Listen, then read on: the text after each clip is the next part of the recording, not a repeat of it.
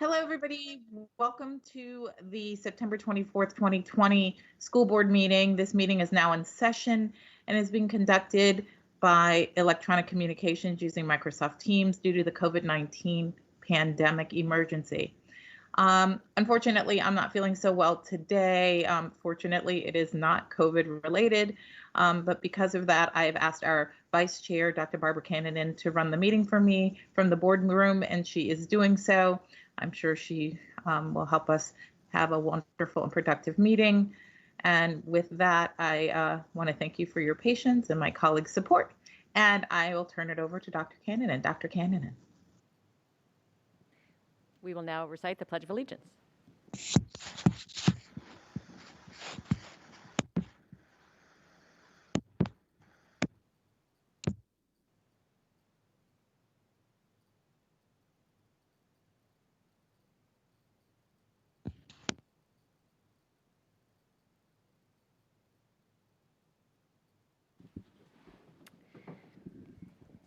Thank you, and we are now at the citizen comment portion of our meeting.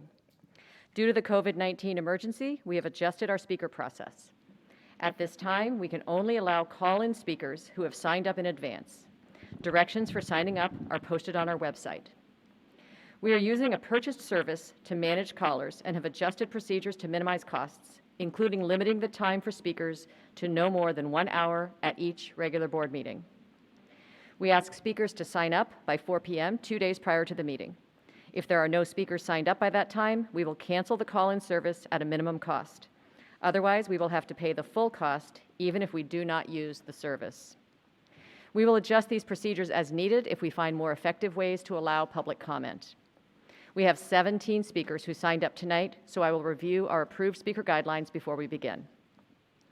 The school board welcomes public comment from community members. During virtual meetings, we will hear all public comments at the beginning of the meeting. Speakers must sign up in advance. The day of the meeting, speakers are asked to call the number provided 10 minutes prior to the meeting start, and they will be announced in the order their call is received. Before you speak, please turn down the sound on all electronic devices. Please do not use a speakerphone, as that can distort the sound and make your comments difficult to understand. Each speaker may speak for up to 2 minutes, and there is a timer that will keep track of your time. The timer begins when callers start speaking.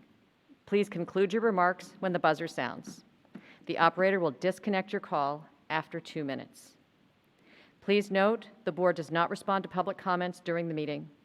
If comments require follow-up due to their nature, the superintendent will work with the school board clerk to follow up with speakers accordingly after the board meeting. Please email any written comments to school.board@apsva.us. Please be sure to state your name and the topic you will speak about when you begin. Ms. Elliott, will you please call the first speaker? Yes, ma'am. Our first speaker tonight is Kate Sunderland. Thank you. I'm speaking about back to school. Mr. Goldstein, at the last school board meeting, you asked for people to share if they are comfortable putting their families at risk for COVID. My daughter was supposed to be a kindergartner at APS this year. Instead, we enrolled her in a private program. I know how privileged we are to have that option. I understand that my daughter being in school increases our exposure risk. I do worry that my child will bring COVID home, but we must look to statistics to evaluate risk. Without them, we risk making decisions based on fear and emotion. The latest evidence suggests that positive cases in school are less than what is reflected in the community. The issue isn't will there be positives. It is whether transmissions and outbreaks can be controlled. We know how to do that. Cohorts, mask wearing, improved air circulation. This can be done for early elementary now. Dr. Duran, I am hopeful that APS is finally moving in the right direction. A few things to consider. Number one, hybrid is not safer than 5 days a week for young kids. These kids will be in all sorts of different care environments on the off days and will bring that exposure back to the classroom. This significantly undercuts the ability to safely maintain cohorts. Number two, classrooms were foolishly mixed with hybrid and DL students. How will this be handled as we transition back to in-person? Number three, what is APS's ability to secure COVID tests for teachers, staff, and students? We are going into cold and flu season. APS needs the ability to quickly test symptomatic students so the classroom can remain open or begin contact tracing as needed. Number 4, what distance guideline is APS using as they make their plans? For buses, 1 kid per seat and only siblings sit together. Everyone in mass and windows open is more than sufficient. Don't make this harder than it needs to be. Finally, do not bring these kids back to the school to simply receive assistance with distance learning. This is not about childcare. Kids need to learn in person and they need their teachers. Thank you very much. Next speaker, Ms. Elliott. Our next speaker is Nathan Z. Hi, Nathan Z. Returned to school. I have a 4th grader and 6th grader in APS. Both our kids struggled mightily with distance learning last spring, and the struggles continue this fall. The academic, social, and emotional deterioration from distance learning is real, significant, and grows every day. And let me be clear, this is not a reflection on the teachers. They are doing the best they can. It is a reflection on the inferior instructional model. Mr. Goldstein asked at the last school board meeting if I would be willing to risk bringing the virus into my home.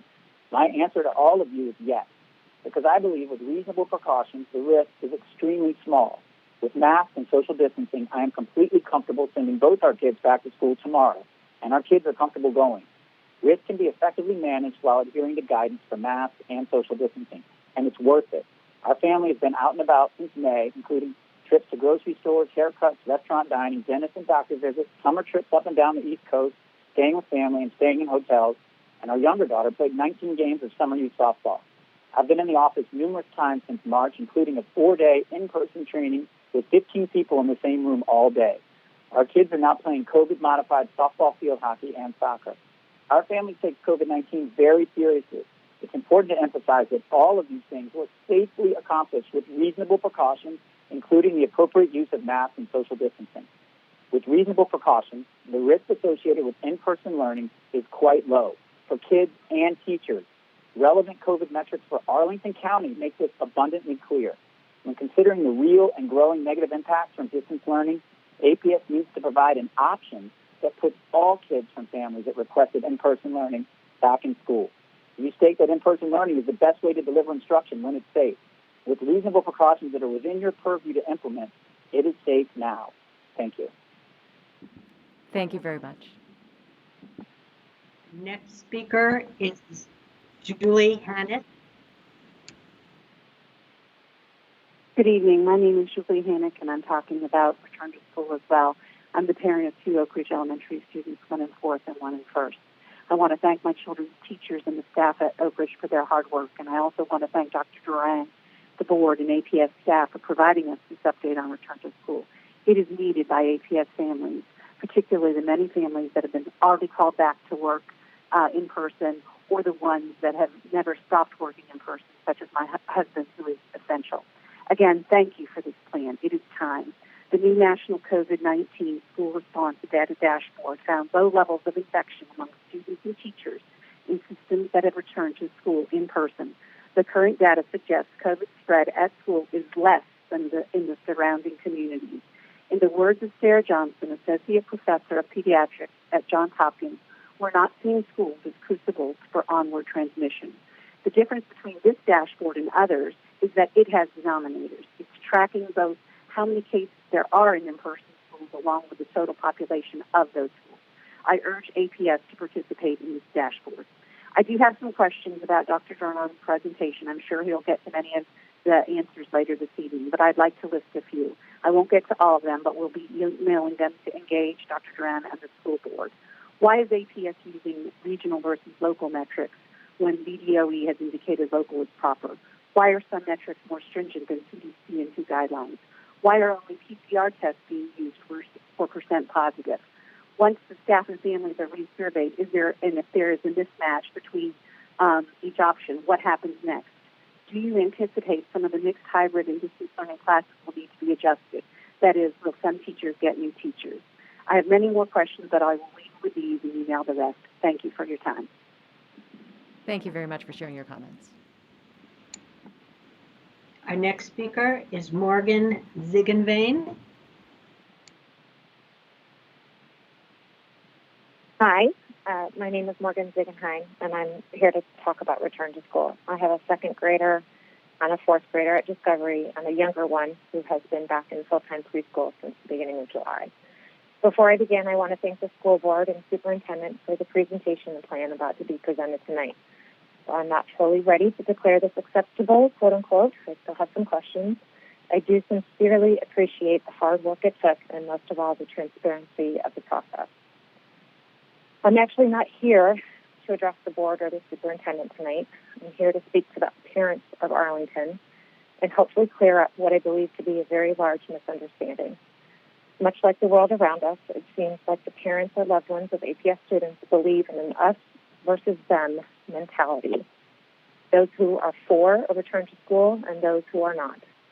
And I am here to let the parents who believe their child is thriving in virtual or believe they are not yet ready to have their child return to the classroom that I support you. I am so happy for you that there is a viable option for your child to learn and that option will remain for your child throughout the various phases of reopening.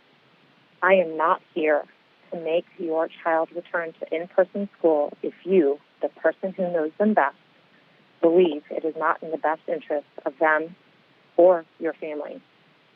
I am here, however, to advocate for my child, my children, and their option for an equitable learning opportunity.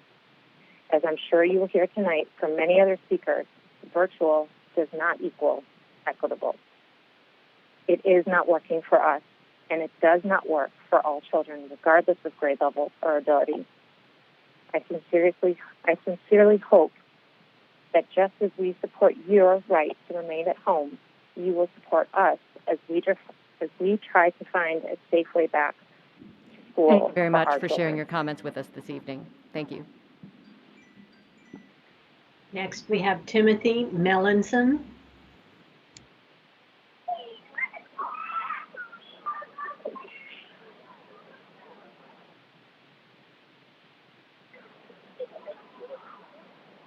Timothy, your line is open. Please go ahead.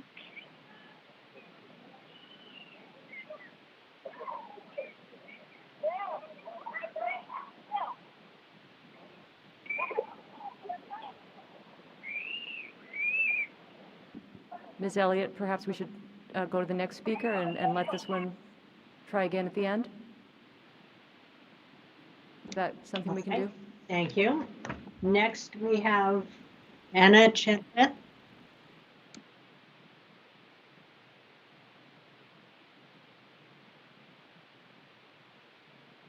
Anna, your line is open. Hi, my name Muted. Hi, thank you. I'm here to speak about return to school. Thank you for the ongoing work to plan for a return to in-person education. As a mother of a first and sixth grader in APS, I greatly appreciate there is now a plan for a return to school, but the plan appears contingent upon strict metrics not directly relevant to our community and puts most of our children, particularly the older ones, at risk of not returning to school this year. Appropriate planning must continue for all children who have elected to receive in-person education, including the upper grades. Every day, I watch my children slip further from where they should be in terms of their education, social, emotional, mental, and behavioral health, all of which impacts their physical health, as their peers attending private schools in person here in Arlington pass them by. Regardless of the child's age or the amazing effort by teachers, it is clear the virtual model is not conducive to substantive learning, as evidenced by the tears, defiance, boredom, and behavioral issues we see daily. Precious time our kids should be learning and growing is instead spent navigating countless tech issues of being too shy or too cool to be on video or participate in any classroom discussion, and then being pushed to by teachers or their peers because no one even realizes they're there. For those of us with older children that are simply unable to learn this way, every day is a battle. While these problems could also be present in person, they flourish in this virtual model. We all want our children to be safe, but keeping them home does not equate to them being safe because this model does not consider their overall health. We have all seen the guidance from experts urging us to balance the risks with the benefits of in-person education. Has APS chosen to ignore this guidance? It is unethical to be conducting this social, health, and educational experiment on a segment of the population that has no control over their participation in such an experiment. While we have started to see some impact this is having on our children, we likely won't understand the full damage caused by this experiment until it is too late. Please stop jeopardizing the future of this vulnerable population, our next generation. Thank you very much for sharing your comments this evening. Thank you. Next speaker, Ms. Elliott. Next, we have Natalie Foley. Hi, everyone. I'm Natalie Foley, and I just wanted to thank the school board for considering my formal request to recognize Indigenous Peoples Day in place of Columbus Day for the school calendar for next year. I just appreciate the attention and support that it's received so far. I understand from Dr. Duran that it's now, the request has now been passed on to the HR Assistant Superintendent. So you have the request and the supporting information. I just wanted to take a little bit of time to say why this is personally important to me. As a mom of two Lakota Sioux children, one's a first grader and an APS. She's Standing Rock and Rosebud Sioux, and for a rising kindergarten next year, Oglala Sioux. This is incredibly important step forward for Arlington County to demonstrate to my children and all children in the county with Indigenous backgrounds, be it in the U.S. or other countries, that they're seen and included, and that their history and their origin stories are a part of the story of our nation, and they're included in this narrative, both in the past and the present. And for the Arlington community as a whole, for students and teachers, celebrating, highlighting only one person and one side of the story really robs us of the chance to critically think and understand the complexity and nuances of how we became a country. So just appreciate y'all thinking about that. And in addition, as you've probably seen, hundreds of states and cities and school boards across the country recognize this, and most recently Fairfax in July, Fairfax County Public Schools, and Loudoun County Public Schools in September recognized the name change, as well as Montgomery County and Alexandria and D.C. last year, and Montgomery this year. So just really appreciate the attention it's getting, and please let me know if there's any more information or any support that I can provide. Thank you. Thank you very much. Next, we have Angie Kramer. Hi, I'm speaking on students with disabilities. I am so happy that there are plans to get our most vulnerable students with disabilities into our schools before hybrid learning begins. Students who cannot access the online curriculum should be the first students receiving in-person assistance. However, there are other students with disabilities being left behind. Many students with disabilities will not return to school this year due to immunocompromised students and our family members, financial instability realities, and not being able to quarantine for 2 weeks if need be.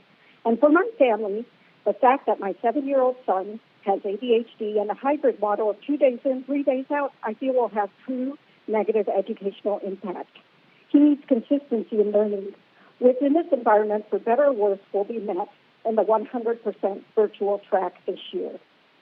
Also, most of our talk regarding a plan for students with disabilities I've heard pertains to IEP students and not 504s. Many 504 parents still await replies on when their 504 meetings can take place to adjust their child's plan for virtual learning. It's week 3. I get it. However, I have sat with my son throughout his classes to keep him focused. He cannot access the education fully without me. At this time, I am repeating the second grade as an untrained assistant so that he does not fall further behind. This is not fair to me or him. And as a virtual track student, we could be doing this the entire year.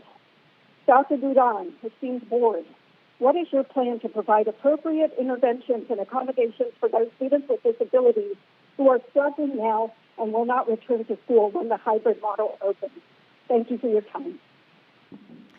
Thank you very much for sharing your comments with us this evening. Next, we have Alicia Keenan. Yes, hi. My name is Alicia Keenan, and I'm speaking about return to school. Good evening, board members and Dr. Duran. My name is Alicia Keenan. My husband and I have over 20 years as healthcare professionals diagnosing, treating the pediatric patient population. We have 3 children in the Arlington Public Schools, Montessori pre-K, 3rd grade, and 5th grade. 2 are in special education with IEPs, and the other receives gifted services. I am here to express that distance learning is completely ineffective for all 3 of my children. Our children have medical conditions and have suffered social, emotional distress, sleep disturbances, regression in math, reading, and writing, frequent crying, severe stress, and anxiety. Our two boys refuse to attend school every day, with my third grader not receiving any education services this week due to his vision disability and not being able to meet the curriculum of virtual learning on the iPad. The decision to just form a working group to return to school at this stage is unacceptable. Our children have the right to learn. We are demanding 100% in-person special education and gifted services teaching for our children. Being brought into school with an aid for distance learning is unacceptable. Our children have visual, auditory, sensory, medical conditions and need a live special education teacher. Dr. Duran, starting Monday, September 28th, we are demanding in-person learning for our special education children because they, too, have the right to learn. Thank you for your time. Thank you very much for sharing your comments with us this evening. Our next speaker is Ingrid Gant. Good evening. My name is Ingrid Gant. I'm the president of the Arlington Education Association, speaking on returning to school. AEA has heard the concerns of our parents tonight and many weeks before this evening. We've heard the concerns of our educators of every scale. We've trusted that protocols will be in place when it's safe to return. We've also trusted that technology will be in place with virtual models, and they have not. Teachers and educators have gone above and beyond days of inconsistencies with models we are being asked to use. The communication has been inconsistent and used as a form to deter our educators who are going above and beyond. I said it again, the expectations and demands placed on them. I salute our teachers, I salute our ESPs, and I salute our parents who are enduring much of what we go through every day. We have a lot of anxiety going on, unnecessary trauma day after day. This week, many assistants were told they will be going back into the classroom in mid-October to support our teachers working from home. This pins our teachers against our support staff once again. The irony should not be lost on anyone that this meeting tonight is held virtually to discuss the safe reopening of our schools. We do not follow Fairfax. We do not follow Loudon, and we ask our leaders, those who are running the school system, to do what we expect them to do, to lead by example. This meeting is virtual, but yet you want us back in school. What's not ideal for students does not equal harm to them. What's not ideal for our students does not equal harm to them. Our educators deserve the very best. They deserve the same respect. And we should be speaking to them before forcing them to come to work or quit. And that's what we're doing. Thank you for your time. Ms. Gann, thank you for sharing your comments with us this evening, and thank you for all of the educators that you represent for the great work you all have been doing. Next speaker, Ms. Elliott. Next, we have Melissa Theory.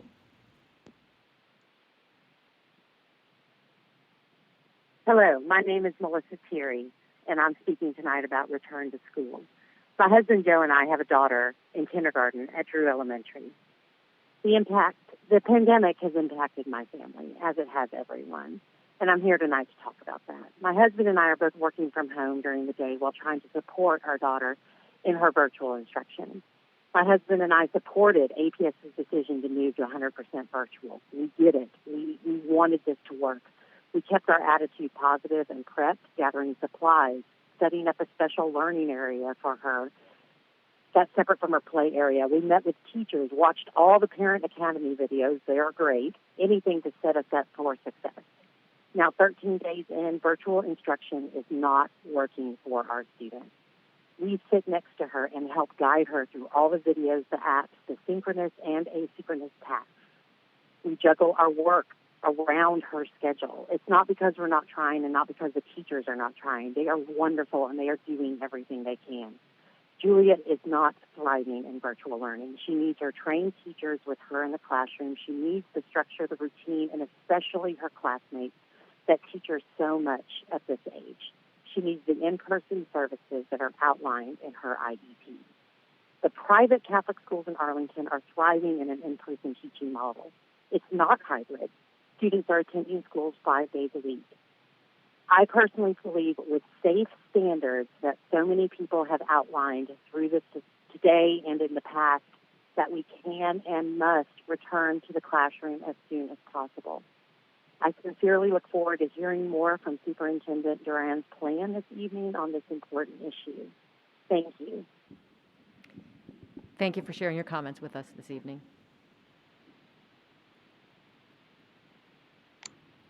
Our next speaker is Russell Laird. I'm Russell Laird, the parent of a second grade student at Arlington Public Schools who's only still in Arlington Public Schools because we can't afford private school like so many of our friends have. It's incredible that we're here today just now discussing a plan to open schools eventually, maybe 6 full weeks from now for some students and 2 full months from now for others. I hope you will listen.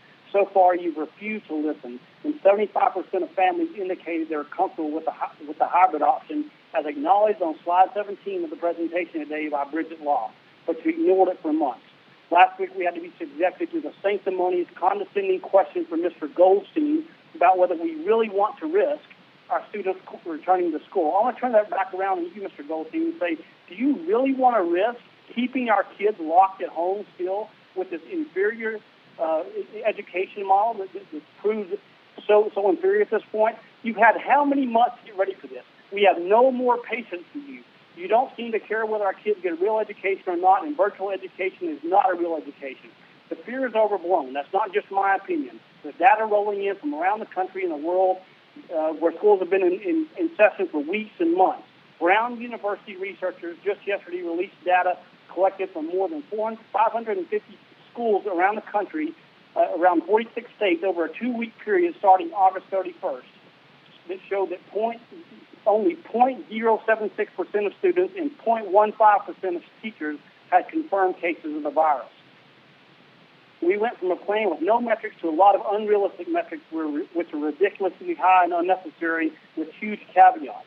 It went well beyond BDOE, BD8, CD8, CDC, and WHO metrics. The worst point of the presentation for the plan is that we have instructional employee preference as a high weight. Show some courage, show some leadership, show some backbone, open schools now.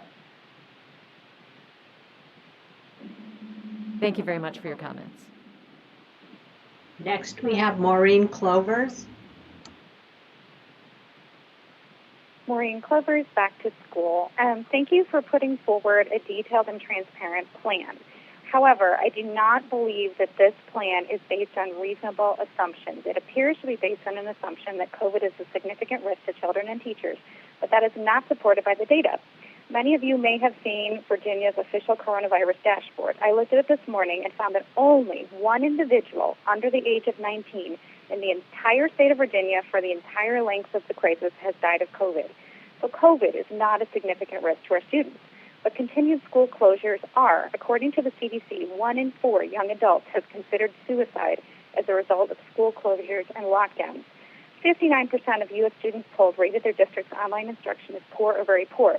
APS is not an exception, and parents are increasingly voting with their feet. On just my block in Lyon Park, one family moved back to their native Taiwan, where schools have never closed. One has transferred their child to private school. 2 have their children on waiting lists for private schools. 1 has hired a private tutor and has their grandmother there the entire day. And my husband and I are considering moving out of the school district. And that's just on one block in Arlington. And we know that many parents do not have those options. Now, many listening will say, well, maybe COVID isn't a big risk to kids, but it's a risk to teachers and community spread. That is not supported by the data. Taiwan has never closed its schools and has had only 7 deaths nationwide. Why? Because they've had testing, and masks. Sweden never closed its schools and did a huge study recently comparing different professions. It found that teachers in Sweden are no more likely to have contracted COVID than any other profession. In New York City, at the height of the crisis, the city opened its schools for 10,000 students of essential workers, and there was not a single case recorded in those 10,000 students in school. Right here in Arlington, my daughter attends Bluebird Day School, a preschool, which has never closed, and there has not been a single case associated with the school. We need Thank to you. be Thank you very much creative, for your and I think comments. Thank you for sharing your comments this evening. Next speaker, Ms. Elliott. Next, we have Dr. Deanna Caputo. Hello, my name is Deanna Caputo. I'm an Arlington parent of a kindergarten and fourth grade student who has been working in the office since the beginning of COVID. I'm here to plead with the board that you are our union. Dr. Duran, we did not vote you in, but we are very hopeful that you will learn to lead the way for us Arlingtonians. We do not have a union to advocate for what's best for our children, and that leaves us with you. This is a risk management decision. It is not a normal, as Ms. Bridget Loft wrote. There will be no normal. We need to make risk decisions. I really, really wanted to see progress in the slides that I reviewed today, and I was incredibly hopeful that Arlington was going to make the necessary progress, but I'm also incredibly disappointed. The Virginia Department of Education has been very clear that we should be using local metrics to determine the return of our kids to school, instead of looking at regional metrics and setting the bar so high that we can't possibly meet it. So we have been set up for failure with the slides that you're presenting today, and that is beyond disappointing. Your email that went out this week was really the most discouraging, Dr. Drum. Quote, we are continuing to look at the possibility of beginning level 2 return. Continuing, still looking, possibility. That's what you told us in July when you took away our voice, our 73% voice for hybrid, and said you would look at the possibility of returning particularly our kindergartner and young ones back at the beginning of October. That hasn't happened. Disappointed again. Looking at your message, looking at emergency room visits, you're setting the bar so that we cannot accomplish what we're trying to do. Our children are losing their friends to private schools. The emotional toll, the tears that come randomly, it's overwhelming. I am a psychologist. I have set up the best environment possible for my fourth graders to manage this digital world, and it's not working. Our kids are getting behind the kids at their level. Those private school students are going to be well ahead of our Thank you very much for Arlington sharing your public comments schools. this evening with us. Thank you. Next speaker, Ms. Elliott. Our next speaker is Tejal Mehta. Hi, good evening, everyone. My name is Tejal Mehta, and I'd like to speak about the return to school hybrid option announced. First, I'd like to extend my gratitude on behalf of our children, my fellow parents, our community, and myself on the board's decision to look at bringing our children back to the classroom on a hybrid model basis. With that being said, the reason I'm here tonight is to encourage the board to advance the target date to as soon as possible to bring our kids back to school. After experiencing virtual for the past several weeks, it is time for our kids to physically go back to school as soon as possible. I have 2 children at the elementary school. Both of my children are struggling immensely with virtual learning. My children were once bright, positive children that loved school, looked forward to each waking day. They are now sullen and struggling each day with mental health issues. Their cries have become a staple of every morning, along with mine, and they are regressing every day. They thrive on social interaction, in-person interaction, and they are struggling with being isolated at home. The virtual model is doing them, and I suspect many other children in our school district, irreparable harm, physically and mentally. In closing, as a nurse, I have been on the front line of COVID, and I have seen my colleagues, doctors, nurses, technicians, first responders, rise to the occasion, come to work every day and answer the call of duty without hesitation. Grocery store workers never once flinched to go to work and perform their function. My own mother, a 75-year-old educator in one of the highest risk categories, has returned to the classroom without hesitation to educate. It's time for our teachers to do the same and for the school board to provide our teachers with the necessary PPE so they can return to the classroom safely as well. I urge this board to consider the numerous examples of school districts across the country that are returning to school as soon as possible. Case in point, Colonial School District in Montgomery County, Pennsylvania, a school district virtually identical to Arlington. Thank you very much every for sharing your aspect, comments including with us this evening. Thank you. Next speaker, Ms. Elliott. Next, we should go back and see if Mr. Mellinson is available. Timothy Mellinson.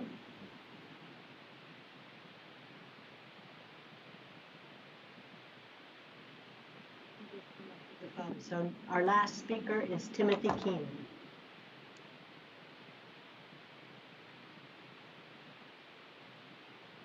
Do we have one more speaker, Ms. Elliott? We do. Mr. Timothy Keenan. Your line is open. You may be muted.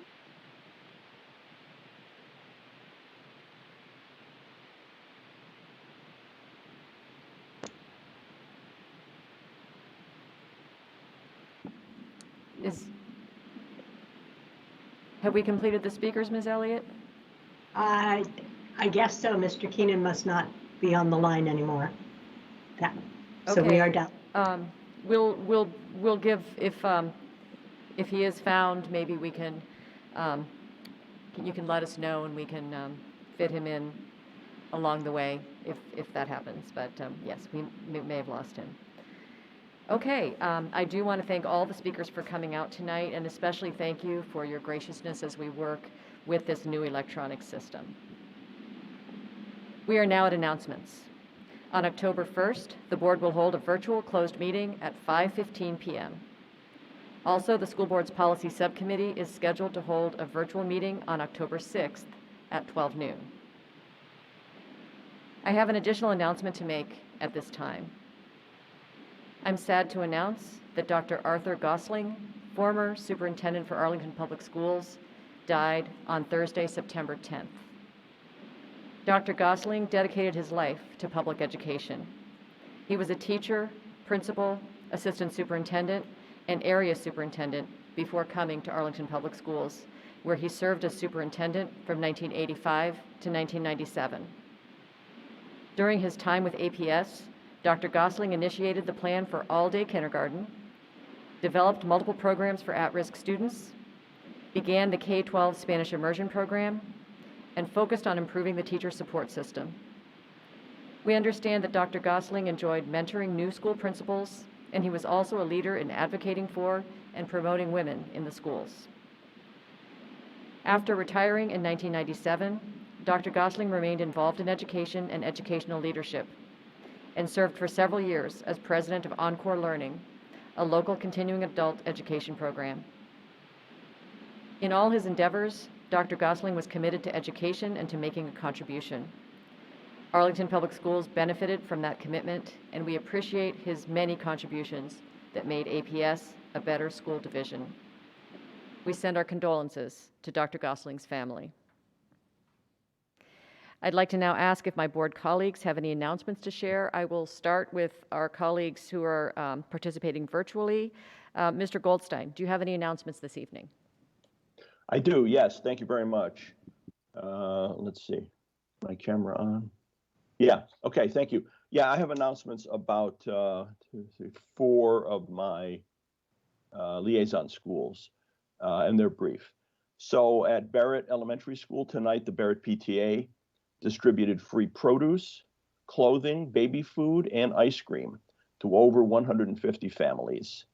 And so thank you to everyone who contributed, donated, and volunteered. At the Arlington Career Center, thanks to the support of the principal, Margaret Chung, and the Equity and Excellence Coordinator, Monica Lozano, the Arlington Career Center has a group of Latino parents as part of its PTA. At Arlington Science Focus, the 4th and 5th grade students began the morning news show virtually today for the first time. They're using Microsoft Live Events, and they broadcast from 4 different locations. And finally, at Swanson Middle School, they hosted their very first virtual back-to-school night on Tuesday evening. And there was quite a bit of feedback, positive feedback from the parent community. And I'm going to read one of the comments that came from the parents. And this is, and I quote, "I think that in the future, virtual back-to-school night is something good to keep. I appreciated seeing some of what the kids see on their Canvas pages and having to navigate Microsoft Teams like my kids have to. I appreciate that slides were in English and Spanish for some classes. Thank you, and good job, Swanson." Thank you. That concludes my announcements. Thank you, Mr. Goldstein. Ms. Van Doren, do you have any announcements this evening? I do not, thank you. Okay, thank you. Our last colleague participating virtually is Ms. O'Grady. For those of you who missed the top of the hour, she is not feeling well, which is why I'm chairing our meeting this evening. And we have an agreement so that I don't put her on the spot. She is going to let me know. I've got my phone here. She'll let me know by text if she wants to participate. Again, she's not feeling well, and it is not COVID related. And so with that, I will go to my colleague, Ms. Talento. Ms. Talento, do you have any announcements to make? Thank you, Dr. Kennan. I do. I do not have any announcements from my liaison schools. I love hearing Mr. Goldstein's announcements every meeting. He does so well in collecting the wonderful things that our schools are doing, but I had not had an opportunity to do that for this meeting. But I did want to share that we have vacancies in 2 of our committees that I am liaison to. And I believe that serving on school board advisory committees really is a phenomenal way to advocate, to bring your perspective and passion as a parent and community member to the things that you like about our schools and things that you think we can improve and strengthen. And so right now we are going to have vacancies on our aquatics committee. And so if you're interested, I encourage you to please go to our APS website and apply to aquatics committee. I think their vacancies are coming about in December. And so the other committee that has vacancies is a JFAC committee. Both the aquatics and JFAC committees are joint committees, so we appoint members from the schools and the county appoints members from the county, and on the JFAC we co-appoint, and on the aquatics I think we appoint respectively.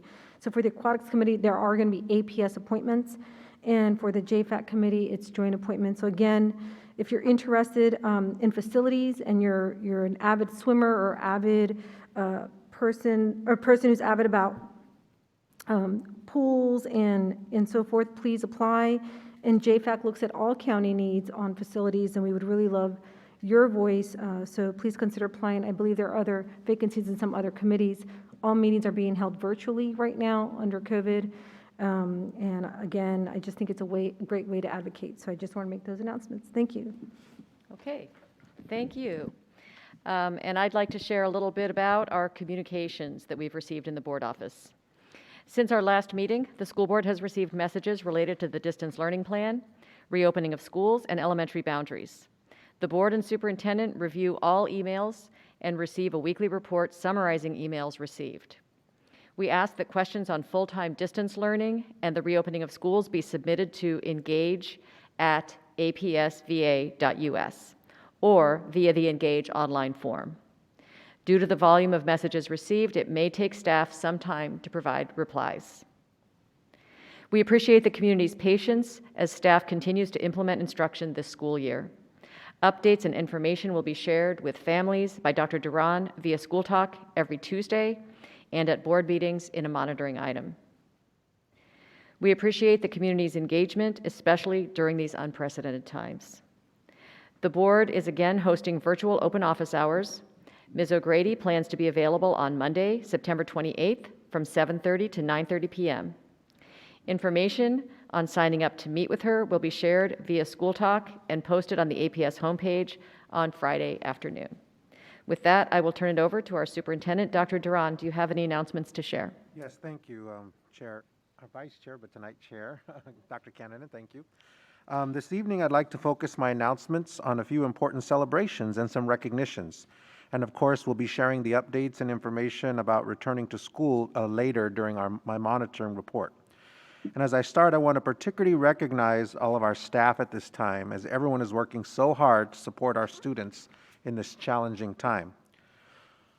I also want to invite all of us to commemorate National Hispanic Heritage Month, which begins September 15th and goes through October 15th. During this annual celebration, we acknowledge and honor the rich history and positive contributions Hispanic and Latinx Americans have made to our nation and our school division. There are a few facts on this slide about Hispanic Heritage Month, including information about how long this tradition has been with us. And at APS, we celebrate the contributions of our Hispanic and Latinx Americans, not only to the county's history and heritage and culture, but also to our school system. And in doing so, each year, as a part of Hispanic Heritage Month, we highlight 2 exemplary student leaders per week who are chosen by their principals for their character, their leadership, and outstanding success in school and life.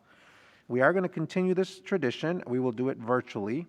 And on October 8th at our school board meeting, we will virtually honor those students. And we'll also have them honored throughout the month on social media. We encourage students and staff to share books, inspirational quotes, or pictures on social media using the hashtag APSHHM of what you're doing in honor of this special month. Para concluir el mes de herencia hispana, tendremos el evento anual Cochando Sueños para nuestros niños. Gracias a los padres y estudiantes quienes participan activamente en la creación de esta experiencia cultural latina. Todas las familias pueden obtener información sobre recursos, ideas y conexiones para ayudar a sus hijos a triunfar. Gracias. Also this month is September Suicide Prevention, and I would like to remind our community to please reach out to your student's counselor or another trusted adult if you are concerned about your student or have noticed a significant change in behavior. During this time, we all know that there's a lot of stress and there's a lot of sadness, and we need to make sure that we're paying close attention and encourage you to make sure that you utilize the resources we have available. Staying vigilant, watching out for signs of stress with many supports is so important for us during these times. Our school counselors, our psychologists, social workers, and our substance abuse counselors continue to offer ongoing supports and education for any students who might be experiencing social, emotional, or mental health issues. If you need immediate support, look for the In Crisis Need Help Now link on the APS website. This link includes emergency contacts as well as other supports we have. The County Department of Human Services also offers same-day access for our families. National Addiction Professionals Day was September 20th, and I want to thank them for all that they do for our school community. So help me to recognize our APS substance abuse counselors. Siobhan Bowler, Jennifer Sexton, Mila Vascone, Edgardo Mercado, Maria Ceballos, Vanessa Zorria Zuniga, and Kim Chesholm. Thank you very much for all the work you've done, and we honor you as our APS substance abuse counselors. During COVID-19, substance abuse counselors are continuing to explicitly teach substance abuse prevention in grades 5 through 10. They are supporting our students who are using substances. They are helping family members and any students who have family members experience substances. They're providing support for students who are referred and or complete second chance. And they're helping students and families understand addiction and referring families to resource in the community. So again, please make sure you're aware of this amazing resource that we have during these times. This slide shows the many social-emotional supports and programming that we're offering to help our students. For elementary and middle school students, we have Second Step for social-emotional skills and substance abuse prevention. At the high school level, Sources of Strength is our peer-to-peer programming, which encourages school-wide hope, health, and wellness. I'm also very excited to recognize and honor a group of our employees who have done phenomenal work during this time and continue to be amazing in making sure that our buildings are in order, and those are our custodians. Our custodial staff are working hard, even as the buildings are closed, to prepare for reopening, to ensure that our buildings are maintained well and that they're ready for our students and staff. And so I want to thank and honor them and for all the work that they do. And I ask you to help recognize them because on social media, Custodial Workers Day is next week, October 2nd. So if you can send out some messages to them, that would be wonderful to honor and recognize them virtually. We wish we could have them here to honor and recognize them.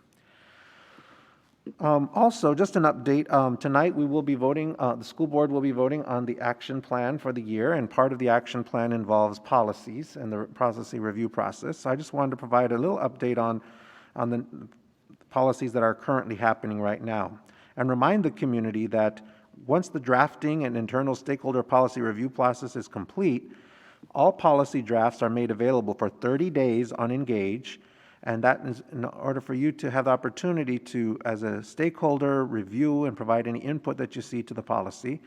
This transparent process allows also for us to get feedback prior to the final draft and sent as an information item at a future school board meeting. The suggestions may be submitted during the comment period, and we do consider all suggestions but do not provide individual responses. The following policies are currently available online, and I want to make sure that the community is aware that we have 3 policies online available currently for comment of financial management, capital improvement policy, construction and maintenance, and our policy on volunteers and volunteer programs. And with that, Dr. Cannonen concludes all my announcements. Thank you. Excellent. Thank you. Some very important topics, wonderful staff members, and thank you for that. Some really good content. Let me turn to my board colleagues for any clarifying questions or comments regarding this presentation. Again, I'll start with our virtual participants. Ms. Van Doren, do you have any questions or comments on the announcements from the superintendent? I do not. Thank you for the great update, Dr. Duran. Okay, thank you very much. Mr. Goldstein. I see no questions from Mr. Goldstein. Ms. Talento, any questions, comments for Dr. Duran? No, thank you. I just want to thank you, Dr. Ron, for a great update and for acknowledging Hispanic Heritage Month and Suicide Prevention Month, and helping the community understand the resources that we have. So thank you for doing that, and I don't have any questions. Thank you. And you know, as this being your first school year here, you're not getting to experience how wonderful Hispanic Heritage Month can be when we have our events. Lots of activity, really a fun month. Okay, we are now at consent. May I have a motion to adopt the consent agenda? I move to adopt the consent agenda. Is there a second? Second from Nancy. Ms. Elliott, will you please call the roll? All in favor of the motion, please say yes. Those opposed say no. Mr. Goldstein? Yes. Dr. Cannonen? Yes. Ms. O'Grady? Yes. Ms. Talento? Yes. Ms. Van Doren? Yes. Motion passes 5-0. Excellent. Thank you very much. I am pleased to announce that under consent, the board appointed Frank Bellavia as Director of Communications. Mr. Bellavia, can you get pulled up on the screen? Talk a little bit about you while that happens. Mr. Bellavia has 20 years of public relations experience and has spent the last 15 years in Arlington Public Schools as our public relations specialist and communications coordinator for media relations and online strategies. He has led the development of the division's social media presence and has built relationships with administrators, colleagues, local and national media, and his counterparts in Arlington County. He has supported APS communications on many initiatives such as H1N1, the budget and CIP, boundaries, and COVID-19. And as a former volunteer firefighter in Arlington, he is able to work closely with police and fire officials in times of crisis. Over the last year and a half, he has taken on many of the Director of Communications responsibilities, and his experience, relationships, and knowledge will serve him well as he transitions to that role full time. Congratulations, Mr. Bellavia. Thank you. Thank you, everybody. And I see you have a whole team there supporting you. Would you like to introduce your family and some APS students? I do. First, I want to introduce my wife, Annie, who's been my cheerleader through this entire process, and my two sons. The one who's been smiling the most throughout this is Ethan. He's a second grader at Ashland. Hello. And my older son, Colin, who's a fifth grader at Ashland. Wonderful. Well, we have enjoyed working closely with you and look forward to continuing that work. Congratulations again, Mr. Bellavia. Same here. Thank you very much. Have a good evening, boys. You too. That was to the little boys, not. I am also pleased to announce that the board has appointed Dr. Melanie Mackin as principal of Carlin Springs Elementary School. I think she's going to come up on the screen. Dr. Mackin has over 35 years of educational experience in diverse schools, teaching elementary classes and English speakers of other languages in several school districts. Over the last several years, she has served as principal at Camelot Elementary and Silverbrook Elementary Schools in Fairfax County. She has also served as the president of the Fairfax Association of Elementary School Principals and has received numerous awards. In addition, Dr. Mackin has written and received several grants that support educational programs in the schools, and she has served as a faculty member at both UVA and GMU. Bringing a wealth of experience in working with a diverse community of English language learners and her enthusiasm and love of learning and working with students, teachers, and parents, Dr. Mackin is excited to join Arlington Public Schools as principal of Carlin Springs. Congratulations, Dr. Mackin. Thank you. Thank you. I'm really excited about joining APS and, of course, joining the team at Carlin Springs. So I'm really happy to be here. Thank you so much for welcoming me. Thank you so much, and we are so thrilled to have you. And there's a whole audience, virtual audience out there that you can't see, but we're very excited about having you, and welcome to Arlington Public Schools. And Dr. Backen, I'd like to welcome you as well. And I know you're an Arlington resident and you live here, so glad that you're able to now serve the community you live in. Welcome. Thank you so much, Dr. Duran. Okay, thank you. Next, we have 3 monitoring items tonight. The first is the school year 2020-2021 update. Dr. Duran. Thank you. Before I begin, again, with this presentation, I want to also again thank all of our teachers, our staff, and our students and our families as we complete our 3rd week of school in distance learning. And even with our technology and connectivity issues that we've had, this has been a challenging time. Truly a time for all of us to really practice our patience, our grace, and flexibility, and I thank everyone for their support and their work in this area to help our students. And our families, I want to thank many of you who've reached out to express gratitude and thanks, and to those who've expressed concerns and suggestions and ways for us to consider moving forward differently. I want to thank our teachers who are doing all that they can to help our students stay engaged and provide connection, community, and new learning opportunities. Our principals for leading our schools in ways that are unique and for the first time really finding how to support staff virtually. As we continue to progress in distance learning, we're also continuing to work behind the scenes and constantly thinking about how do we reopen in the safest way possible and begin to phase our students back in. Tonight, I'm here to share some more details on that, and this work really has been grounded in a lot of thinking from a lot of staff, and it generates all the way back to even our task force that we had during the summer. And so a lot of ongoing discussions and needed planning for us to make this happen safely. So tonight I'm going to touch on health and safety, the phase plan for returning to instruction, an update on our instructional technology, some operational updates, and also, of course, share with the public, as we have been doing, our financial projections that we were seeing. Well, we will start with updated information on health and safety, and this is really why we were in virtual learning, because of health and safety concerns, and it is what's going to continue to inform us when we're able to bring students and staff back in person. All of our planning for returning for in-person learning has centered around the ability as a community to pull together and to stop the spread of COVID-19. The Virginia Department of Health has established key metrics to help us support decision-making during this pandemic, and we continue to use those as part of our planning and also our operational concerns that we have to have in place for our students and staff.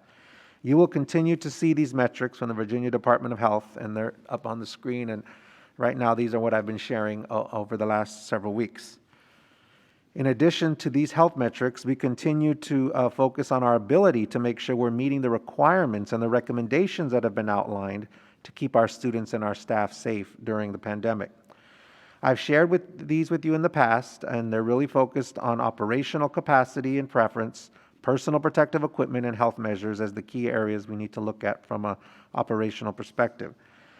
We continue to focus on making sure that we use risk mitigation, knowing that not all risks can be mitigated. However, we have to make sure that we do our very best to ensure that we have a safe and healthy environment to be able to bring back students and staff. The dashboard that we are introducing tonight is designed to provide a quick glance and a review of each metric using 5 colors associated with each level of instruction. These colors are just colors we've attributed to the level to help us visualize, as we do often in education, having colors to things, just a way for a visual opportunity to better understand. Gray is level 0, which is where we are now, which is full distance. Level 1, which will include distance learning supports for select students with disabilities, is in the red color. Level 2, which is in-person instruction for pre-K to 3, select English learners, students with disabilities, and some of our career and technical education students. And that's indicated on all of our future graphics as being orange. Level 3 would be in-person instruction for all students in the hybrid instruction model, and that's indicated in yellow. And of course, where we would all like to be is level 4, which is 100% capacity with no public health restrictions, and that would be indicated as color green. Much of these groups are in alignment with the governor's return to school plan, where he had phases of groups of students that would come back in, and it's certainly done from an equity lens as well to ensure our students that need the most support begin to come back in first. We've identified 4 pandemic operating levels, as I've just indicated, 1 through 4. And so let me tell you a little bit more about those. Level 1 would be the majority of our schools and offices closed or limited employees reporting.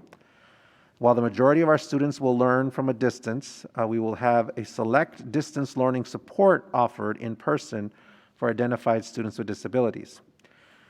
In level 2, the majority of schools and offices will be open with limited required reporting, and identified students in our greatest need of additional support, as I indicated earlier, in alignment with the governor's plan, will receive 1 or more days of in-person instruction. And there will be limited public available space for other things outside of instruction in our buildings at that time. Level 3 is our operating status correlating to what we had presented previously in a full hybrid model where all of our schools and offices will be open for all students and families who have selected to participate in that model. Employees with approved telework accommodations will continue per the accommodations, and this is something we'll talk more about in terms of choice. And of course, level 4 is where we would be pre-pandemic, where 100% of our students and staff with no restrictions would be in school. The following scores are provided to superintendents on this chart. These scores are provided to us by regional health directors, and were provided to us in a weekly report. And they are provided to help us determine the overall burden of the regional metrics on the region to aid in their decision making. They don't necessarily correlate to current publicly accessible data. They're provided to us by the regional health directors. It is my understanding, though, that the Virginia Department of Health plans to provide more transparency in these in the coming weeks and be sharing them publicly. I'm not sure the exact timeline for that, but it will, my understanding, be coming publicly so you can see where exactly that comes from Virginia Department of Health. We are looking at the regional data, as more than 50% of our staff live in the region and do not live in the county, and we have to be considering health and safety measures for students and staff. The slide on this screen is the current health metrics as of September 13th through the 19th. Our new dashboard is created to help clarify the health and safety measures and how we're being used in a way to help inform our decisions. We're going to be posting this dashboard on our homepage and update it every Friday as we get new information from the Virginia Department of Health and our regional health directors on Wednesdays and Thursdays. We will define the levels you see on this chart further, and I'll talk a little bit more about that and how we plan to phase in different groups. But I hope you can see here that from the metrics above, we continue to see fluctuating levels of reporting for each individual metric for our Northern Virginia region. And again, the Northern Virginia region is critical for us because of our staff and making sure that this is safe for them and for our students. Many of the metrics you see right now are very positive as it relates to the rate of emergency visits, where some of our other metrics remain above the World Health Organization and CD recommendations for operating schools. But you can see of note that we are at level 1 or better in terms of the health metrics, telling us that we can begin to bring in small groups of students to school based on need. This slide here takes a little closer look at our dashboard around operational metrics that I've shared previously. And these are important for us because these will allow us to meet the criteria and make sure that we are able to operate in a way that's safe for everyone. As you can see now, the majority of our focus in operational items currently is in gray, which is the full distance learning, which is why we're there now. While a few of our metrics are in the select students with disabilities level 1, you see those 3 that are in red. Gray indicates that we need to focus further on those so that we can proceed to level 1. And you can see we do have a couple in level 2 and 1 in level 3. But when we look at what are these are, what is some importance and why we need to understand these and why are they so necessary for us to be able to return into the various levels? Well, cleaning and disinfecting is critical, and you can see there we are in the red because we have ordered our materials, and here is the amount of custodial and cleaning supplies that have been delivered and are on hand to date. And we are continuing to work with our vendors, so we assume that will be moving very quickly. But that's an important one, and some of the guidance from CDC and others around making sure we have the ability to keep a clean environment for when we have multiple individuals there, students and staff. Our COVID-19 equipment, we made a large central purchase of our PPE in July, and so things like our masks, plexiglass shielding, and that's why you see we have a very solid number there in terms of the level 2, because we did that early on. And we are working with our vendor, though, twice a week. We check in with them to provide some information because there are still some items that are on order, and we all know that everyone's ordering those. And so we did order, though, early for those, and that's why our metrics a little better there. Another important one I think I want to point out here is the isolation equipment, and people may not be aware of this, but the World Health Organization and the Centers for Disease Control and Prevention and the Virginia Department of Health, also coming from the Virginia Department of Education, have all identified the need to have an isolation space that is appropriately equipped. And so I want to talk a little bit more about the status of our HVAC survey, but one of the biggest recommendations impacting our metrics here is the ability to provide specific and additional HVAC ventilation and filtration to make sure we're addressing that concern to have an isolation room. And so you can see right now that is in the gray. We have ordered the equipment that's been recommended by those CDC and the Virginia Department of Health, and we are hopeful that that will be coming very soon. We are told it should be coming soon. Our health measure compliance is really important, and we have to continue to physical distance. We all know this, and we have to make sure that we're doing all the proper mitigation strategies we've been told. And so we're really asking that each employee, student, and family make sure that we continue to recommit on a daily basis to that. When we do not recommit to those things, it impacts our COVID-19 spread and then ultimately our ability to provide in-person learning. So due to some backups and supplies, we are able to promote health and safety in our own facilities, and we have that on hand. So we are able to do that with the equipment that we have, but we need to make sure it's happening in all of our personal time as well. Another data point that is very important for everyone to see is, and the last one I'll talk about on this slide, is the exclusion data point. It is important, I think, for all of us to directly see the impact that COVID-19 may be having on our employees and our students. And so we will be providing every week the percentage of employees who are currently excluded, and you can see there the percentage right now.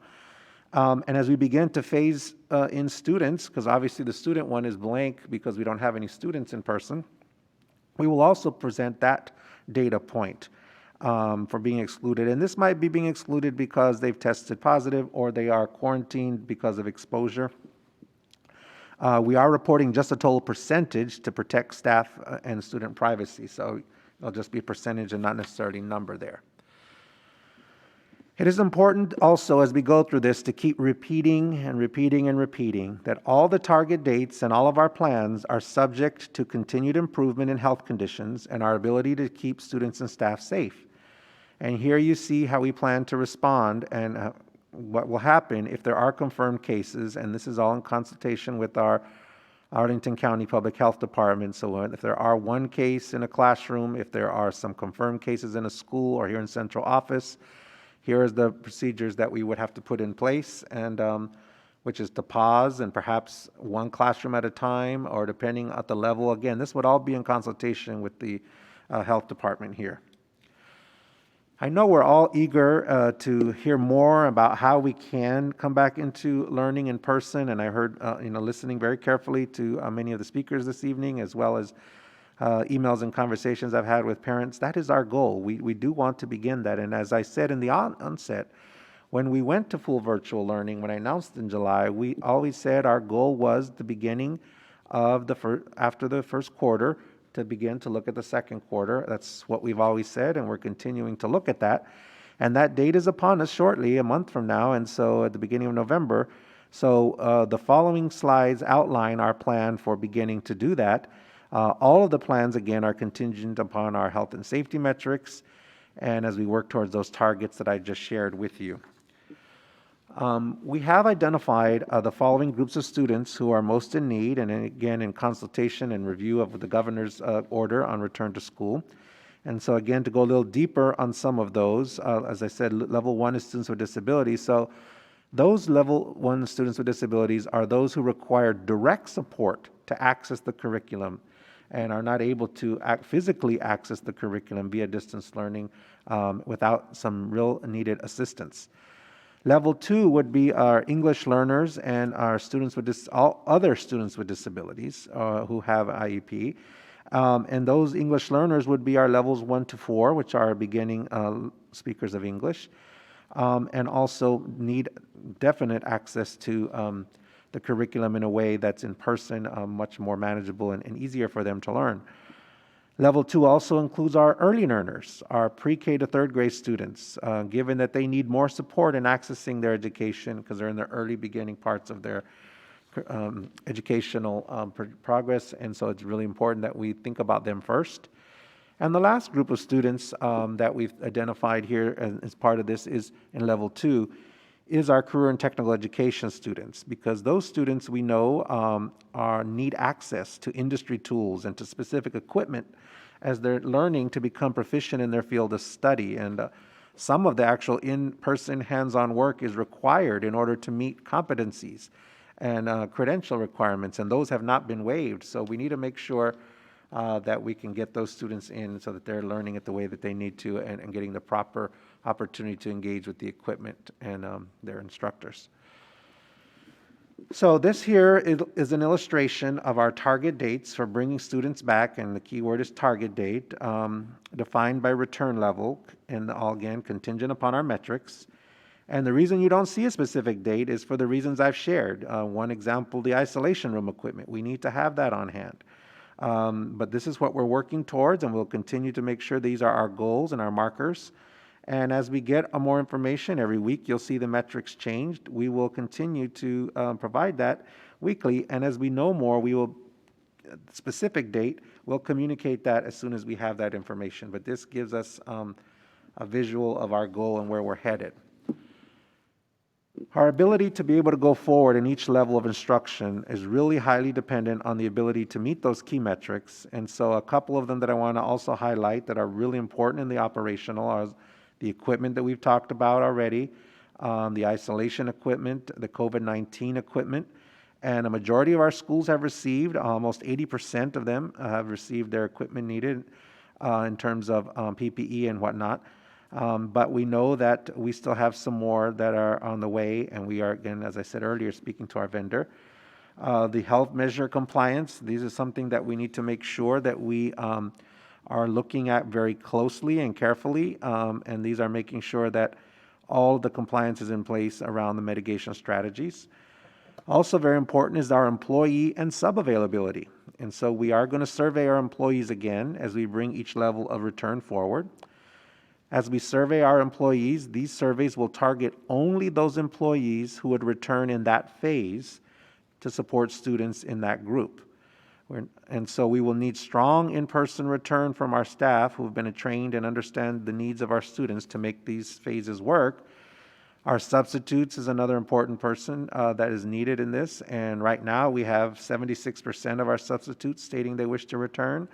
We need to make sure, though, that we check in with them again and check in with our staff and our employees.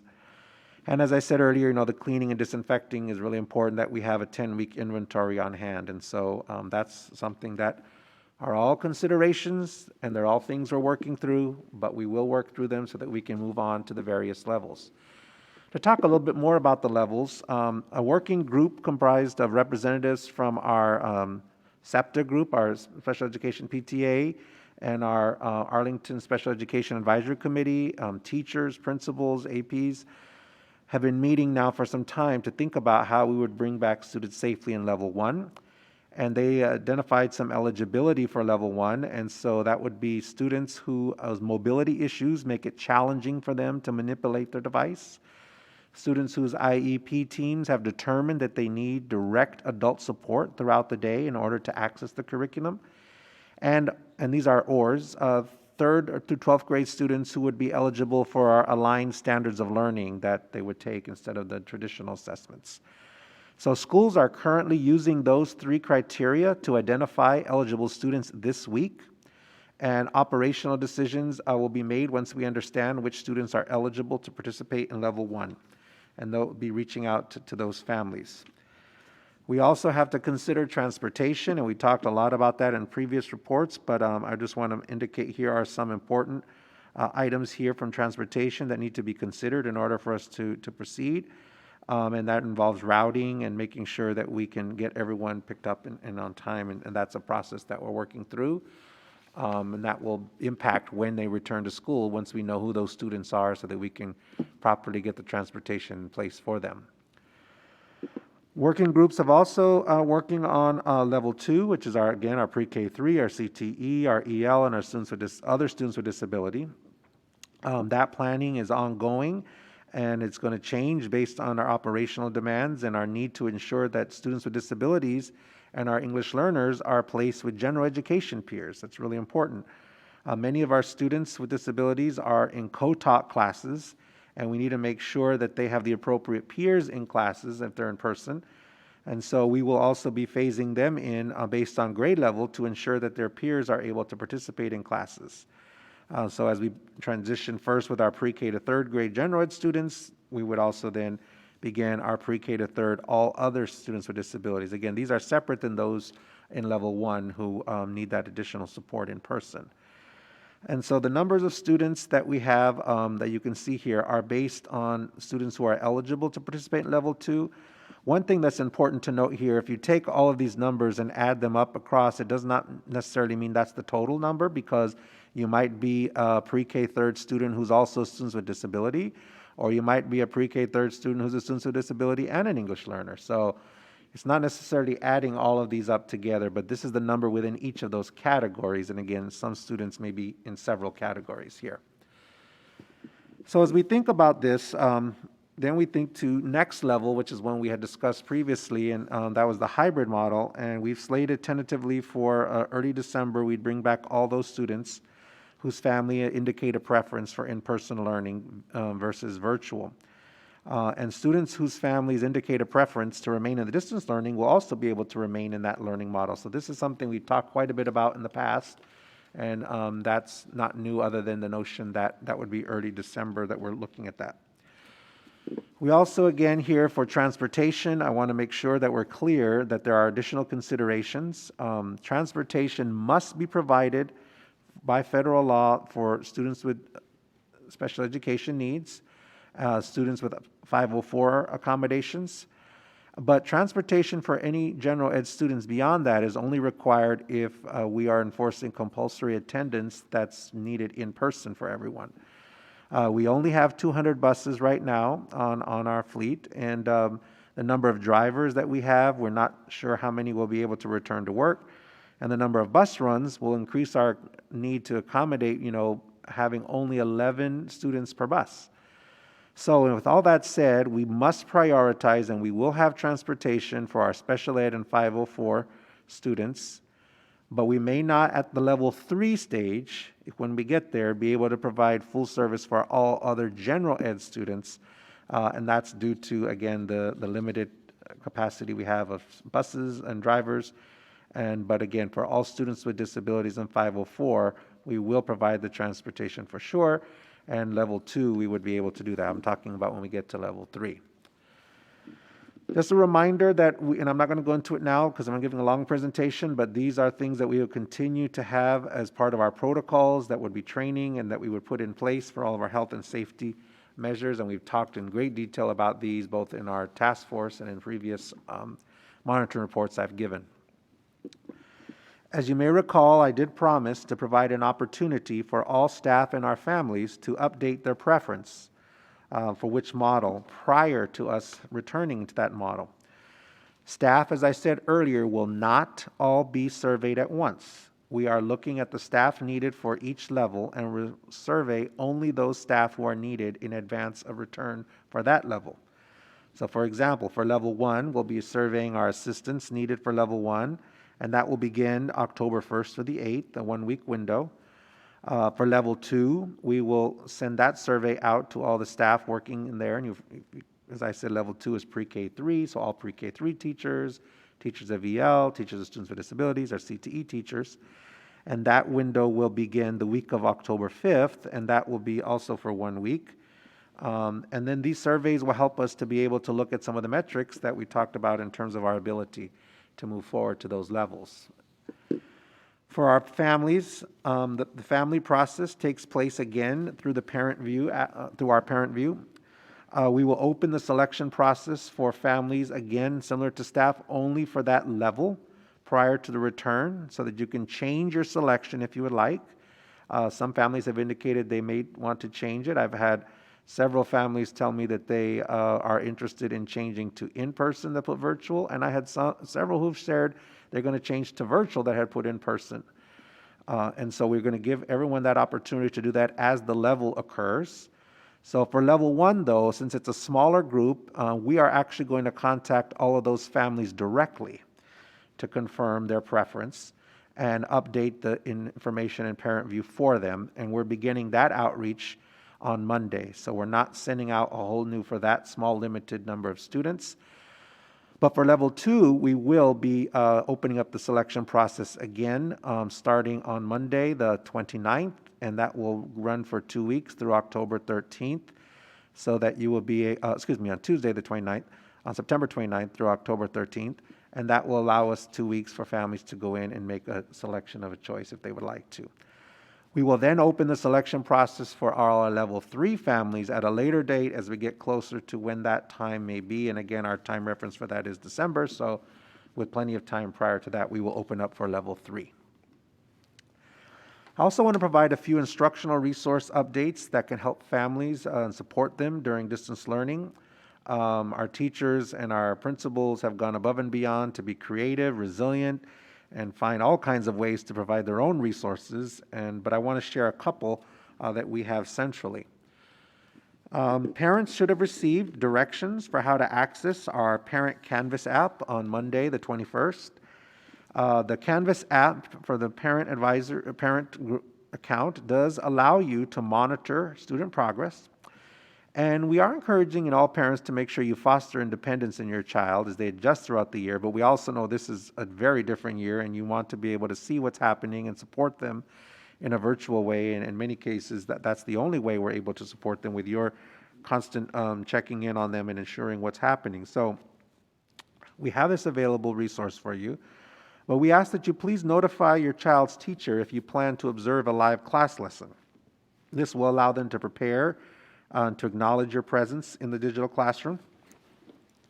And per our elementary and secondary parent guides to distance learning, I want to remind parents that it stated there that parents should note that video recordings of instruction are only for educational use by students and may not be shared with others.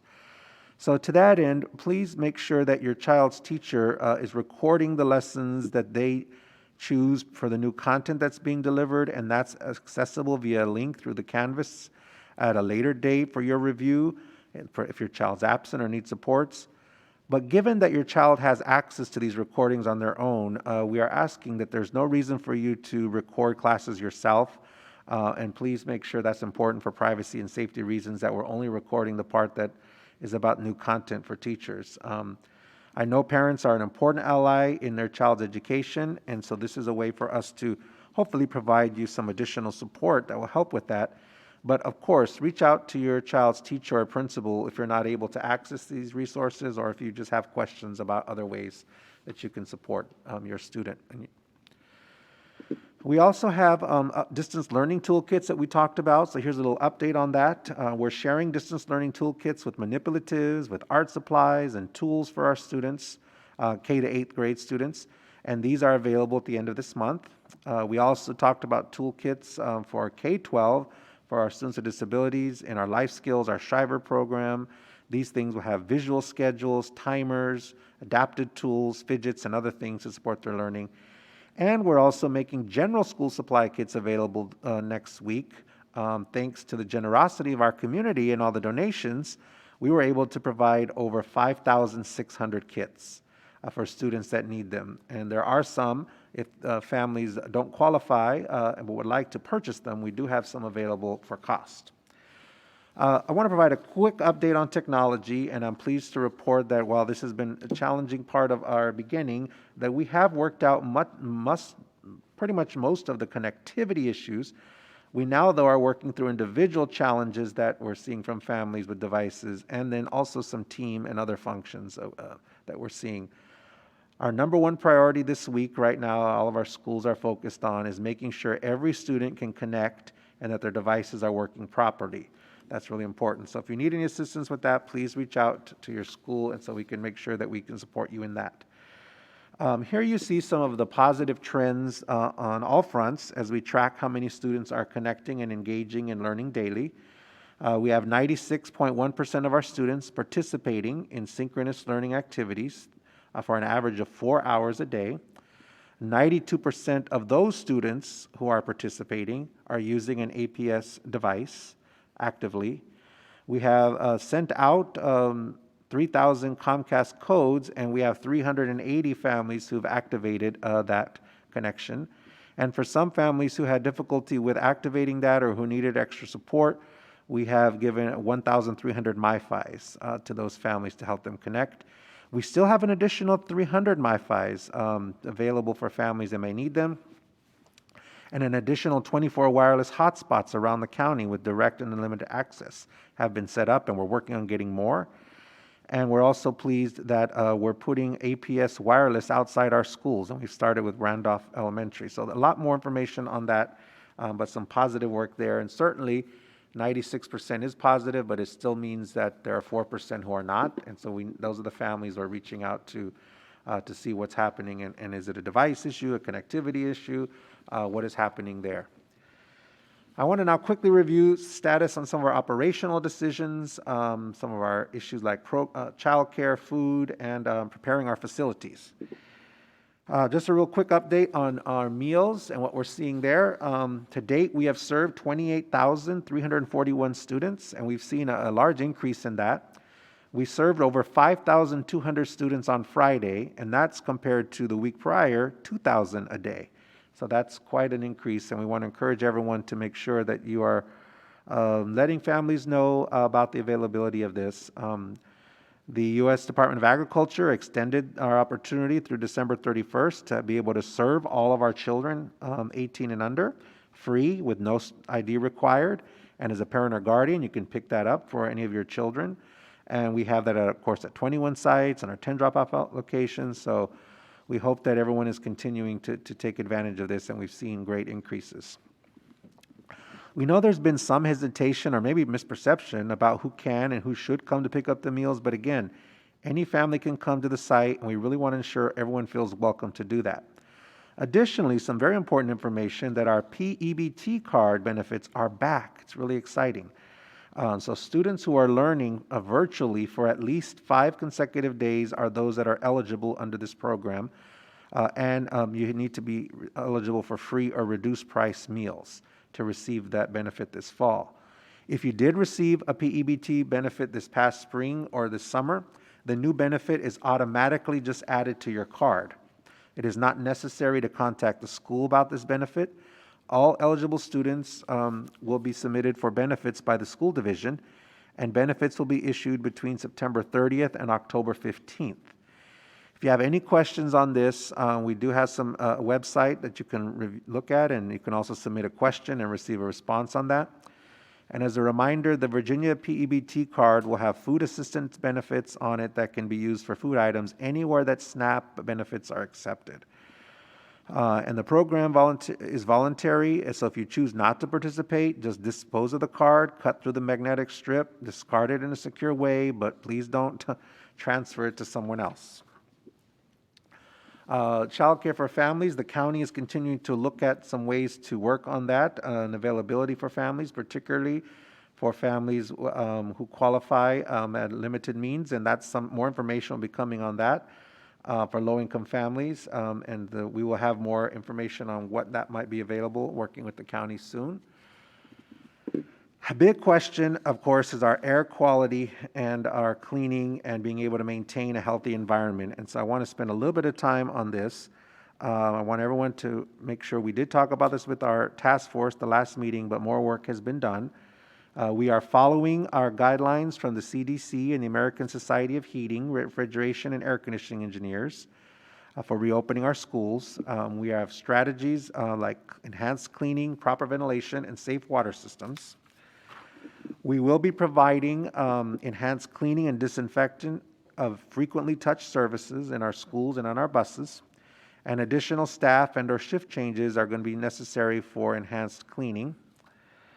Some of our enhanced cleaning includes providing disinfecting wipes for all classrooms, providing trash receptacles outside classrooms for food and other waste, checking our restrooms regularly, and ensuring that items are properly restocked as needed. And that's why having those supplies on hand is very, very important. And then here's some information regarding our cleaning products and our disinfectants, and I won't go through all that, but you can see it's important that they don't have bleach, they don't have a fragrance, and there's certain things that we're making sure that we have in place for our cleaning and disinfecting products. Though there are no zero-risk strategies for COVID-19 prevention, one very, very important one that has come from multiple sources is making sure that proper ventilation is available to help mitigate the transmission of the virus.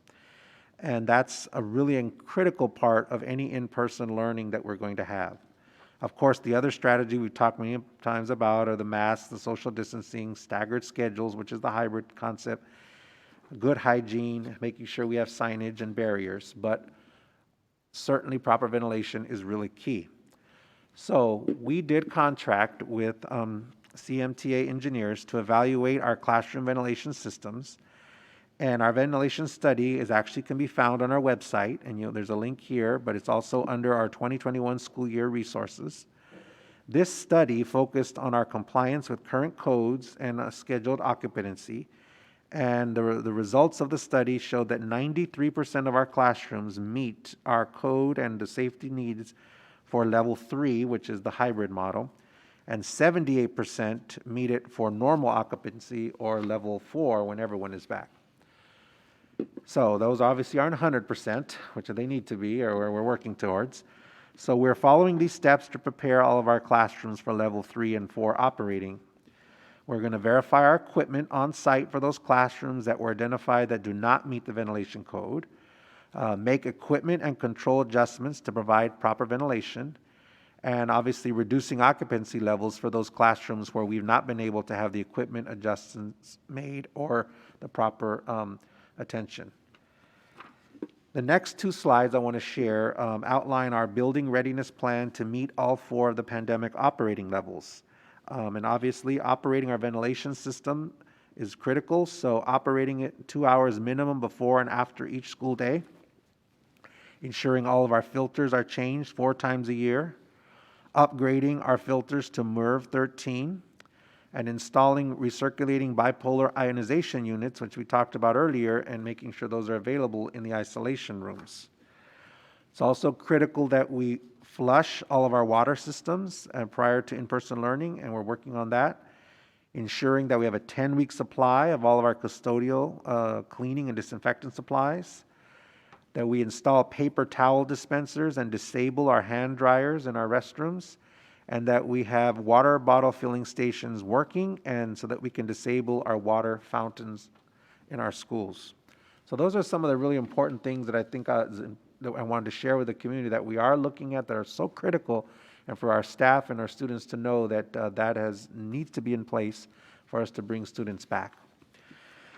And this is a long presentation, as they always are, but one last part is to provide an update on the financial situation, summarizing the costs and our revenue loss and where we stand at this time. We've shared this a couple of weeks now. We're going to continue as we get more information. This slide here details all of the revenue changes and projections. We've shared previously that the county has earmarked $7 million in county CARES funding, What's new this week, and you may have heard from in the announcement from the county last week, we now have received notice from them of our potential loss of revenue, which would range from 14.1 to 21.2 million. That's what's changed on this chart. We still have TBD on our state revenue changes, as we've not yet received notice from the General Assembly, who are currently in session, on what that will look like. And so that potential loss from the state also is another important figure that we need to determine where our current budget status is. But clearly you can see here that with the county's new information from last week, our total decrease in revenue is 14.7 to 21.8 million when you consider the other factors here in terms of the revenue changes. Our cost projections, this slide estimates all the various costs under health and safety, technology, instruction, mental health and well-being. And you can see here that we are continuing to get more information as more costs come on. And right now our cost projection went up slightly from last time. It was 11.5 to 12.1. Here you see some projected savings. While we are in full distance learning, there are opportunities for us to save and other things that we're looking at. And so this has not changed from the last time. We still are projecting 7.7 million basically in savings. So when you take all those numbers and you combine them, the revenue, the cost, and the savings, this here shows the total shortfall that we currently have, which is 19.7 to 26.8 million currently. Now, this is current and estimates, and basically we will see a change of this information, certainly because we don't have the state. But as we gather more information on revenues, as we incur more expenses, or find additional savings, we will see this number change. And so any changes from these estimates will be updated, of course, every week. Every monitoring report will have it, but we'll also be sharing it with our county parts and county colleagues, our county manager and our county board members, so that they can know. And we do have a joint county school board budget work session coming up on October 22nd, where we'll be able to have more details and figure out where we are there. A lot of information, a lot of work happening, a lot that we still need to do, but we are going to continue to make sure that we can maintain the safety of our students and staff, bring students back appropriately that need that support. We're starting to do that in groups that I've now outlined so that you can see clearly.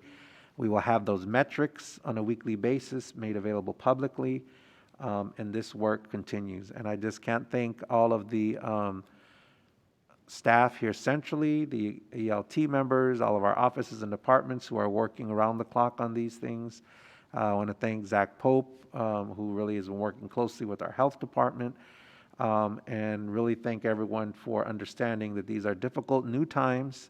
We're managing a situation that no one has ever managed before, but we're doing it with one thing in mind: is how do we safely make sure that our students and our staff can be learning and back in school, which is our ultimate goal. Thank you, Dr. Kennedy. Thank you very much, Dr. Duran. I agree with you completely. This presentation reflects a lot of hard work on your part, the part of your executive leadership team, the entire staff. You've answered a lot of the community's questions. You are moving us forward.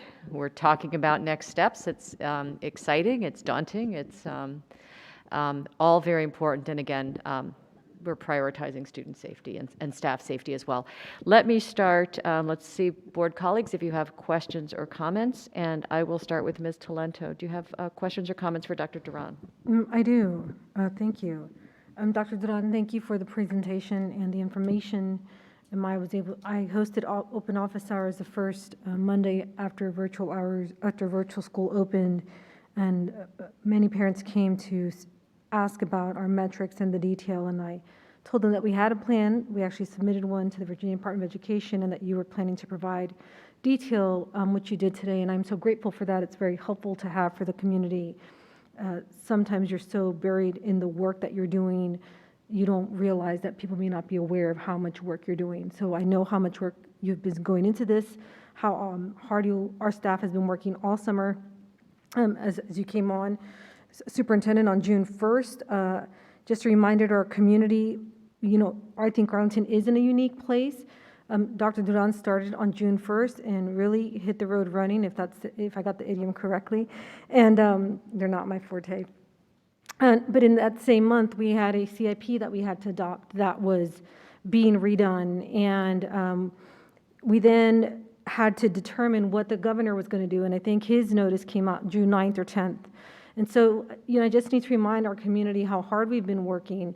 We haven't stopped.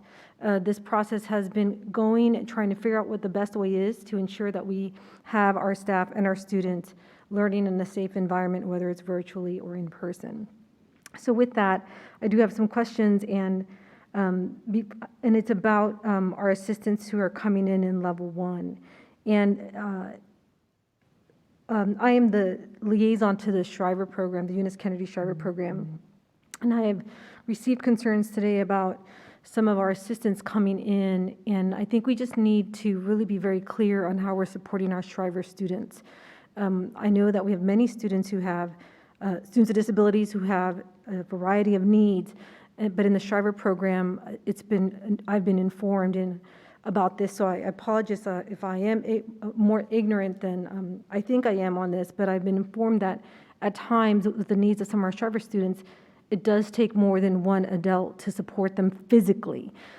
Some of our students have feeding tubes. Some of our students require other physical needs that can't be done with 6-foot distancing, practicing social distancing, and it can't be done with one person.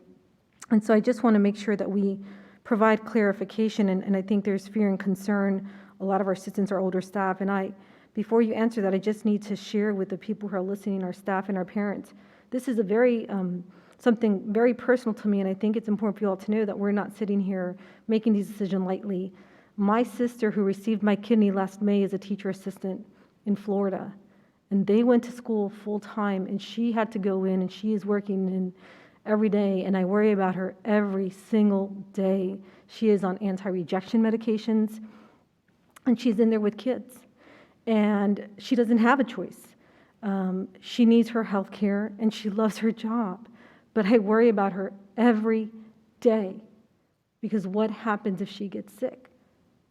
After everything we went through to save her, what happens? And that's something that our family lives through every day. So, we are in a rock and a hard place. I know and understand the fear of our staff, but I also understand the need of our children. My other sister has 3 children between the ages of 4 and 11 at home. And they have always gone to Catholic school, and they're going in every day. Her kids are not in a normal situation. I've spoken to my niece and nephews. It is difficult while they're in there every day. It's hard for them to wear their masks all the time, not because they want to, but sometimes it's uncomfortable for them, and they're doing their best. So I just need to implore upon everyone, our staff and our families, no matter what we do or how we move forward, it will not be normal, and things will not be great. They will be as good as we can make them be during these very difficult times, unprecedented pandemic, with fear and stress for the well-being of all of us, students, staff, teachers. So I appreciate the passion of all our parents, and I appreciate the passion and fear of our staff. There are no good answers. But you have to know that this affects everybody individually differently, and it shouldn't be us versus them, staff versus parents, staff versus staff.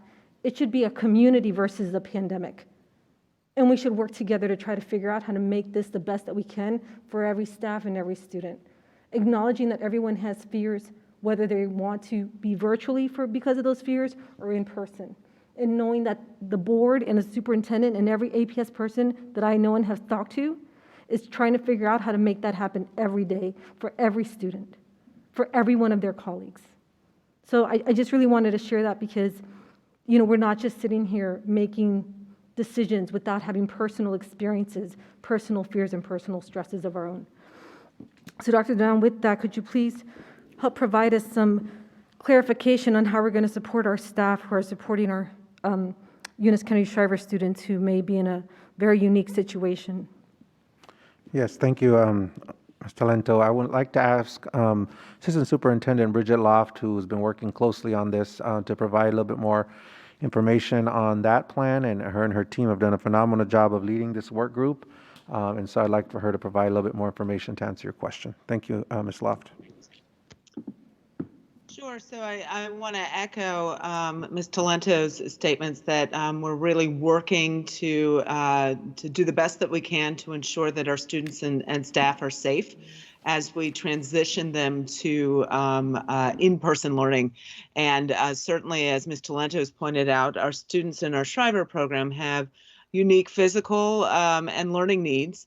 So that's a good case to use when we talk about how we're assigning our assistants to support our students. Certainly when there are students who have more intense needs with toileting or changing of medical equipment, we'll be assigning more more assistants to be working with those students. Those students will also have PPE, as will our assistants. And in particular, many of our Shriver students will be given face shields as well to be using.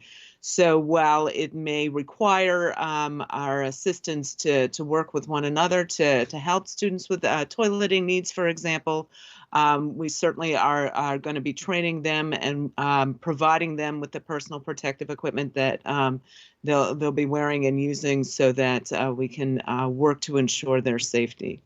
For our students who have less intense needs, we'd be assigning fewer assistants to be working with them. So that's the plan as we move forward. We'll certainly also be providing our assistants with the requisite training if they don't already have it, so that they can feel confident in working with our students and supporting them. Thank you for that response, Dr. Cannon. I have a couple of follow-up questions. Thank you. I know that in some of the concerns that I heard today, I think, thank you for sharing that we are taking extra measures to provide PPE appropriate for our students and staff in the Shriver program. But some of them do have immunocompromised systems or staff or in that situation. I know there'll be a survey. Do we have, how are we handling the survey for assistants who cannot come in due to their physical health? Do we have substitutes training? And then again, can we make sure that we're providing this type of clarity to our Shriver program assistants in particular, as the one-to-one is sometimes not enough assistance for some of our students from what I've been told. As I said, I'm unfortunately not as familiar with the program as I'd like to be. But I just would wonder if you could provide some of that information and remind us of the choices that our staff will have, and will they be choices? How are we mitigating that very difficult situation with the survey and having staff come in versus staff who can or won't come in? I think for that question, that would be important. Mr. Redding, who's over HR, and Assistant Superintendent Redding, can share with us a little bit more as he's working through that survey and working with staff and has some guidance on that. All right, good evening, everyone. Yes, Human Resources will be releasing those surveys, and for employees who have conditions that meet the criteria of the Centers for Disease Control high-risk conditions, we'll be pointing them to processes and HR to provide the follow-up information and then work to address those concerns either by assigning employees to telework if that's what's needed, or working through other modifications to their assignment that really mitigate and reduce the risk factors as we can. In some cases, employees may qualify for leave depending on their circumstances, but we'll be working with each employee individually to work through their circumstance.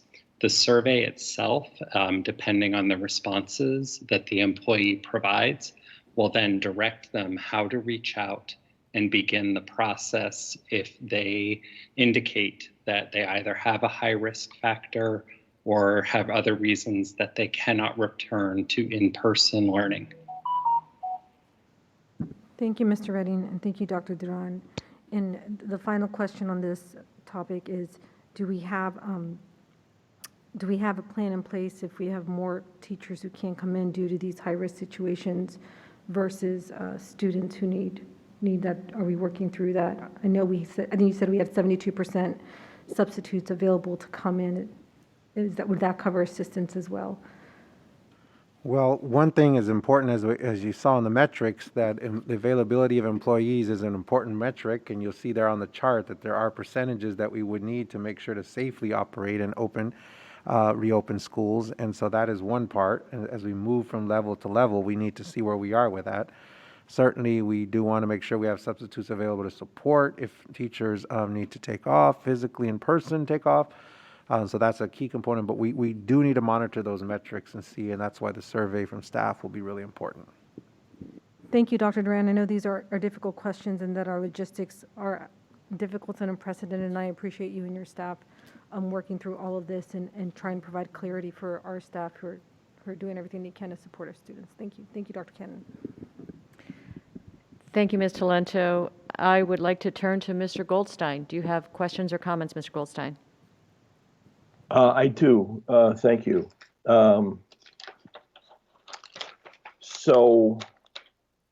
First, let me echo and say how much I appreciate the eloquent comments by my colleague, Tanya, especially that phrase about that it's us versus the pandemic, which it truly is. And I would thank Dr. Duran for the detail and all the hard work that he and the staff have put in directed at focusing us on return to in-person that we have been saying for quite a while has been the priority after we achieved the September 8th 100% virtual opening. So it's an impressive presentation. So thank you very much for that. And before my question, which may already have been asked and answered, I want to give a huge thank you to the teachers and the staff for their commitment and their dedication, flexibility, their creativity, and their professionalism in the hard work that they've displayed to be sure that they're delivering instruction to their students. I have, in the last couple of weeks, visited several of my liaison schools, some in person, some virtually, and the work, the dedication, the commitment by the teachers is nothing short of heroic. So I want to send that message to all of them and all of the staff for this work that they're doing under extremely difficult and unusual conditions. So thank you. So my question, and I believe you, Dr. Duran and Tanya may have referred to it, and I didn't quite see it, but in the presentation. But what if we have a mismatch of more students than teachers? At any one of the return levels or phases, that yields, such a large student-to-teacher ratio that we can't really effectively deliver instruction. Can you go over that again, please? Yes, so on our dashboard, when you look at the operational metrics, the very first one on the dashboard metric is instructional employee, preferring to return to in person. And so you can see there for level 1, we would need 7%. For level 2, 35%, level 3, 95%, and level 4, 100%. So that if we don't have close to that percentage, then we would not safely, part of health and safety is being able to have adults present. We would not be able to safely open if we do not meet those metrics. So that's something that we would have to look at very closely to see what's the percentage of staff that are available to come in that aren't able to come in the opposite end. As Ms. Talento was sharing, there are some staff who are immunocompromised, who are physically not able for health conditions. As Mr. Redding was sharing, there is a process for us to be able to verify and work with staff to see who is not able to come. And based on that, it would have an implication in terms of what level we can move into. And so that hopefully that answers your question. So let me see. Am I Am I still on here? I can still yeah. hear you. So, Yes, you are. So if we can't get the right percentage of teachers returning, then we just would not move into that level. Is that what you're saying? If we do not have the right number of staff who are not able to come to work and report back to work based on all the criteria that, as Mr. Redding was outlining, then they would not be able to move to those various levels, and that's why that's one of the important metrics. It's the first one on that chart. Mm-hmm. Okay. All right. Thank you. Thank you, Mr. Goldstein. Ms. Van Doren, do you have any questions or comments? I do. First, thank you very much, Dr. Duran, for that incredibly thorough report. I also want to echo the many, many thanks to the staff who have been working so very, very hard in extraordinary times. I had the educational experience of sitting through the Arlington Committee for Transportation Choices meeting earlier this week when Kristen Haldeman, who's our transportation planning director, explained the process they're going through to try to figure out how to deploy our buses in the hybrid model and the various scenarios they're running through. And as they do with all of their planning, they run what they're doing by this committee for community input. And they still have not come up with a model with how we're going to get everybody to school on time within the current parameters of 11 students on the bus. So I just say that then that's one little teeny tiny piece of what you're talking about in terms of bringing everybody back. And I listen to the very complex planning that's going on to try to make that happen and make it work so the kids can go back to school and we get to hybrid. So I'm just acknowledging that I saw in depth one small piece of it, and I know that's working itself out across the departments. So thanks to the staff to do it. And touching on what the speakers, the parents expressed, I have heard that extensively. I'm living with 3 virtual learners in my house. None of us want to be in this situation, and it is stressing out many, many people, and we're all doing the best we can with it, and it's not our preference. So I continue to encourage both the staff and families to provide their feedback, their ideas, their experiences. As happens in any emergency, you go fast to solve things, and you may have overlooked something or need information that someone can offer. So I wanted to just express that I understand everybody's frustrations and their hard work, and thank you for that. And thank you for your patience to everyone who's that we're not going fast enough. But I think Dr. Duran's presentation shows that we're doing this best we can. Dr. Duran, my question is for families who are looking at when they might return, particularly special education families, and I'm going to lump in that special education 504 families and maybe even ATSS families. How do you know if you are level 2 or 3 or 4? How do you know as a family which group your children are in? Well, level 4 would be all families. Level 3 would be all families as well, because that would be all families that would want to choose hybrid. So level 3 and 4 is everyone. Level 2 would be pre-K to 3, if your child's in pre-K to 3, an English learner, level 1 to 4, a student with disability, or career and technical education student. So those would be level 2, but levels 3 and 4 is everyone. All right, then let's just talk about level 1 and 2. How do you know if you're in level 1, level 2, or level 3? And I do include level 3 because there are some students that have accommodations that might not put them in. The question is, how do you know, if you want to know, or how do you know which group you're in, if it's not clear to you? and your child? Well, level one, all families who are in level one are being contacted directly from their school. And if you don't know, I would say then you should contact your school and ask them. But level one families will all be contacted. They're a student have a child with a disability who meets one of those three considerations. And then again, level two, if you're a parent who has a child in pre-K to 3, then you would be in level two. And if you're a child who has a child who is an English learner and you're not sure, but that's all English learners levels 1 to 4, which is the majority of them, you can check with your school.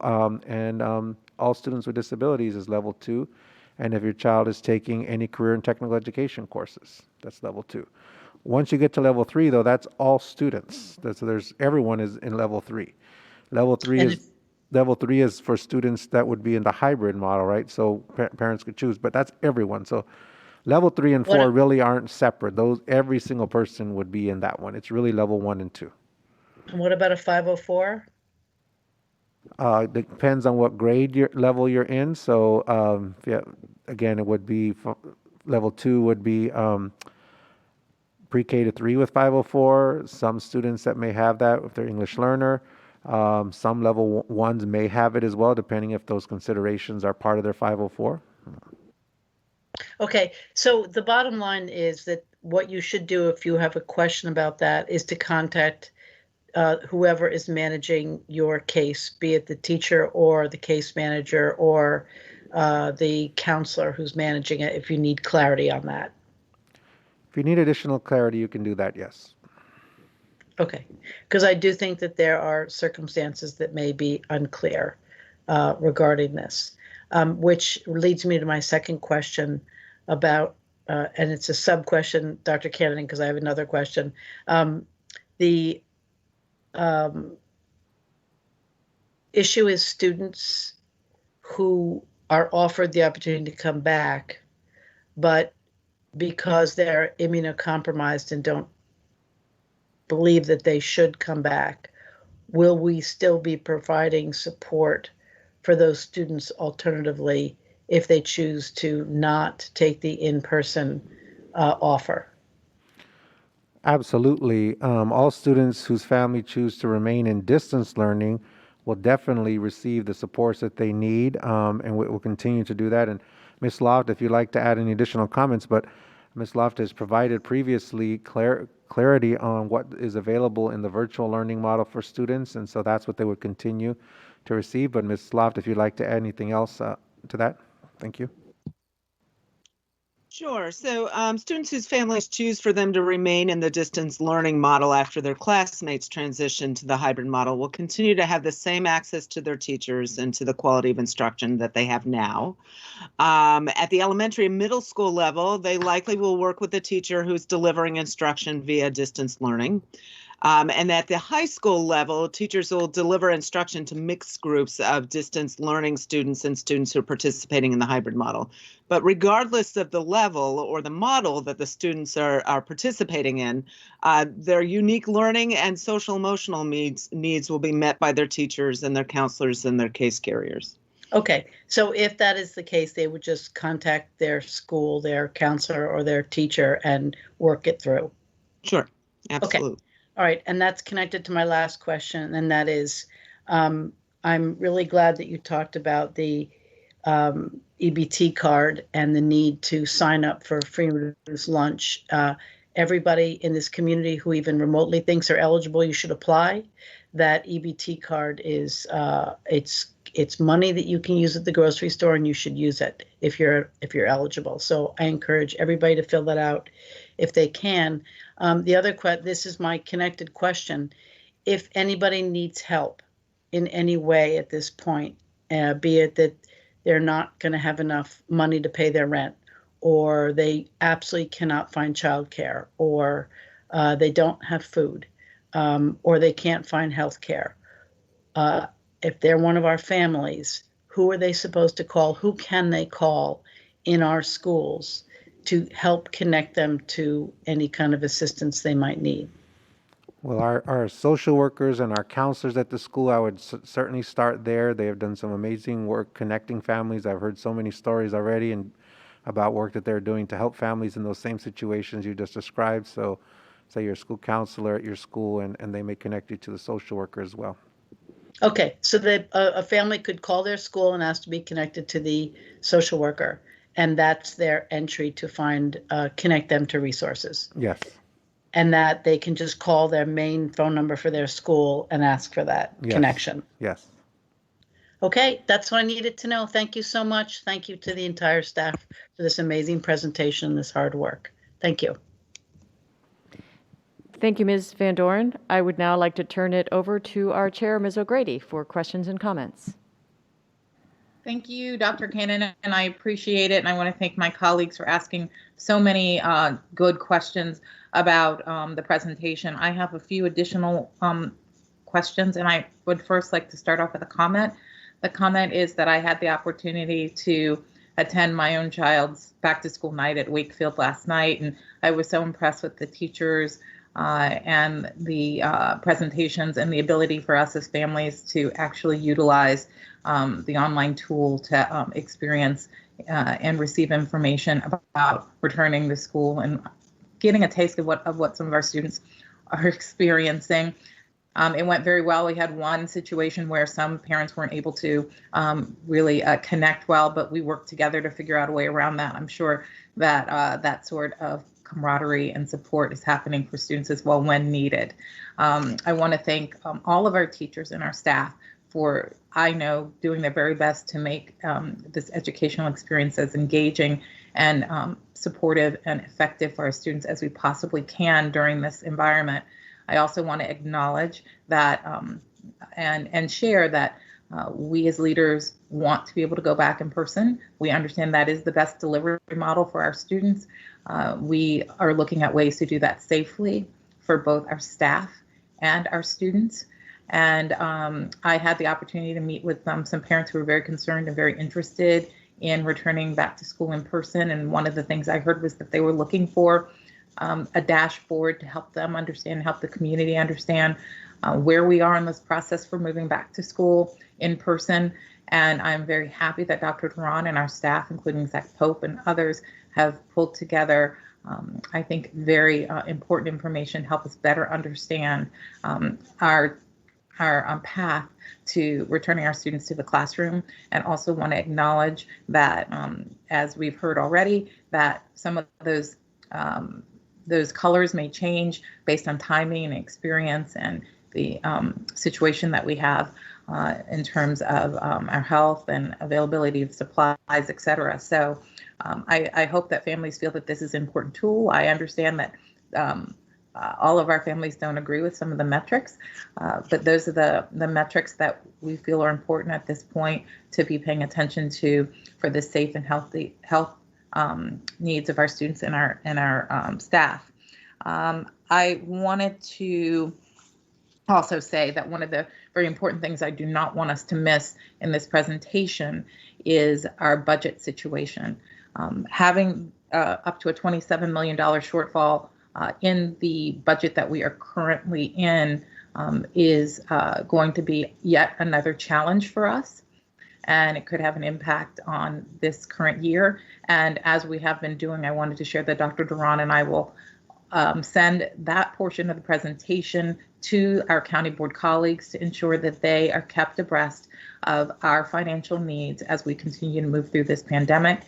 We speak about this when we have our joint leadership meetings, but we also feel it's very important to share with them that information in writing so they will understand our economic needs as they continue to look at their own economic challenges. I'm very happy that in that third week in October, we are going to be able to have conversation with them about what that may mean and the challenges that we are going to be facing in that joint budget working group meeting. And for my questions, I have one about bus stops that has two parts, and I just want to have clarity on metrics. So I'll start with the bus stop conversation. Dr. Duran, it was interesting and new for me to hear that we may be in a situation when we're ready for our students to go back into the classrooms, that we may not have the ability to provide bus service for all of our students. And I wanted to know whether or not the understanding of which students may have access to bus service at that point in time, will parents be able to understand whether their students may be provided and may be able to access bus service before they get back to us on whether or not they want to continue with hybrid or virtual learning? Well, part of the question, for that's at level 3 for our hybrid learning, and part of the question we're asking parents also in this selection process is whether or not they will need transportation, even though some may have received it in the past. That will certainly help if some parents can identify that they are able to transport their students while others are not. That will give us a better understanding. We did hear from some parents previously that they would be willing to do that to help us because of the social distancing needed on the buses. And so that would be one consideration in the terms of the survey. We're going to ask that question. In terms of would parents know, we would have to notify who those parents are. Yes, as I said, all the students who are 504 special education are entitled to that. And then that's a given. And so for general education students in level 3, which is our hybrid model, depending upon how many students are in the hybrid model and depending on how many students, families indicate that they would not need the busing and then they could bring them themselves with the limit of 11 per bus, that's when we would need to know who those are and we would have to identify and work with those parents to notify them. Thank you very much, Dr. Duran. And I would note that we had a pilot for some of our high school students to receive free bus transportation for school for just a few of our schools. And I'm not sure whether or not that would be an option for some families as we continue to look at this issue. But that could be a place where if families and students felt comfortable in taking public transportation, that could be an option. And then my second question is around some of the clarity of metrics, and that's the portion about the infection rate. I do know that I did hear you when you shared that you're looking at a rate that is outside of just Arlington in particular. Can you explain which districts you're looking at, what areas you're looking at when you come up with that rate? And the percentage of our staff that live outside of the Arlington county boundaries. The regional metrics are Northern Virginia, our Northern Virginia counties, where we're looking at Arlington, Alexandria, Fairfax, Loudoun, Prince William, Falls Church City, so the Northern Virginia region. And we do have over 50% of our staff who live in those areas. And so that's why it's very important as we think about this data to look at that, because this is not just for students, it's also for our staff safety. Okay, thank you very much. And are we looking at any other metrics that are outside of Northern Virginia area? We do also look at the DC metro metrics as well, so from DC and Maryland as part of that. Okay, thank you very much. Those are my questions. Thank you, Dr. Cannon. All right, thank you, Mr. Grady, and thank you very much for highlighting our dire budget situation. It is of grave concern to all of us. It's important for our community, our staff, our families to understand that is something that could be affecting us this current year. We've not been in that type of situation before, and we are going to continue to have conversations, but we really do need the community to be aware that this is happening, and we will try to be sharing more information about that. I also have a couple of questions as I ask them. Colleagues, if you are going to have more questions for a second round, it would be helpful if you text me so I know who to call on. Dr. Duran, I think I want to ask a couple of things, and I want to belabor a point, an issue in the conversation you had, I think, with Mr. Goldstein about the mismatch. I know it seems like we're really going overboard with this, but I'm concerned that there may be parents and staff who have just one more question in there that we really do need to clarify, and it's very, very difficult. As we've been acknowledging, there's a lot of stress. It's and we have folks with different concerns, and it's hard to address them all. However, it is likely going to be the case that there are more families. maybe guessing, but there may be more children, students who want to be in person in the hybrid model than staff who want to teach in person. Is there a difference in how you and Mr. Redding are looking at this between a staff person who has a health issue and cannot work in person versus a staff member who would prefer not to work in person? I think this is something parents especially have been concerned about. If they want their children in that hybrid model and teachers don't want to be in the classroom, what happens then? I will let Mr. Redding talk a little bit about the difference. There is a difference. But I also want to reiterate that as we're moving towards opening into these different levels and bringing back staff and students, I am doing that and working with our local health department in a situation where we believe it's safer to do that, and we have put in mitigation strategies and we have the equipment needed to provide an environment where any of us, myself included, any of us would be willing and safe to come in. So that's an important piece of this as well. We cannot ask any staff person or a family to send their students to our schools when the metrics and the data don't show that it's safe and we don't have the proper equipment and PPE needed to do that and the building space to do that. So that's a key part of that.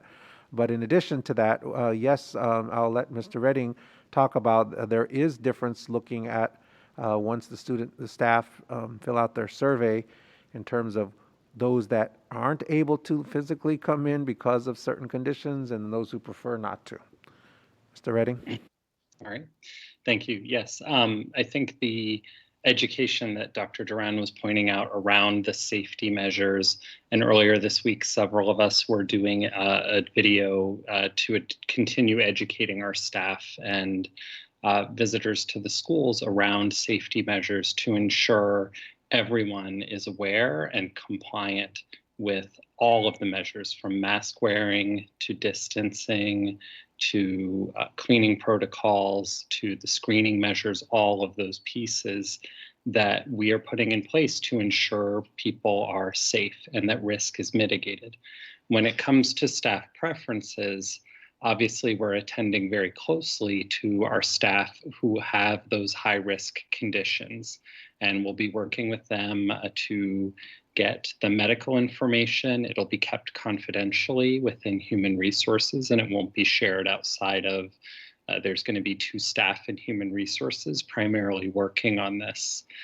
After that, if staff are indicating they have concerns about returning, but they're not falling into one of those high-risk categories, we'll be working with them around mitigation strategies. How can we support them, address their concerns? At the end of the day, it's the student need that is going to be driving return, and we're going to need staff to meet the needs of students that are returning in our classrooms. So we'll be supporting staff who have those concerns and attempting to work through those with them so that they can take advantage of all of the safety measures and protocols that we will have in place. Thank you very much. And your response is consistent with what Ms. Loft, I think, said at a previous meeting, that we do, at the end of the day, our intention is to address the needs of our students. And I just, with that, though, want to share that, we heard Ms. Gant's comments during the speaker period, and we have heard from other staff. There are staff members who believe they're being told how was it phrased? That they have no choice, that they must come back or they're gone. Let's just say that. And so I think we need to be aware of that, and we need to develop some strategies to work together, because we certainly don't want our staff to feel that we are being dismissive of their issues. I agree with your approach, but we don't want this kind of bad vibe going on between us and our staff. So just share that with you, and see if we I can do. I would recommend that any staff who perceive that that is the message, I would encourage them to reach out to Human Resources. That is not the message we're sending, and we do want to make sure staff are aware of the options that are available to them, because we are working to do whatever we can to help staff be comfortable and to understand the safety measures that we've put in place. Understood. And I just want to share with you, sometimes you intend to say one thing, things are heard differently, as we know, and this is a feeling that's out there. So maybe we can do more with that. Yeah, and thank you for acknowledging that, Dr. Karen. That's certainly something we have to do more of. We have to make sure that all of our students are a priority in terms of why we're all here, including for teachers. That's why they're here. They want to be here for their students, and our staff members. So what can we do to make sure that they are supported, that they're heard, that they're able to provide a quality learning environment for students virtually or in person? Absolutely is something that I want to continue to do and commit to doing. So thank you Great. for raising that, Thank because that you. is a major Thank you, concern. and as long as we continue to be mindful of that. I had one more question, but I'm just going to leave it as a comment in the interest of time. I have a couple board members who have follow-up questions as well. I was going to just, I'll just suggest that you have a large number in level 2. And I know some school systems, I think, have talked about, phasing even, so you've got pre-K through 3, 9,000 students, might we consider phasing, starting with kindergarten, and then a few days or even a week later, phasing in that way, just to make sure the buses and all the different logistics are really in place. I'm just going to leave that as a comment because, again, time, it's already getting late and there are more questions and more items in our future. So let me turn to Ms. Talento. Thank you, Dr. Cannon. I have a list of I'll make them comments, not questions. It's really feedback that I've heard from different groups in the community. So one that I really appreciated was from one of our, I think he's a 5th grader at Fleet. And so he was asking or suggesting about having breakout groups for social time for kids. And so maybe we can get someone like an assistant or a teacher or like we see in recess to monitor those breakout groups. So it's some feedback consideration as we move through this virtual world, even, in the hybrid model. Maybe it's something that can happen on asynchronous days, but I just thought that was great to hear from our student, and so that's just consideration for you and your staff, Dr. Duran. The other thing I wanted to ask is if in the next superintendent's update, if you could provide a status on our AOVP, because I think it's really important to understand if our parents are registering and updating their information, especially as we get into the survey and so forth. It would be great to get that, make sure we're doing that, and then understand if we need to, as board members, go out and advocate and help support our community to get that done. The other thing is a reminder that as we prepare for surveys for level, I can't remember, I think it's level 2, level 3, and level 4, there are some families that do not have additional space in their house with multiple children. And so to the extent that we can provide an option where if you have multiple students in your home, asking if those students can alternate hybrid days. I mentioned this earlier this summer. But it's basically what the concern is they may only have the kitchen area for studying. And so when you have 2 or 3 students trying to study simultaneously, it'd be great if one student goes in group A and the other student goes in group B, and then they get to share the home and share the hybrid model. So just as an option, I know it adds another logistical piece, but it also may provide us some flexibility as we support that. And then for the PEBT cards, I just want to say thank you so much for putting that information out there and encouraging our families to sign up for the free and reduced lunch, do the free and reduced lunch applications in case they qualify. I have heard about a couple of parents who lost their PEBT cards. So if we could provide information on where they can call or where they can go in the next communication if they've lost that card. Because I understand if you received it in the spring, summer, that the funds are going to that same card for your family if you still qualify. And so if they've lost those cards, they've lost that access. So if we have information on that, if you could share that, that would be great. And so then I have 2 questions, and I don't think they'll be long. But I was hoping you could elaborate on access and training for Canvas app for our parents who are not fluent in English or may not be technologically savvy, do we have communications going out in multiple languages for the Canvas app and the other resources that you shared in your presentation? Yes, we do have multiple languages going out for that in terms of directions and what on the parent app. Absolutely. Okay, great. So if we could, how do I share that information with any parents? Will it go in a school talk or through our WhatsApp feeds, or is that something that'll be coming soon?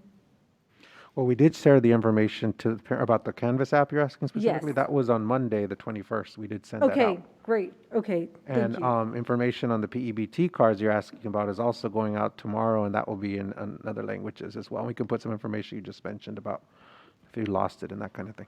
Thank you, Dr. Duran. I really appreciate that. And then the next question I had was about, and I think this might be for you and Ms. Peterson.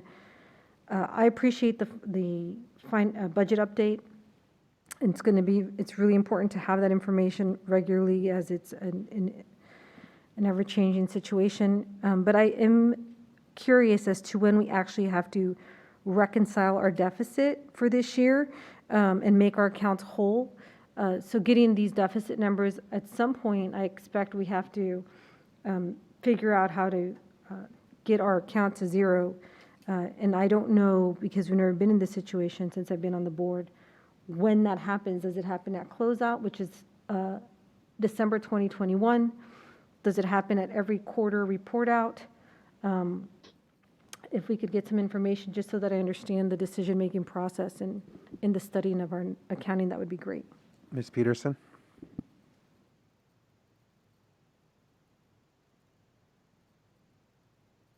Well, Ms. Peterson's coming on to share a little bit more detail about that. Oh, thank you. I was going to start. Thank you. Go ahead. Sorry. I forgot to unmute myself. This is an unprecedented year, and but the good news is that we do not have to have our books balanced every month or every quarter. As long as we are balanced by the end of the year, we are good to go. That doesn't mean that we can rest and wait. We do have to make some decisions about how we might close this gap between now and the end of the school year. Because we are already into the school year, we've never had to close a gap in the middle of the school year previously, and it will take some decisions about what we do and what we don't do for the rest of the year in order to close that gap. So I don't want us to think that we can wait until later in the year to make any decisions, but the good news is that it is how we end the year that counts, and not how we end each month or each quarter. Thank you. That's very helpful. And then I did realize I had one more comment, and I just wanted to share for people who may not be aware that public transportation, my understanding right now is we'll have to really consider if we use that, buses are limiting the number of passengers they have at that time, and if they are full and they're a bus stop, they pass the bus stop and do not pick any additional passengers. So people have been taking public buses, at times may have to wait for the next bus to come along, whether it's a 15-minute wait or a 30-minute wait. I'm assuming the ART bus is operating in the same fashion, so I don't know how feasible of an option that will be for our students during the pandemic unless those safety procedures change. I just wanted to share that information. Some people aren't aware of some of those things with the public transportation. Thank you, Dr. Kennedy. Thank you, Dr. Duran. Thank you, Ms. Talento. Ms. Van Doren.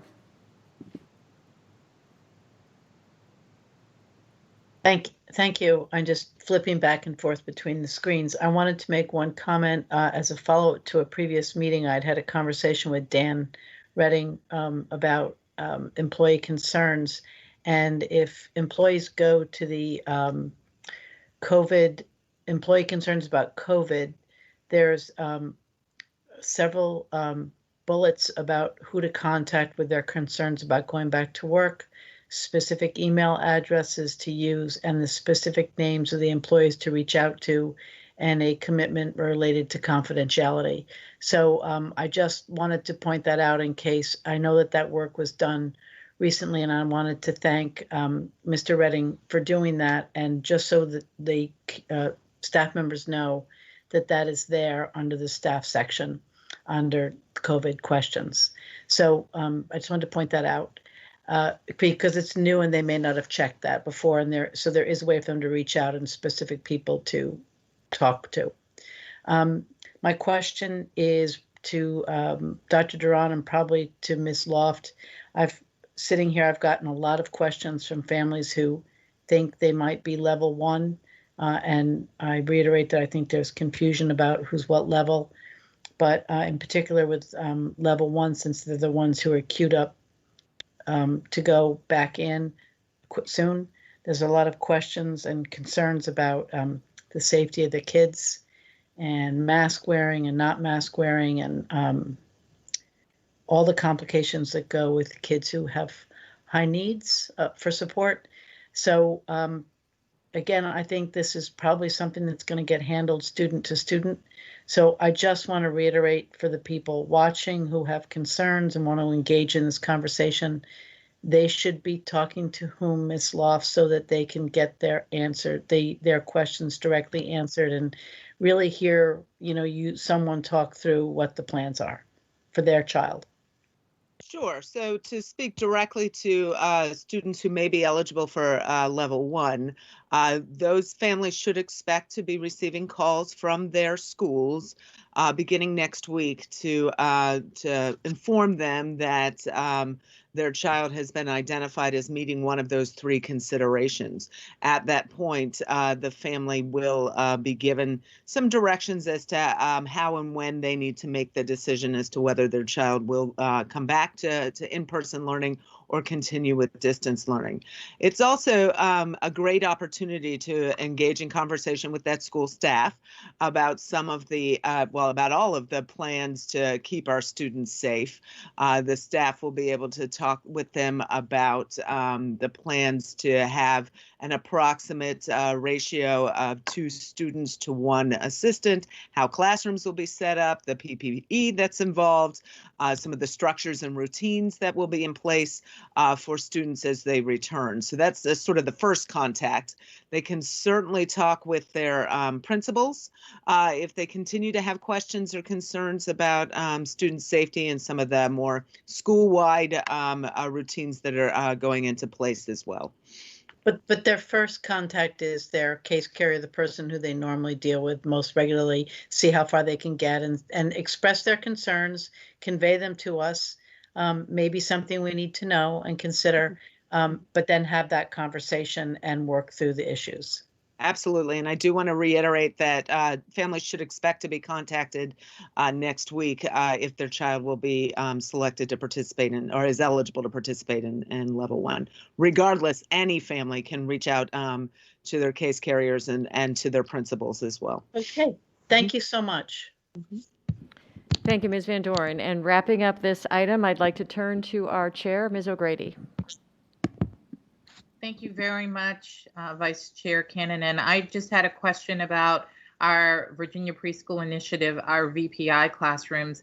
I recall from the last meeting that we had opportunities for people to sign up for VPI and that the requirements had been loosened a little bit to families who are not just at or below a certain income level, but also to families who might be receiving unemployment at this time. I just wanted to know if those spaces are still available and if people should be encouraged to apply to access some of those spots even at this point. So we absolutely have spaces available, and we encourage families to apply. And then there has been some relaxation, as you said, to some of the eligibility. So we have about 76 seats that are available to families who fit additional criteria, and that's particularly if they've been impacted in some way by the COVID pandemic. And so absolutely, we'll take all comers and we welcome them. Thank you very much. I just wanted to share that I think it is important for our families who have, in that case, there will be our 4-year-olds preschool, depending upon their birth date. But important for families to be able to take advantage of that, even in this distance learning model.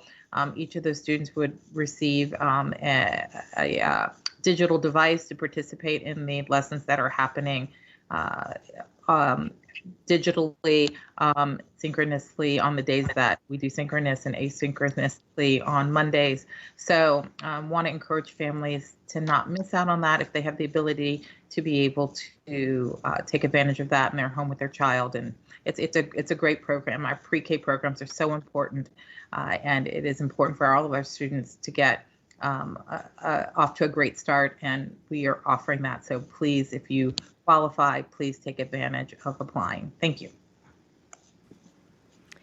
Thank you, Ms. O'Grady. And again, thank you to everyone. Excellent questions, good presentation. Again, thank you so much, especially to the staff for everything, all their hard work all across APS. We will now move on to our second of 3 monitoring items, and that is the update from the Arlington Partnership for Children, Youth, and Families. Ms. Van Doren is our liaison to the partnership, and I would like to ask her to please introduce this presentation. Ms. Van Doren. Good evening again.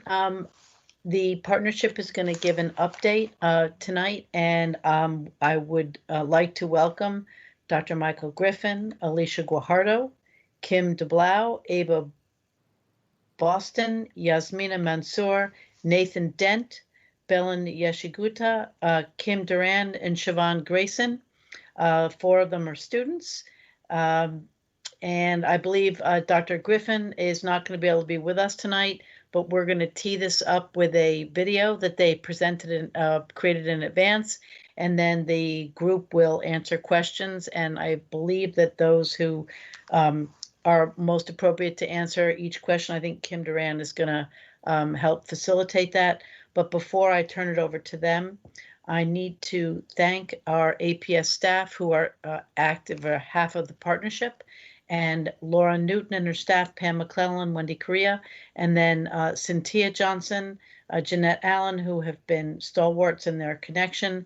And we have a lot of interaction between our health and PE staff and the Arlington Partnership. So I wanted to make sure to thank all of our staff that work so closely with the partnership and have worked closely in making sure that the information we're about to hear is reviewed extensively within our schools and helps inform the work that we do. And you'll see that the findings that are going to be a bit sobering for us all to hear have been embedded in the work plan, in our action plan, actually, that we'll see later on. So with that, I'll turn it over to the partnership and their presentation. Hello, thank you for your time tonight. We decided to pre-record this only to avoid any technical glitches. We are available for questions tonight or moving forward. I am Michael Griffin, the chair of the Partnership for Children, Youth, and Families. I am Kim DeBlau, co-chair of the Youth Mental Health and Wellness Committee and the parent of 3 children who attended Ashlon Swanson and Washington Liberty. Yes, and hi, I'm Alicia Guajardo, and I'm also co-chair of the Youth Mental Health and Wellness Committee. And I serve on the Student Services Advisory Committee and also am a parent of former APS students. Hi, my name is Ava Boston, and I'm a junior at Yorktown High School, and I'm one of the overall co-chairs of T-Network Board. Hi, my name is Blaine Nishigeta, and I'm a junior at Washington Liberty High School, and I'm a member of the Vice Committee. Hi, my name is Nathan Dent. I'm a senior at Yorktown High School, and I am a member of the HRG committee.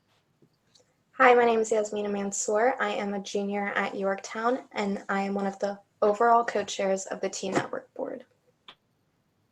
So thank you so much for this opportunity. We may not be there in person, but the T-Network Board is available to answer any questions. If you have any questions or concern, our contact info is on the last slide. Once again, thank you. We are Arlington Partnership for Children, Youth, and Families. The partnership began collecting data and reporting to both the school and county board in 1999. This is our vision and mission. We have more information, but tonight our focus will be on mental health because it continues to be our community's highest priority. We see similar emphasis in the board's draft action plan goal around mental health and wellness practices, and APS focus on equity and engagement. We're reporting data from 2 surveys, the Youth Risk Behavior Survey, which is administered in the fall of 2019, and the Your Voice Matters Survey, which was administered in February 2020. Both were prior to the COVID-19 outbreak. We're presenting high school data unless otherwise indicated. The data we're sharing clearly indicates that our students need more mental health support. We'll talk about how students feel about themselves, depressive symptoms, stress, self-harm and suicide, how they get help, and the importance of trusted adults. We'll also point out that girls, students who are gay, lesbian, or bisexual, as well as transgender youth struggle more. Similarly, when we break down the data by race, ethnicity, Hispanic, Asian, and Black students, it is clear that targeted outreach and supports are needed. The first data we'll explore is around students feeling good about themselves. Students were asked, do you agree or disagree that you feel good about yourself? Few of our students feel good about themselves than they did in 2017. The overall average in 2017 was 71%. In the fall of 2019, it was 61%. You can see the variations by race and ethnicity. Only 55% of Asian students feel good about themselves compared to 60% of Black students and 61% of Hispanic youth. As we move forward, we'll share gender and sexual orientation data when there are significant data to report. Here, females as seen on the left chart and gay, lesbian, or bisexual students as seen in the far right chart report feeling good about themselves at much lower rates than males or heterosexual youth. And although we don't show the transgendered youth in this slide, they similarly report at lower rates. But in my past year, I took AP Gov at WNL, and our teacher had this very strong policy in the classroom of us not sharing our grades with one another. Because we would take tests on Canvas and you'd get your grade immediately, and then everyone would run to discuss with one another. But she kind of talked about how that in turn is making us more hyper aware of our grades in comparison to others, and possibly bringing other people down when they don't achieve or don't do or perform as well as possibly you did or someone else did. And just kind of making sure that we're assessing ourselves, their own standards that are relevant to our own achievement and our own history and in our schools.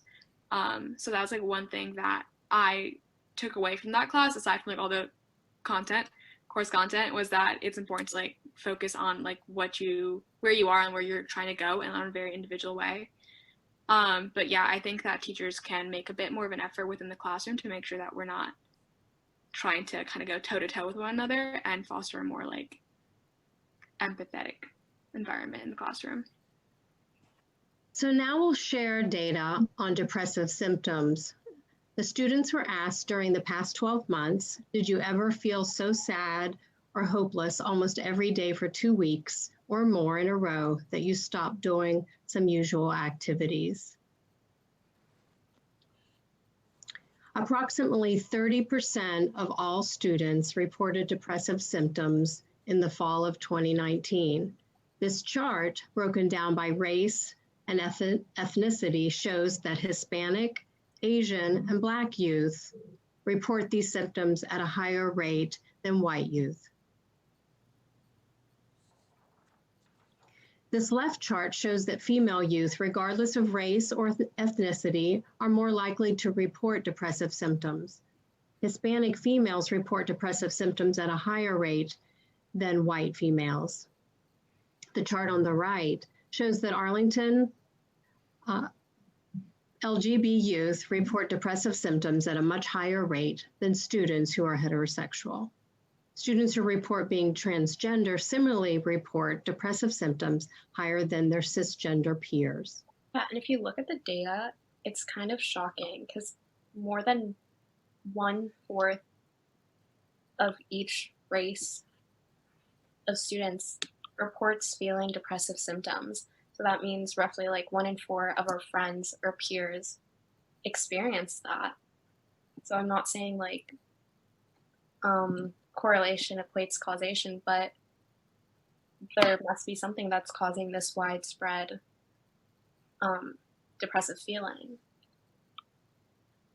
Yeah, I agree. I don't think anyone in Arlington Public High School isn't or doesn't know somebody that has experienced depressive symptoms. I think that, yeah, the culture has a lot to do with it. It's easy to get caught up in comparing yourself to others and kind of just like the hopelessness of it, feeling like you'll never be as good or that you'll never get into as good of a college as someone else. And I feel like this sort of culture has to be addressed because it is a big cause of issues like these. Now for stress. Students were asked, how often do you feel so stressed or overwhelmed that you're not able to participate in regular activities? We also asked parents and guardians a question about stress. Has your child ever been so stressed or overwhelmed that they were not able to participate in regular activities? More than half of all students are stressed. We included 4th and 5th grade data to show that stress is an issue at all ages. The first bar is our 4th and 5th grade students. The second bar is the secondary students, grades 6 through 12. The third bar is families, meaning parents or guardians. 3/4 of Arlington's high school students report being stressed or overwhelmed once or more. Only 20% of parents are aware of this stress. It depends. Right now, I'm not under a ton of stress, but I remember junior year, it was like pretty much every day was kind of its own battle. Actually, that's been every day in high school, really. I think the most surprising one for me is like the elementary students. It's like, that's a lot. I don't even remember my elementary days, but it's crazy that we're like getting so stressed out from such a young age and we're just like consistently carrying that through to the end of our like academic careers and I guess possibly throughout life. I'm sure anxiety and mental health is like a big thing and a problem in our country overall. So you can kind of see where that stems from. Next, we'll look at self-harm and attempted suicide data. For self-harm, students were asked, during the past 12 months, how many times did you do something to purposely hurt yourself without wanting to die, such as cutting or burning yourself on purpose? For attempted suicide, students were asked, during the past 12 months, how many times did you actually attempt suicide? The chart on the left reports self-harm data, with Asian and white students reporting higher rates of purposely hurting themselves without wanting to die.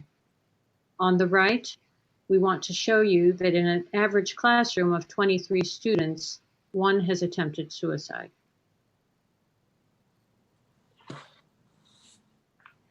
On the left are students who have purposely hurt themselves without wanting to die, and on the right is attempted suicide by gender and race.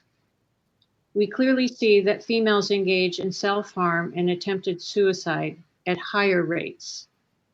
Hispanic girls report the highest percentage of attempted suicide. 2019, 4.8% of high school students reported attempting suicide. That's a number that at first may sound sort of low, but keep in mind that's about, when you reduce that, that's about 1 in 25 students. That's at least 1 student in each classroom of 23 students, which is an alarmingly high number.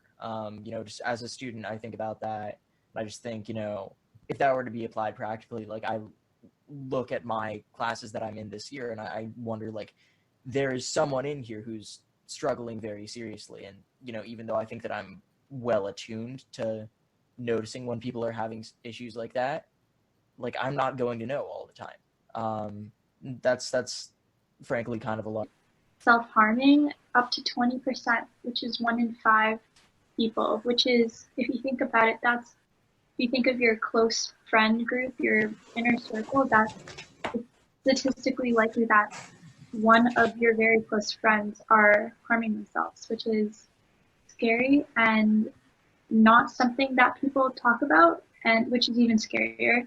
And the data like really shows that, because I've never heard any of my friends at least talk about self-harm or their experiences with it, even though it's pretty likely that I do know somebody that does struggle with it. So we also asked students if they received help, and the question was, when you feel sad, empty, hopeless, angry, or anxious, how often do you get the kind of help you need?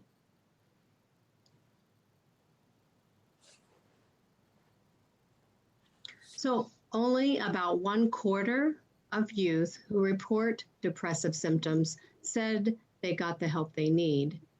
There were disparities, with white students reporting they get help about 1/3 of the time, compared with youth of color who only received that help about 1/4 of the time.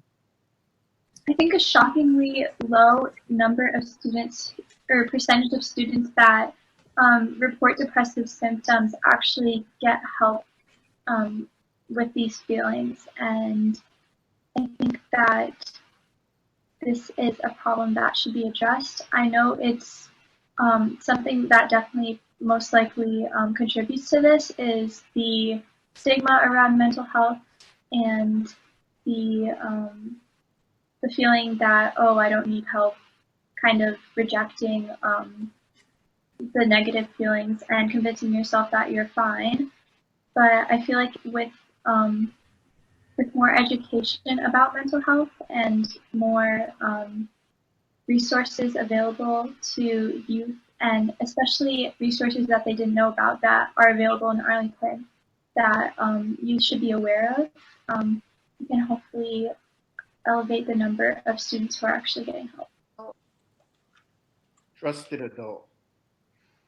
We asked students 3 questions about adults they can talk to, either at home or in the schools. First question is there someone to talk to about things going well? The other question is there someone to talk to when you need help? And our last question is there someone who checks in with you about how things are going at school?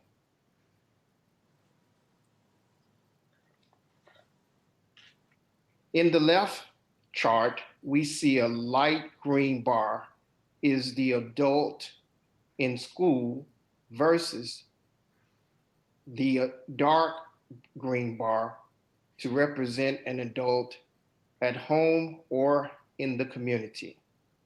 74% of white students report having a trusted adult outside of school, but only 65% of Hispanic students. On the right, we see clear differences in adult support experienced by students with IEPs.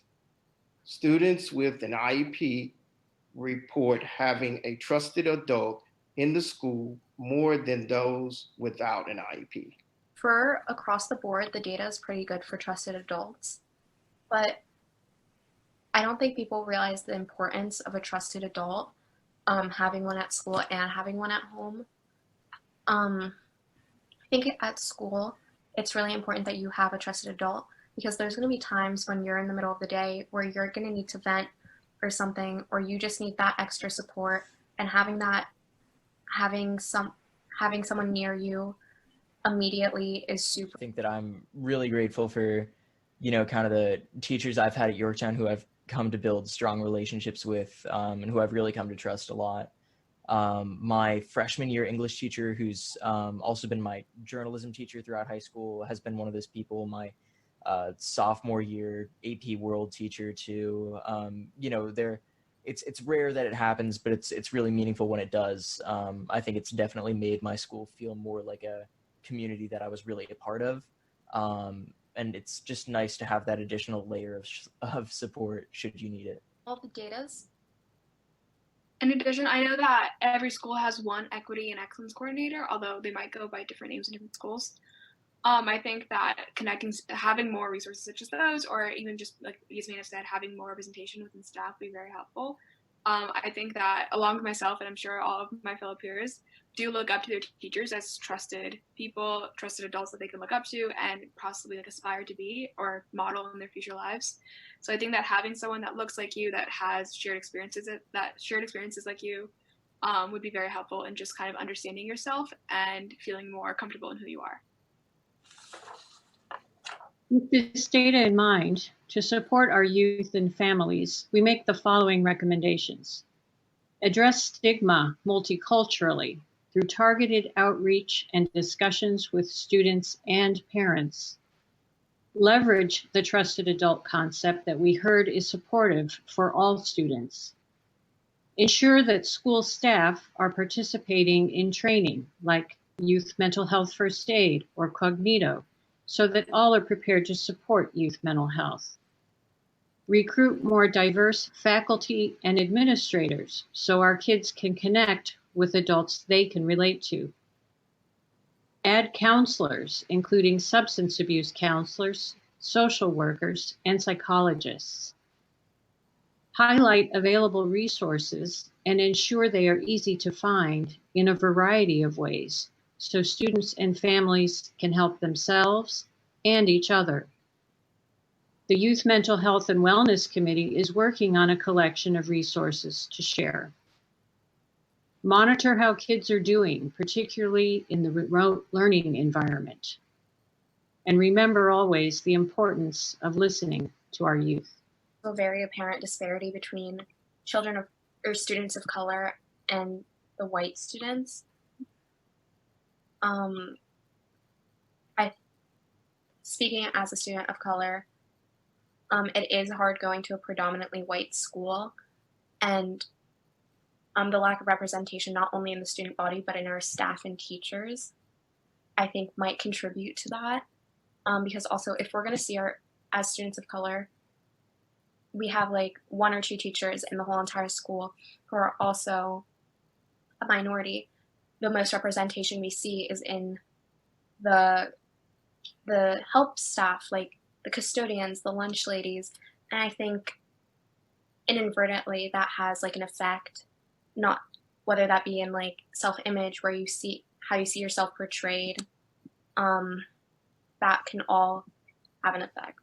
The education that the schools give us through like mental health classes and our like health and physical education periods, it definitely is good for like very surface level things, like more general things. Obviously they can't like make us trained professionals and like identifying these things. So just again, having trusted adults in the building, having psychologists and counselors, it's really helpful. And I think that we just need to make an effort to make, like, I didn't know our school, this could just be me. Like, I didn't know there was a school psychologist until I had a friend go to the school psychologist. And I was like, oh, like, I didn't know that resource was there. So just making sure that people like kind of meet with these people and know that they have these people to turn to when they're in times of need. And the partnership also supports the most recent recommendations from the Student Services Advisory Committee, which includes a focus on an internal program evaluation, mandatory professional development, including a performance goal on social emotional learning and mental health services, as well as implementation of a consistent district-wide social emotional learning programs across all the schools. We recognize the difficulties in our world today. What we did a year ago won't work today. We need to identify strategies and solutions that help us move forward. We have shared the Youth Risk Behavior Survey tables with you. They are easy to peruse, and you all have the Your Voice Matter reports. We are looking forward to digging in further with you and with the community to talk about strategies for various schools, communities. sharing the mental health data as well as data on substance use, bullying, safety, physical health, and more. Thank you for your time.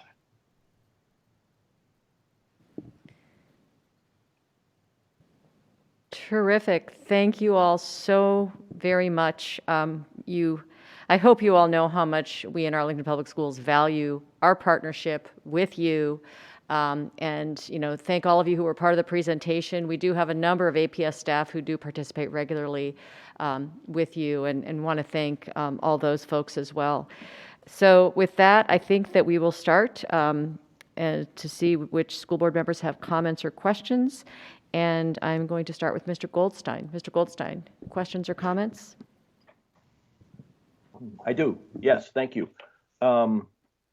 So this last, maybe the last slide there that had the recommendations from the Student Services Advisory Committee that came out in June, and there were 4 recommendations. And my question to I guess I'm asking Dr. Duran this. How do we get moving on these? How can we? Will we? I was very pleased to see last fall that the results of the evaluation that we did on English learners and also on special ed almost immediately turned into action plans and action items on how to achieve the recommendations that were in those evaluations. And so I would dearly like to see an evaluation, of the student services programs the way it's recommended here. But we don't have to wait, for a full evaluation, which we know takes many months before we see the results, because some of the rest of these things can be done in a much shorter time frame. Professional development training, the school management plan, the social and emotional learning approaches. So, overall, my question is, what's staff's response to this? How do we get this rolling? Mr. Goldstein, so great. First of all, want to thank for the report, all the individuals, the students who went into putting this report together. Great recommendations. So thank you for that. I think the information, the recommendations is something we'll definitely be we can look at as staff, and we are putting many of these things in place right now as we think about some of our social emotional learning opportunities in the virtual setting that we're working on. And so I think to your question, we will receive this tonight and we will look at it, and we can bring back more information to you and to the community and next steps. But everything that was presented there is stuff that I know that we are really focused on and definitely need to improve on some more. Thank you. Okay, yeah, I'd like to see when you have that information available and you can report back on, concrete steps, specific plans for achieving some of these recommendations. And, I understand some of them are budget related and of course staff bandwidth related. And it may be that, we can start some next week and others, we're not going to be able to start for 6 months or more, but that's the kind of information that I'd be looking for. So thank you. Okay, thank you, Mr. Goldstein. Ms. Van Doren, questions or comments for Dr. Duran or our capable presenters? Thank you, and I want to thank Kim Duran and all of the people who I saw. Kim and Alicia are actually on this call, and I wanted to thank them for being present tonight here. And I'm probably, Dr. Griffin is watching, and I enjoyed watching the students. I think it was Ava who was in her car. I want to just tell her I feel her. That is where I go when I have to have a quiet meeting. It's the front seat of my car. So first of all, thank you. And I just want to make a couple of comments to the partnership. I've watched them preparing for this, and they did work through the summer, and I haven't been as involved as I want to be, but I just wanted to give a little bit of feedback. as I do with all of the presentations and sort of our status and where we are in APS, I always ask that we report out also on the status of these indicators as they relate to students with disabilities, because I think they do, particularly in this mental health topic. I think that that would be an important subset to be looking at. And also, I noticed it's been a long time since I've seen LGB. It's usually LGBTQ. And I don't really understand why we've left those students out. And I would encourage us to incorporate them in the data and present their input as well. So that's just input. And I believe I'd mentioned this to Kim today, and she'll probably have a comment on that. But my question then, so Kim, you can comment on that. And then I have a question for Dr. Duran. Barbara, can I do the 2 questions? Sure, go ahead. Okay. Kim, do you want to answer or speak to that first? Probably take her a minute. You're probably on mute. Yep, no, I got it. Thank you so much. And thank you everybody for tuning in and staying. Some really great information tonight all the way around. So the LGB versus LGBTQ. So the charts that we were sharing really were just about gay, lesbian, and bisexual students, because there's 2 different things. So we ask our students about LGB, which is very different than also transgender. So one's sexual orientation and the other is transgender.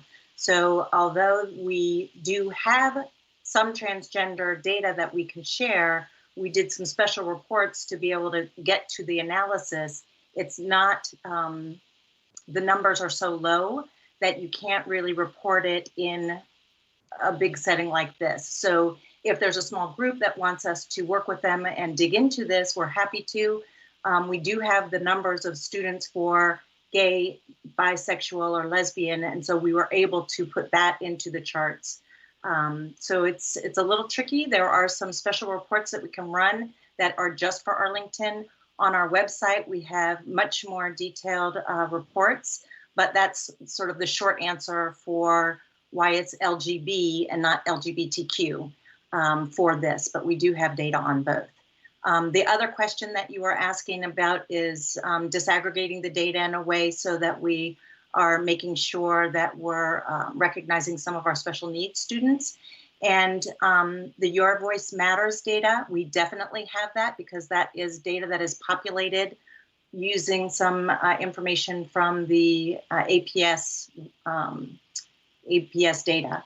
But the Youth Risk Behavior Survey is self-reported, and those questions aren't asked. So we don't ask students if they are special needs. So the Youth Risk Behavior Survey, we don't have that broken down in that way. But the Your Voice Matters, and again, Panorama is the website that hosts that. And every single question that is asked, you can break down by IEP, 504 plan, race, ethnicity, gender, grade, so many different things. Okay.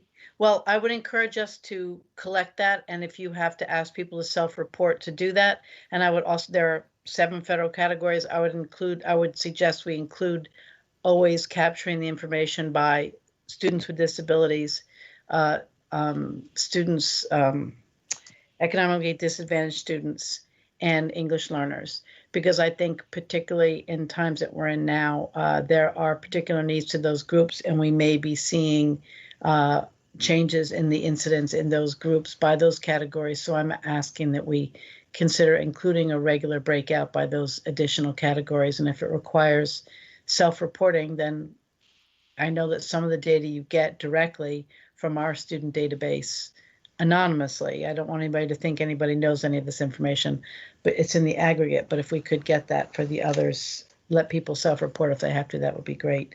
Okay. So thank you, Kim. Just encouraging us to look at the data all different ways to see how we target our resources. And then this is a question for Dr. Duran. Last year, the Mental Health and Disability Alliance was supporting a couple of students,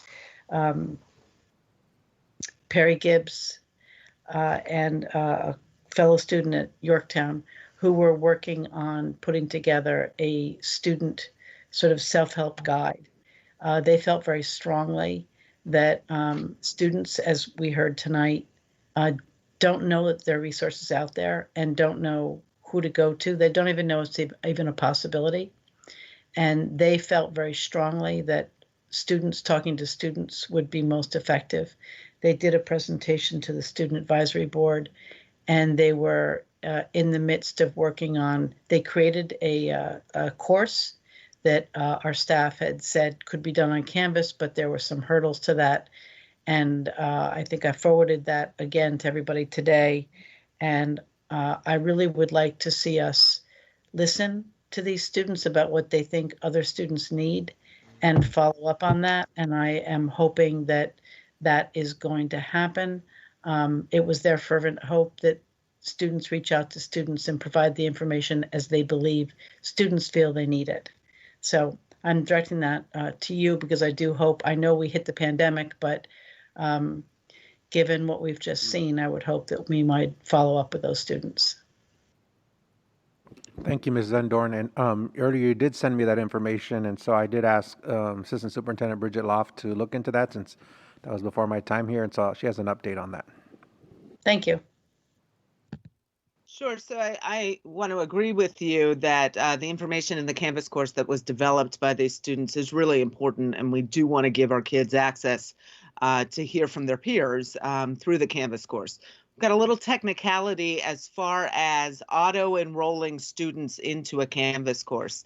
That is a customization that we don't currently have access to as a system. The auto-enrollment feature for Canvas costs $60,000 as a one-time fee and then a $10,000 annual cost from Canvas. So our information services staff has been working on trying to do a manual upload directly to Canvas and assign all the current students to the course once it's been created. So that is a possibility.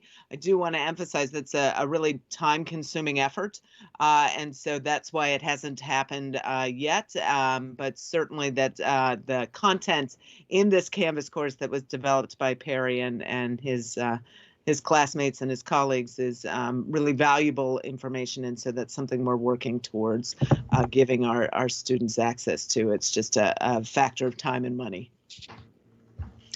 Okay, thank you, Dr. Duran. I would thank you, Ms. Loft. Dr. Duran, I think there are many ways around an issue, and it seems like we're going down one very expensive path. And I would encourage us to be open-minded and hear these kids and see if there are alternatives that could perhaps be less time-consuming and more efficient. And I just can't but believe there would be. This is what those students heard last February. And we're talking about a situation in which kids need help and they hear best from each other. So I hope that we can not allow this barrier to stand and perhaps think creatively and maybe even engage the students as to how they communicate with each other and how we could get this information out. So thank you. That's just a comment. It's an encouragement, and I'll be following up persistently because these kids have asked me for my help, and I feel a need to endorse and forward their efforts. As a matter of fact, they wrote to me and said, our desire in leaving APS was to not have any student feel the way we did, alone and without help, and knowing where they could go for help. And that's what they wanted to get done, and I think we should be helping them do that. So thank you. Thank you, Ms. Van Doren. Ms. Talento. Thank you, Dr. Kennan. Thank you for the presentation. I just want to thank our APCYF staff and the Teen Network Board. I always love hearing from them. Ms. Duran and her work and dedication is always great. I appreciate the information, and I know some of the committee members, I know the passion and commitment they have to serving our students and mental health advocacy.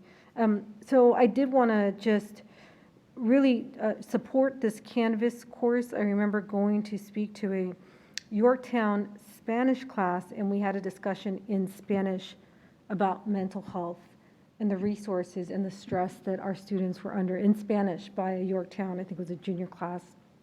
And, they wrote letters, and I remember at that time, working with Dr. Murphy and trying to figure out how we could make resources more available to students not being aware, as one of the members on the Teen Network Board said, that we have psychologists and counselors in the schools, social workers, because a lot of students said that counselors were really advisors for scheduling, academic advisors, not necessarily mental health support stuff, but I think we're trying to change that a little bit too. So I just wanted to implore that if we can find a way to do that. There's been a lot of work, and to just continue to explore ways of ensuring that our students know that there are mental health resources. And that actually leads me to my next piece, where, I appreciate Mr. Goldstein's comments. It is my understanding that our planning and evaluation work for evaluations are we only have core subjects and language that rotate into our evaluation cycle. And so I would strongly support adding student services into that list of things that we evaluate. I think in the past, student services were in a side where we offered support to support education, but as we know now, and as many mental health advocates know, student services is actually, in my opinion, a core piece of education. Strong mental health and strong social emotional learning skills actually lead to strong academic skills and access to academia and opportunities that school systems provide. So I just want to share that I really strongly support us adding that into our evaluation cycle, especially as we're moving forward with our current generation of students whose mental health has been affected more significantly, it seems, than prior generations based on the data that we're seeing. Really to understand how we as a system are doing that, and knowing the services that we need, that we have, where our strengths are, where we can improve, and putting that into our work. I would strongly support that. And so I don't know if I have any questions tonight. I think they've been brought about, but I just want to thank so much. I do have one feedback. I almost forgot. So I think I've said this every year, and I'll say it again, but I think I have the solution now. Can we just add in this survey a very easy question? Do you have an eating disorder? Because most students know when they have an eating disorder, whether it's anorexia, bulimia. In the surveys that I've seen over the years, there's always questions about food, and I think I saw some of them in here. But what we're not getting down is to this, what I call a silent killer, because this is a lifelong disease, and it starts in our youth. And I know too many teenagers who have experienced that, and it's quiet, and you suffer through it by yourself. You can't see it from the outside. It is a mental health issue. People think that it's a body image issue, but it's actually mental health. There's so much information about it, and I think understanding how our kids are dealing with that and getting resources for eating disorders, because it is a lifelong disease that does start in middle school and high school. Sometimes it coincides with cutting and other self-harm behaviors. So if we could just be very clear, I think if we just ask it direct, do you think you have an eating disorder? Do you need help for an eating disorder? Maybe if we just do that, most kids do know about it and hide it until someone finds out that they're experiencing that, or they hear through a friend, or they go through that suffering. And so I don't know why I didn't think about just asking you all to put that direct question in there in the past. But sometimes directness is just a better way. So if we can just look at including that in our APCYF survey, I think it'd be really helpful. I think it's something, I hope that it's not an issue, but I know that it was. And I worry about it. I know too many adults who still struggle with it, and teenagers who had it, and I think it'd be good for us to understand what that looks like in our system. And so thank you again for the presentation and the information. Rebecca Helm is our data specialist, and she's amazing, but she just wasn't able to be with us tonight. But I've been texting with her, and she said that there is a potential where we could work with the Virginia Department of Health, to the working group who helps develop some of the questions for the Youth Risk Behavior Survey. And so we can bring that up to that working group as a possibility to add, because as you said, that would be very important for us to know. Thank you. Thank you. Okay, thank you, Dr. Kennan. Thank you. Let me turn to our chair, Ms. O'Grady. Thank you very much, Dr. Kennan, and I want to thank everyone at the partnership for all your hard work, and our students who gave their perspectives on the numbers that were presented in the report. I just wanted to ask Ms. Grayson, if she's heard, or if the students could get back to us on whether or not they are feeling the support that I know we're putting in place during our virtual learning for more social emotional learning and support through our digital distance learning.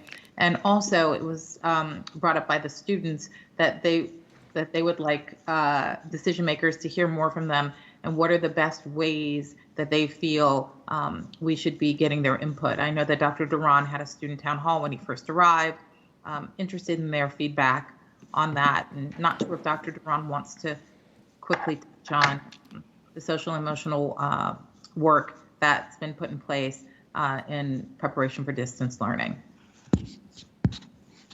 Certainly. I'll take that back to them and present it to the leadership team, and we'll craft an answer and get back to you.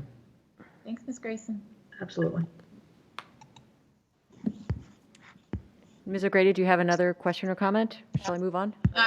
I didn't know if Dr. Duran just wanted to touch briefly on learning work and preparation that went into the beginning of this school year. Ms. O'Grady, I'm sorry, you were breaking up when you were speaking, so I'm not sure what the question was. I do apologize, Dr. Duran. I didn't know if you wanted to touch briefly on the social emotional preparations that we took part in to prepare for the beginning of the school year. So in terms of what in the virtual learning, what's happening for social emotional learning?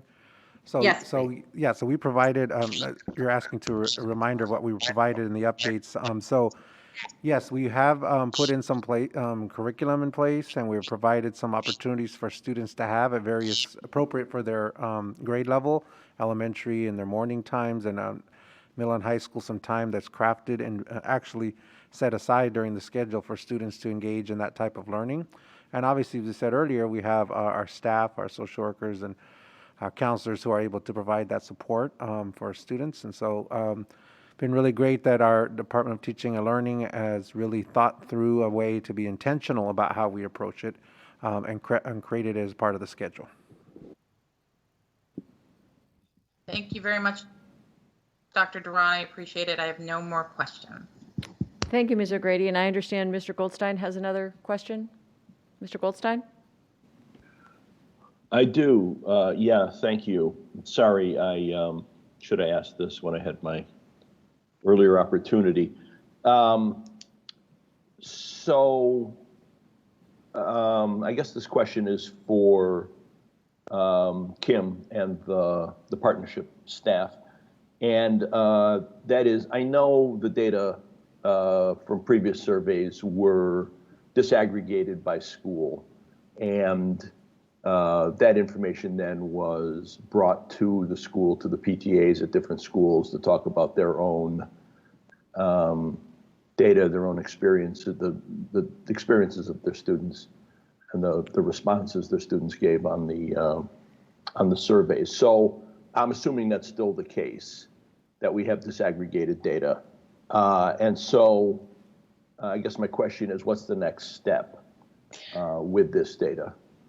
Perfect timing. So we wanted to present this to you all first, but then as a group, we are going to be exploring how we're going to get this out. I think that right now, some of the virtual, some of the good things that have happened is we'll be able to reach out in a different way than we have been used to doing.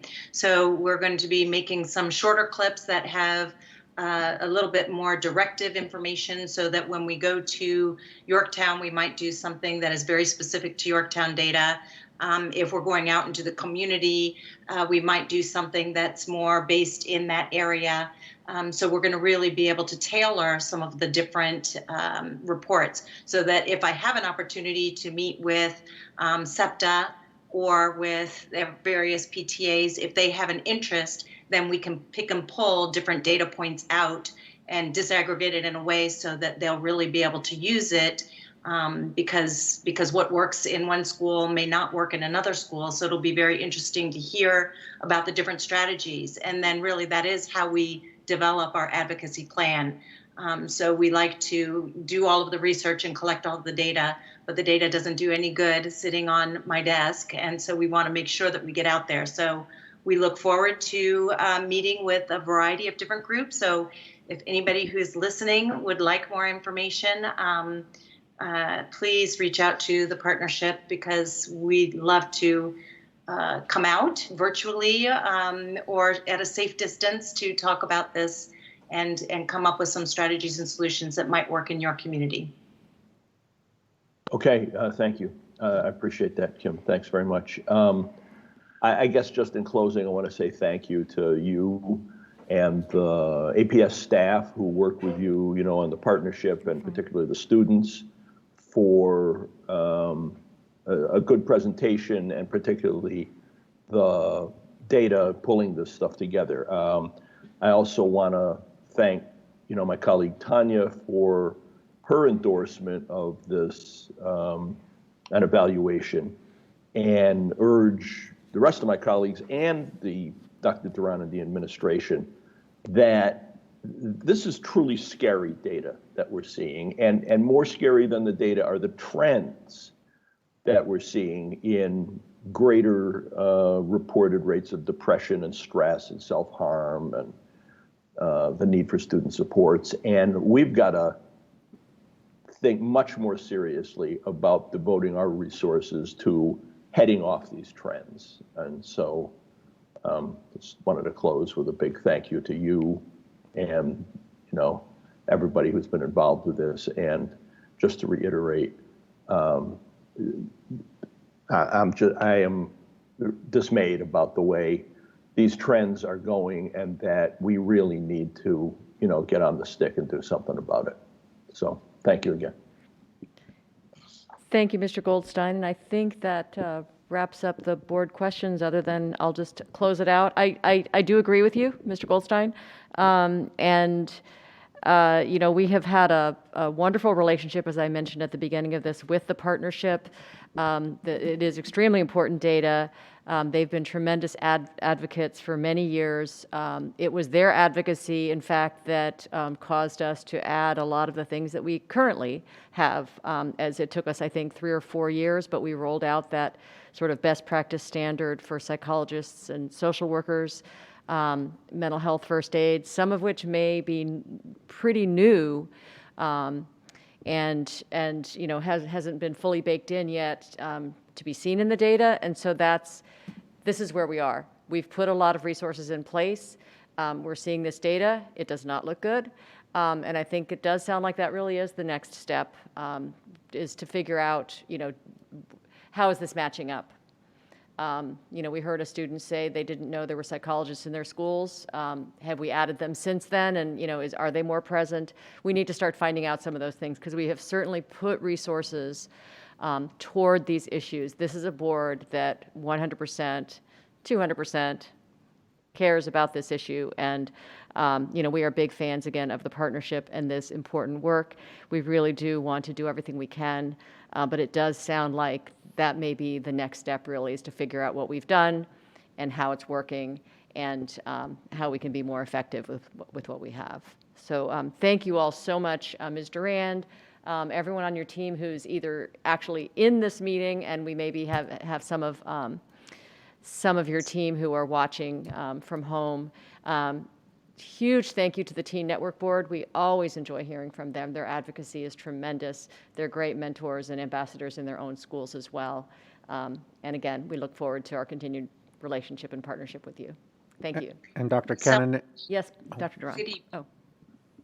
Go ahead, Ms. Ms. Durand. Durand? No, just saying thank you. She's saying good evening. Thank you. Okay, thank you. Dr. Durand, did you have a final? Yes, in response to, Mr. Goldstein, Mr. Lento, and to your comments, Dr. Cannon, I think it's very important that we do look at this, and in working with Lisa Stingle and planning evaluation, we can certainly add that to our evaluation calendar to look deeper at that. And then also, working with Ms. Loft and Department of Teaching and Learning, we will also be able to provide some more updates on what we're doing right now, and we'll get that very soon to you and to the community.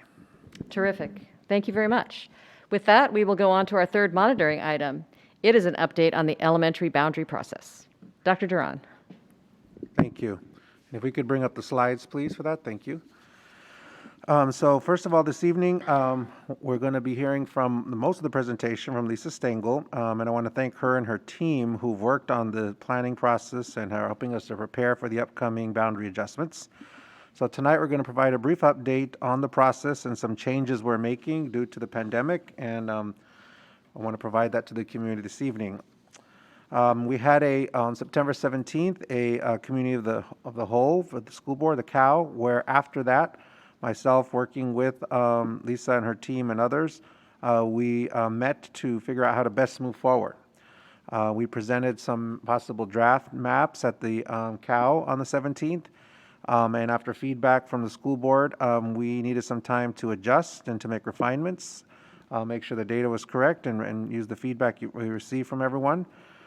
We also making sure to check to make sure all of the decisions and what we're presenting are sustainable and do not create future problems in the CIP and in the future boundaries.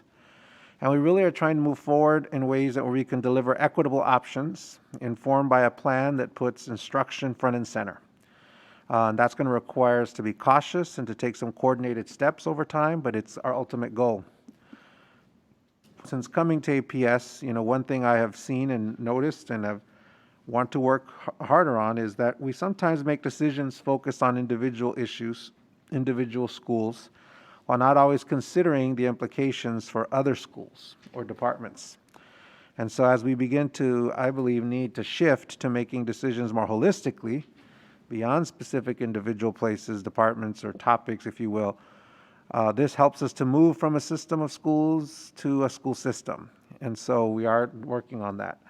After the COW on the 17th, we did adjust slightly the opportunity for the engagement window, but the number of opportunities for checking in remains the same, and the community will continue to have opportunity to provide feedback to the board after the engagement and after the staff engagement ends, and we will support all of the efforts to get that to the community. So while it's a little shortened window, we are still going to continue to have that. Right now is a challenging time, as we were talking earlier with the monitoring report of returning to school, and there's a lot of change and things already happening and uncertainty, a lot of stress on our community and on our resources. So we are moving forward with the fall 2020 elementary boundary process simply to address our immediate needs that we cannot afford to delay for the 2021 school year as we prepare to open 2 new elementary schools. And after stepping back to evaluate the path forward, we are narrowing our scope of this process to address those immediate needs only. Again, our goal is to move forward in a way that keeps as many students in their current school as possible right now, considering what's happening. So tonight, we're going to walk through the preparations for the process and our revised community engagement schedule and our future planning needs. We know, and I certainly know, that boundary changes are stressful in the best of times. But being mindful of the disruption created by boundary changes, this process that we're embarking upon seeking to minimize the reassignment of students to another school and is currently keeping as many students together as possible. We're doing that, you'll see, by making boundary adjustments only that are necessary to create attendance zones for new neighborhood schools at the Key site and Reed site, where the majority of the current McKinley students will attend, and also by creating an adjusted neighborhood attendance zone around Arlington Science Focus School. Where needed, we'll use relocatable classrooms and move pre-K programs to manage enrollment at schools that are over capacity. This process will also seek to keep walk zones in their neighborhood, school attendance zones, and shorten bus ride distances to the extent possible. And this will be a step forward in our comprehensive long-term planning. As a reminder, this follows the 2018 elementary school boundary process and the February 2020 school board decision that was made to move 3 schools to address the imbalance across county between APS, where neighborhood and elementary seats were, and where students actually lived. But I will say that while we are taking a shorter version and a different process for the reasons I just outlined, that does not mean that the end is there. Future steps are definitely needed to further manage elementary school enrollment. We need to propose a solution for funding sufficient neighborhood elementary school capacity on the western end of Columbia Pike. Another boundary process after we assess the impact of COVID-19 on enrollment and revisit data after 2020 boundary adjustments may be needed. And important work is going on this year that will inform our future planning initiatives also. We are just adopted the equity policy and beginning the development of the implementation procedures connected to that. That will have an influence on future planning initiatives that we need to and must take into consideration. The pre-K-12 instructional program pathways framework is definitely something that will provide a future vision for instruction, which must and should guide any future changes and boundary adjustments, because it should be done through an instructional lens. And also, the fiscal year 2022 CIP will seek to address capacity needs in areas of the county where additional neighborhood seats will still be needed even after this boundary process. So I just want us to consider that as we begin this work. It's not perfect, it's not where we want to be, but it's in the best interest of where we are right now with the uncertainties that we have, and it does allow us to accomplish our immediate needs. This time, I'd like to turn it over the rest of the presentation to Lisa Stengel and thank her for her work and for that of her staff. Ms. Stengel. Thank you, Dr. Duran. So let me start off by identifying the schools that would be a part of this boundary process. We have 7 of our elementary schools will have boundaries that are looked at, including Ashland, Glebe, McKinley, Tuckahoe, Science Focus, Long Branch, and Taylor. And as we actually build those boundaries, we will be building a boundary for the new elementary school at the Reed site where the McKinley staff will move to and the majority of their students, for the new elementary school, neighborhood elementary school at the key sites, and then adjusting the boundaries for the other schools. Next slide, please. The 2018 elementary in the 2018 elementary boundary process, there were some errors presented in the getting started phase. Our team learned that we needed to make corrections during the process, and it really does cause us some issues. As we actually worked with the school board at our work sessions and in a debrief after the process, and then a letter from the County Council PTAs made a suggestion that we separate that data review process from the boundary engagement process. And we welcome that approach. The data that we'll use for this boundary process is actually the 2019 10-year projections. Those are the basis for the planning unit projections that we're using to build boundaries for each of these schools. We were able to offer this spring a 4-week window for the community to review the planning unit data, to tell us where our data was different from what they understood as they looked at it. They looked at the housing in the area, they looked at information that we had on students, and we received a lot of feedback. And it gave us time to look into those issues and resolve where there were differences. A lot of the work actually was coordinated with Arlington County CPHD staff in the planning department, as we looked at some of the ways that they had identified some of the, specifically some of the multifamily housing in different areas. And, it helped us actually make some refinements that will give us better estimates in our projections. This, I want to remind everybody, this is actually the getting started process that we used in the last 3 boundary processes. We used this in the high school, the middle school, and then again in the 2018 elementary process with some enhancements. So we had more time, by moving this process to the spring, we had more time to actually let people review that data and provide input. When we tried to couple it together with the process, there just wasn't the capacity to do it. And I would also remind people that in the fall, we're also doing projections. So doing it in the spring was very helpful. The information that we received and the revised data has been published on our Engage webpage since September 2nd. Again, we typically don't have that information out ahead of our boundary process. So this was actually a really good suggestion, and we appreciate that feedback because it has made a difference in this work. Next slide, please. So in response to the request to narrow the focus on this boundary process, we pushed back the community engagement timeline to start on the 5th. The same engagement activities will be offered at each virtual meeting, and we'll post a recording of the meeting so people who aren't able to actually participate in one can follow on at their own time when it's convenient for them.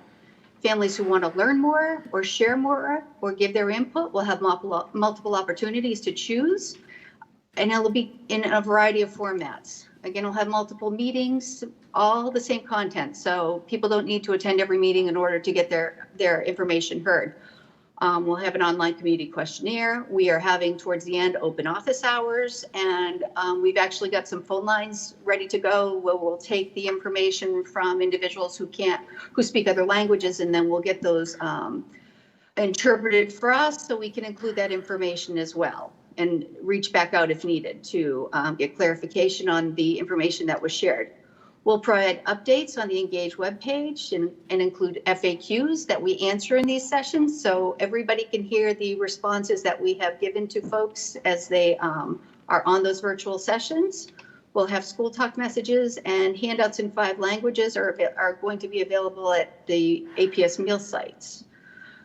At the October 5 meeting, we've invited our PTA and advisory committee leaders to join us to get the information that we started again this process last year with the moves, where they came out. There is an elementary PTA meeting the following night, and we plan to give them slides to help them actually facilitate a conversation at their schools with their families on this topic.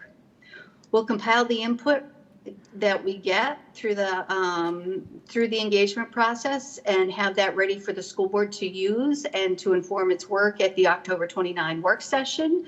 And we'll see at that meeting, we'll also seek the school board's direction on adjustments to include in the superintendent's proposed boundaries that will be shared on November 5th. Next slide, please. I'm not going to go through the calendar in detail, but this is available up there. October 5th is our kickoff meeting. We have 2 more virtual meetings on the 7th and 13th. And again, we will post that so people can see that as well. We have phone call-in lines for simultaneous interpretation in Amharic, Arabic, Mongolian, and Spanish. And the open office hours are also published here. Next slide, please. The school board has 4 follow-up meetings on this. Again, the work session on the 29th. The superintendent will propose the boundaries on November 5th. There is a public hearing on December 1st, and the adoption is set for December 3rd. Next slide. Oh, thank you. In early October, we'll begin to produce the 2020 10-year projections as soon as the September 30 membership report is completed. We are monitoring enrollment, and it's different this year, but we expect this to be an anomaly because of the pandemic. The 2020 projections cannot be fully completed until we incorporate new boundaries adopted on December 3rd.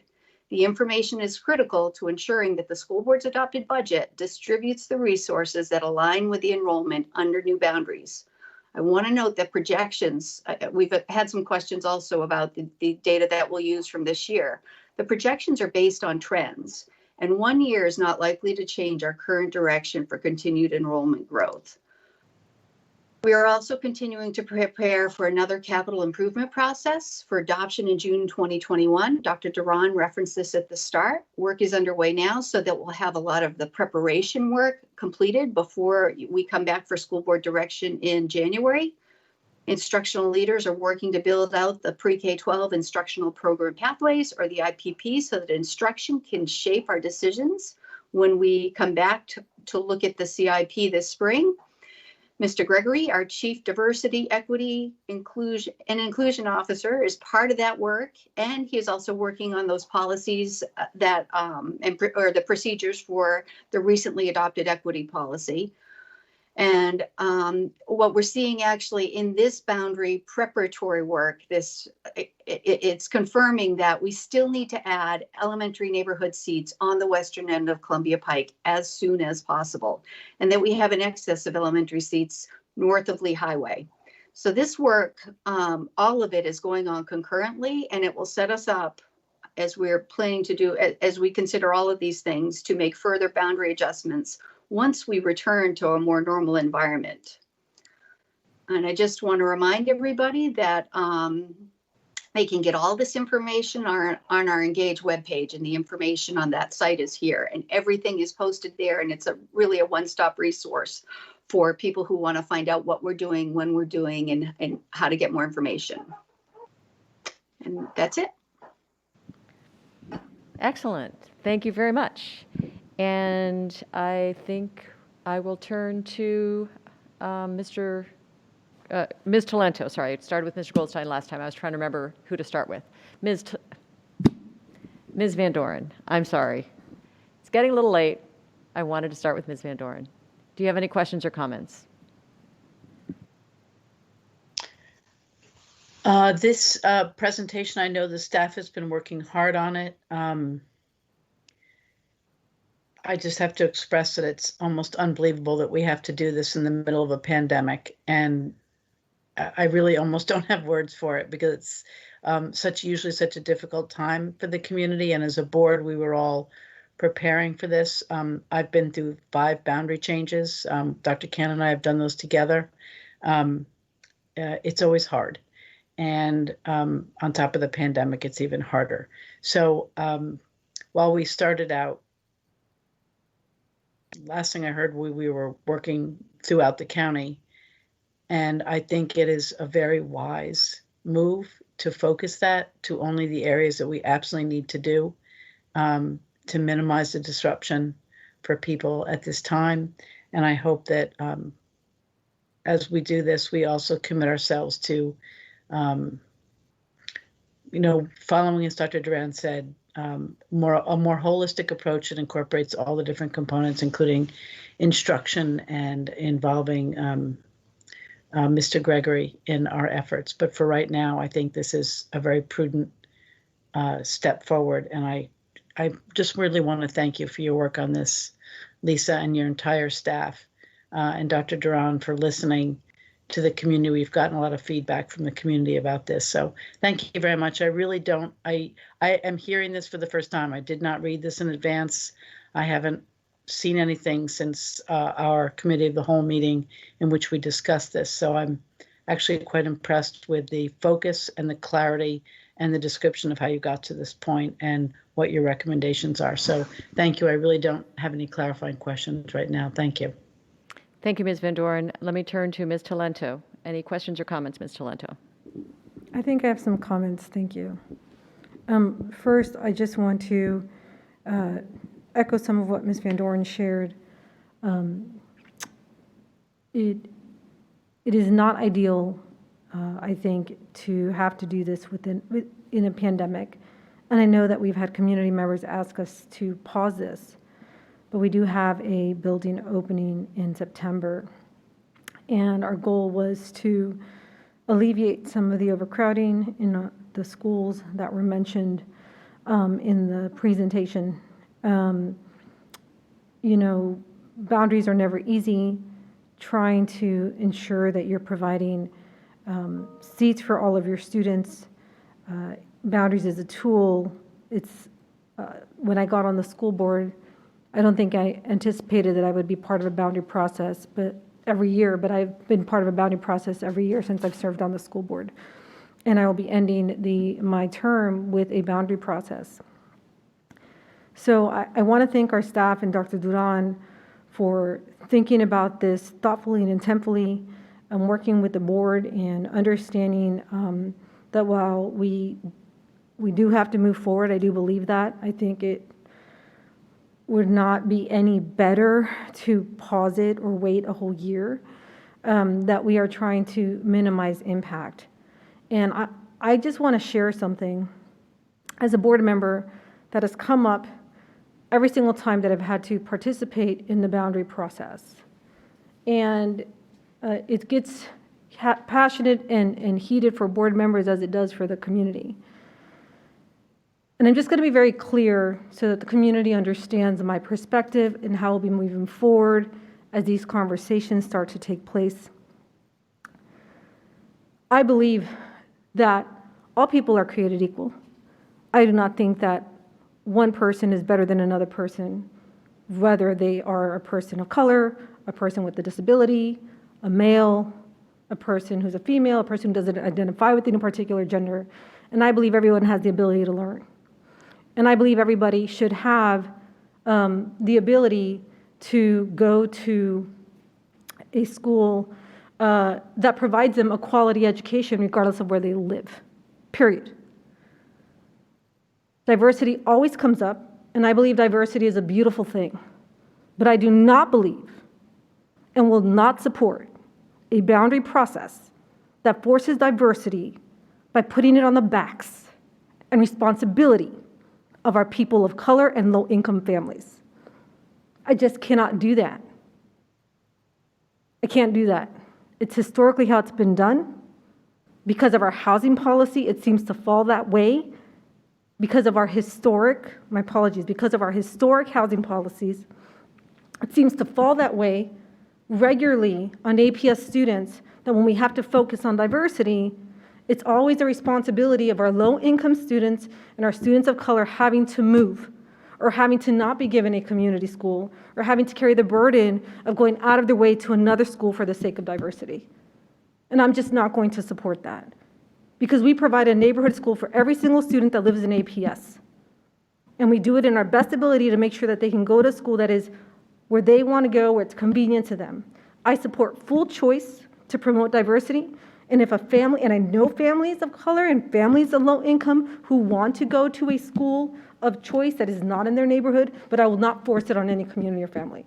So I just want to be clear now, that's where I am as a board member, and any process that I continue to partake in through December 31st, that is something I feel strongly in, because I believe every child can learn in every single place that they are put in if they have a teacher and an administrator who believes in them, who understands their needs, and who supports them. And we have that here in APS.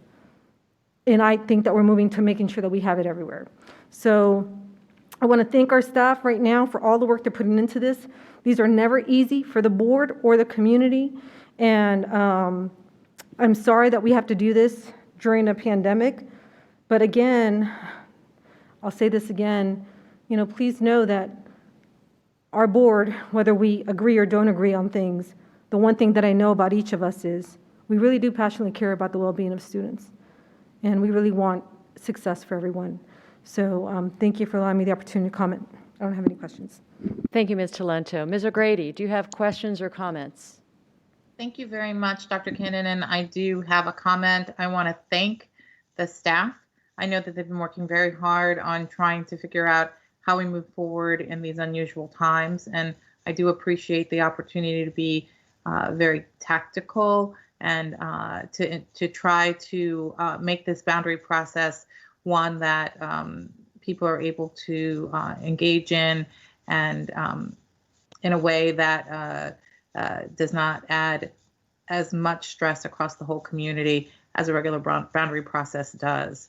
I also want to thank the staff for mentioning all the other different ways that we are going to be looking at the future of our schools. I do believe in an ABC model when we're talking about the future vision for our school system.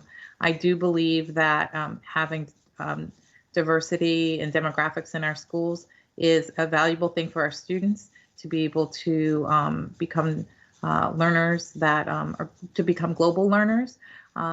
I believe, however, that we need to, as we go through this process, respect our communities and embrace diversity. And I think one of the great ways we can do that is through options. And so I look forward to us being able to be creative in the future about how to give people the choice to choose different settings if they would like to for their children's educational experience in APS. The three things I think are important as we continue to move forward and look in the future at our boundaries. I call them an ABC model. Academics, that's the instructional aspect that Dr. Duran talked about and Ms. Stingle talked about in the IPP. B, the boundaries. The boundaries can play a role as we look at that, but they alone cannot do the job of giving our students the most diverse setting because of some of the reasons that Ms. Talento talked about. And then C would be our capital improvement plan, the ability for us to utilize our dollars to put additions or buildings in places that can help promote growth and opportunities for all of our students. So I will be looking forward to those three items as we continue to try to make an impact in the future of our school system as we face what I think Ms. Talento mentioned as historic housing patterns, some based on systemic racism and other aspects that were put in place a long time ago, whose ramifications are still with us today. So I am looking forward to seeing how we move forward. I hope the community can come along with us as we look to make important change. It's going to take many tools for us to be able to address some of the things that have been put in place over decades in our community. And I look forward to hearing the conversation, and I hope that this works for our community. And we do recognize that this is a stressful time for our communities. So, and thank you very much for the presentation. I felt it was clear and explained very well why staff will be putting forth a more targeted plan. Thank you. Thank you, Ms. O'Grady. Mr. Goldstein, do you have questions or comments this evening? Yes, thank you. I have both. It's uplifting to hear all the beautiful comments about how wonderful diversity is, but unfortunately, we don't take any steps to move in that direction. And I need to point out to Tanya that all of those times and incidents where the desire for diversity has been laid on people of color and low-income communities doesn't actually happen because we don't take any steps towards diversity and diversifying schools. So while it's a notion that she doesn't like, it's not actually an action. Not real happy about this plan. I was not real happy to hear Dr. Duran say that we're only going to do boundary changes where it's necessary, because I believe it's necessary in a lot of places. The boundary process that was described on slide 4 only addresses capacity needs of North Arlington schools. The reason for adopting a minimalist boundary change is to minimize the stress associated with school reassignment, but I would offer that stress occurs in schools that are over capacity and continuing to be over capacity. And so my first question is, what's the plan for accommodating the capacity needs of students in South Arlington? Is it okay for me to respond right now? Go ahead, Ms. Stengel. Thank you. So we have been actually looking at each school, and based on what we know right now, we believe at each school we can make enrollment manageable through the use of relocatables and some program moves, like we've done over time in our other schools in North Arlington as we've gotten crowded. The data sheet that we got on this last week says that when this boundary change takes effect in beginning of next school year, Abingdon, Fleet, Barcroft, Barrett, Carlin Springs, and Oak Ridge will all be over capacity.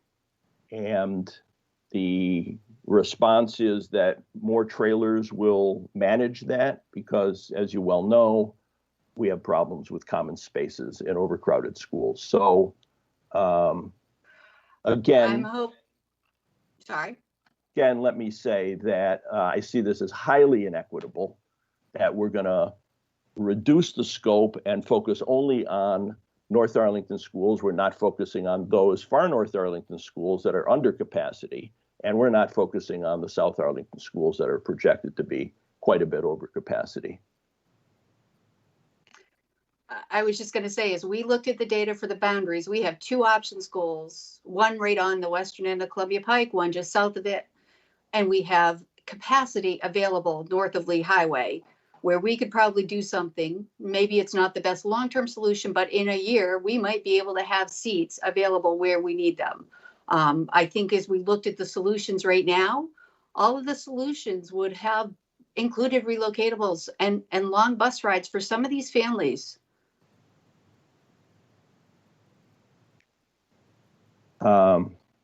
Yeah, my contention is that we need to take steps now and not plan things for the future that unfortunately often do not ever come to fruition.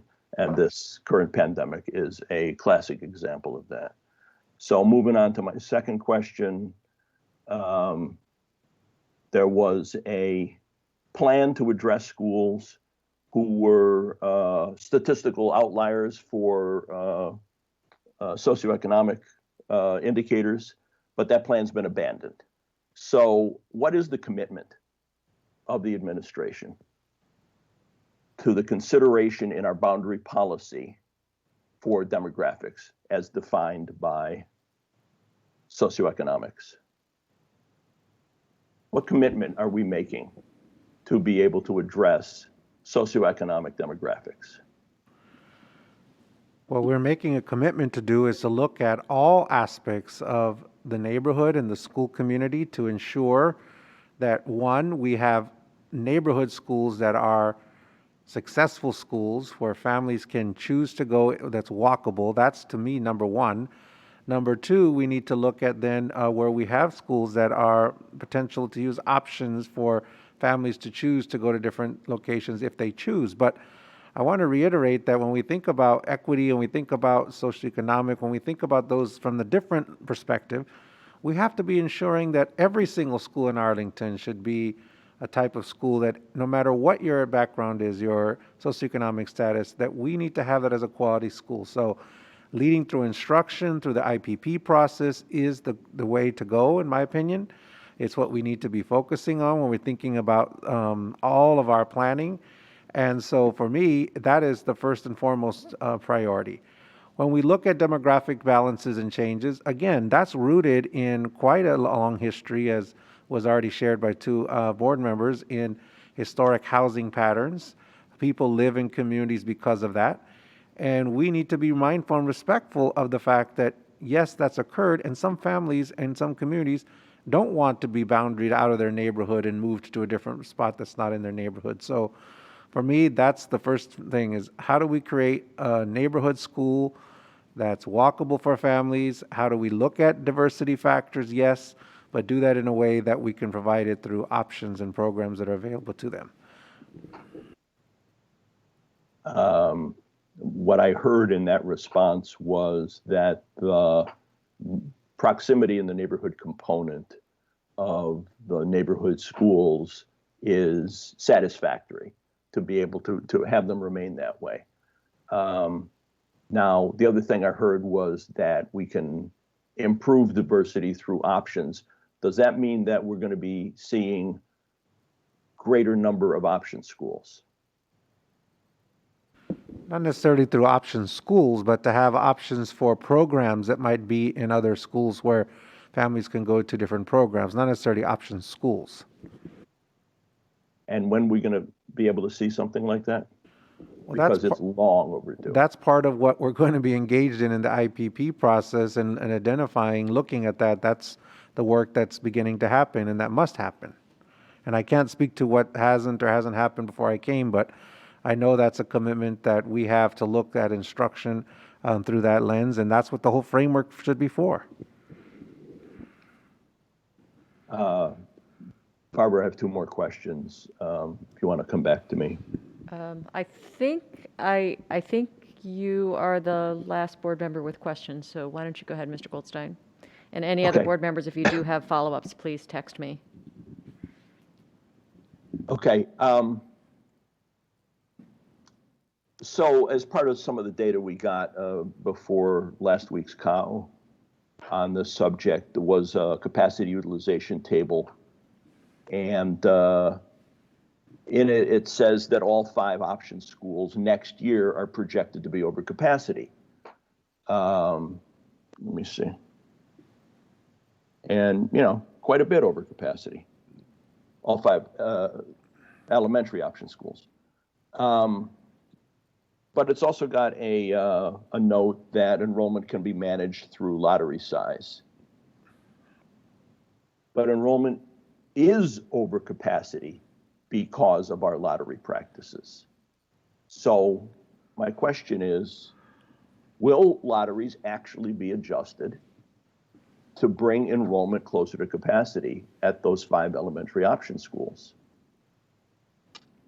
Each year we evaluate that with our elementary principals. When we get the projections, we review not only the enrollment that is estimated for each neighborhood school, but then we also look and we calibrate option schools.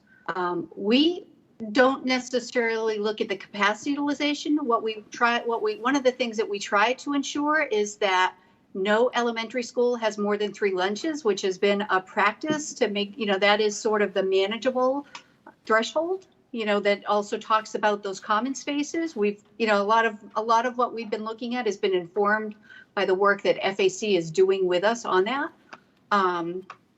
And we have talked each year about whether or not we increase or decrease based on the previous year, based on the interest. I think as we look at some of these schools, we have more demand than we can actually offer. So I would actually, is it okay to have enrollment lower at those schools than at our neighborhood schools? Well, I just don't understand the comment about enrollment can be managed through lottery size when clearly we're not managing enrollment through lotteries. No, each year we actually look at the number of seats. We provide a classroom number, and we do that with the elementary principals.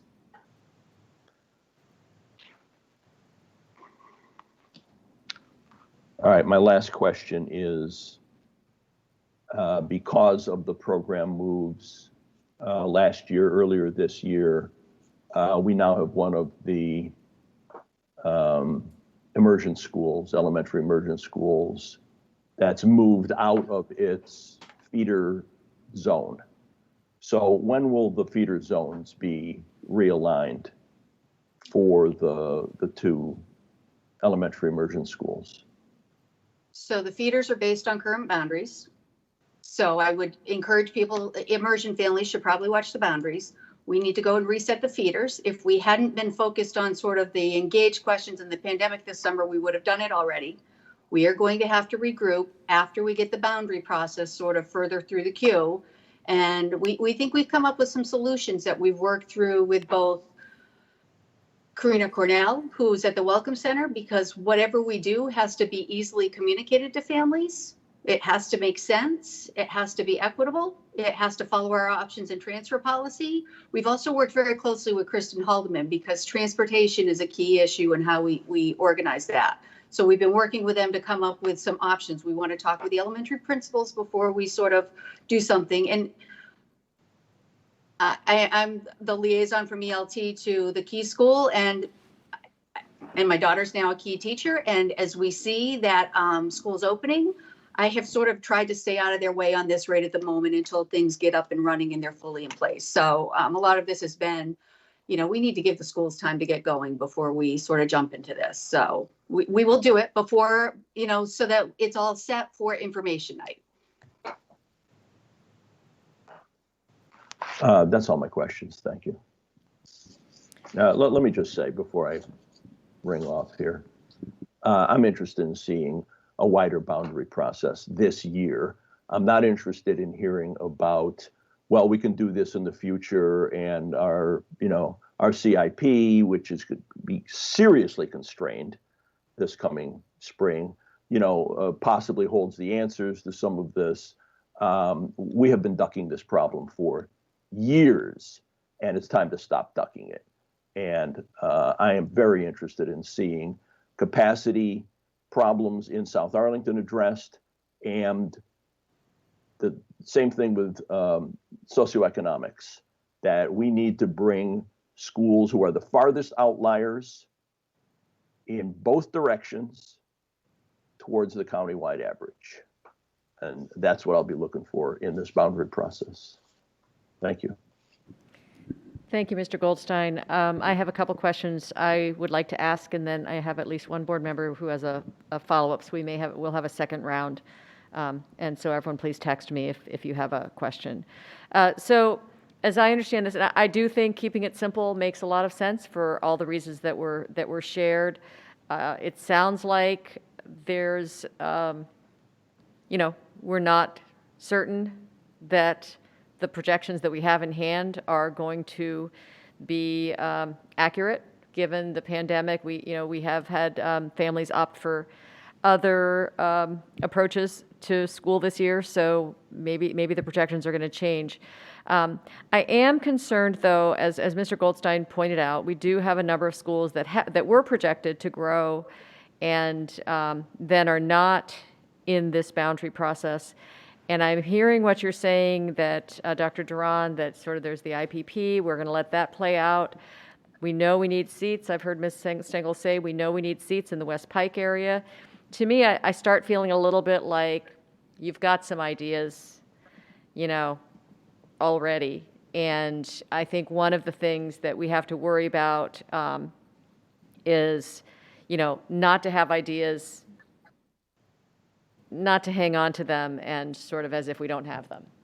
If we have ideas, I don't know, when, why, how the right time is to share them, but I just wonder, if we need to be more straightforward with the community, if we do have some ideas about where this is headed. If you have a comment on that.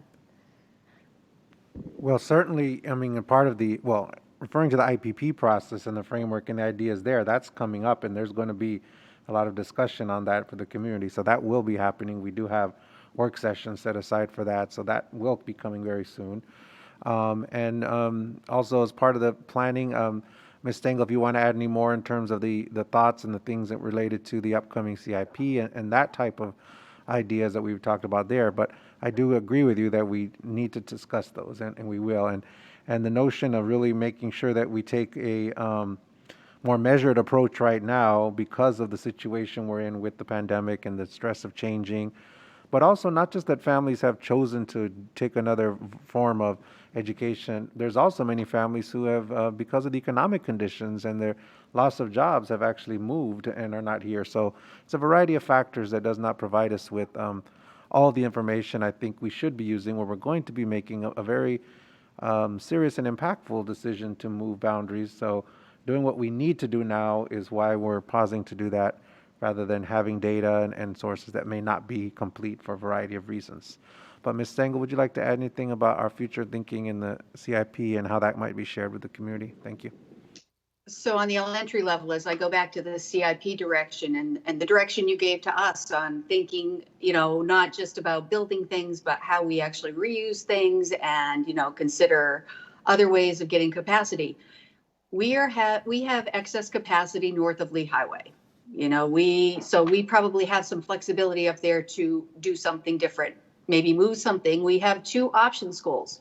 We have Campbell that's just north of Columbia Pike on the western end there, and Claremont that's probably deeper and further in and not quite as convenient on the western end of Columbia Pike. You got two option schools, and the kids in between is really where that biggest amount of growth is. And when we look at that area, there are huge numbers. And, so we have capacity there that's being used differently. And if we sort of want to step back and say, can we do it better? That's one of the things that we must look at. Okay, thank you. So you kind of confirmed what I was asking, that there are some ideas in the back of your head, and I understand you said we're going to be going into this process, but clearly, that community where there are a lot of families, a lot of students, a lot of school buildings, and a lot of school options, all in one part of Arlington. It sounds like we're going to want to make sure that they know that we're having this conversation, because there are definitely it sounds to me like you're saying there are some option schools that may change in some sense, and we don't want that to surprise anyone. With that, let me turn to Ms. Van Doren for a follow-up. Ms. Van Doren?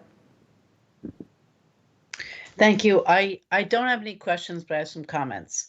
And I want to start again by thanking Dr. Duran and Ms. Stengel and the entire staff. I know you've been working very hard on this since we had our initial conversation, and I really do support your focused effort. With that said, I want to make a few comments. First of all, relocatables aren't what they used to be. In every school my kids have been in and my communications with families, except for the old relocatables, which were retiring, teachers often want to be in them. And in my survey of students, they like them. They have more bathrooms, more controllable air, and they're quieter. So I don't have any problem using relocatables where we need them to expand capacity on an interim basis while we figure out while population changes, and also while if we feel we have to build to, on a longer term basis, build. And I think we have several schools in the southwest side of the Pike that need expansions and refurbishing. So I think that's a great process. I think the CIP work that the board members, I will not be on the board, I do think they have to look at that, and they're going to have to readjust their allocations of funds to make sure we address the needs. We have built well. We have built beautiful buildings, beautiful additions in North Arlington. It's time to do that. We addressed the needs there. We did use relocatables on an interim basis, and then we built sufficient capacity. It's time to do that in this section of town, and we need to get on that, and I think we will. So I think what I see is a phased approach to what we need to do. I would also encourage staff to really aggressively look at moving any programs you can move, special education programs, as well as preschool programs, to loosen up some of the space in this area in the southwestern quadrant into some of the excess capacity we have in North Arlington. I also want to suggest that we really look at this in sort of a 3 to 5 year plan and map out where do we want to be in 5 or 6 or 7 years as it relates to our capacity across the system, and then also the issue of diversity. Mr. Goldstein is right. I've served for, I think, 5 of my years on the board with him, and we have been discussing this since I think 2014, since he joined the board, and he is consistently bringing this issue up. And we have, I think, often coupled this with boundaries, and I would suggest that it's time to decouple the conversation of boundaries from diversity and have a conversation about diversity that has a piece of it, the boundaries, but a larger discussion about diversity and about how to promote that and how to promote supporting our students learning how to be compassionate and understanding and accepting of their fellow students, regardless of their backgrounds. And that can be done in all of our schools right now.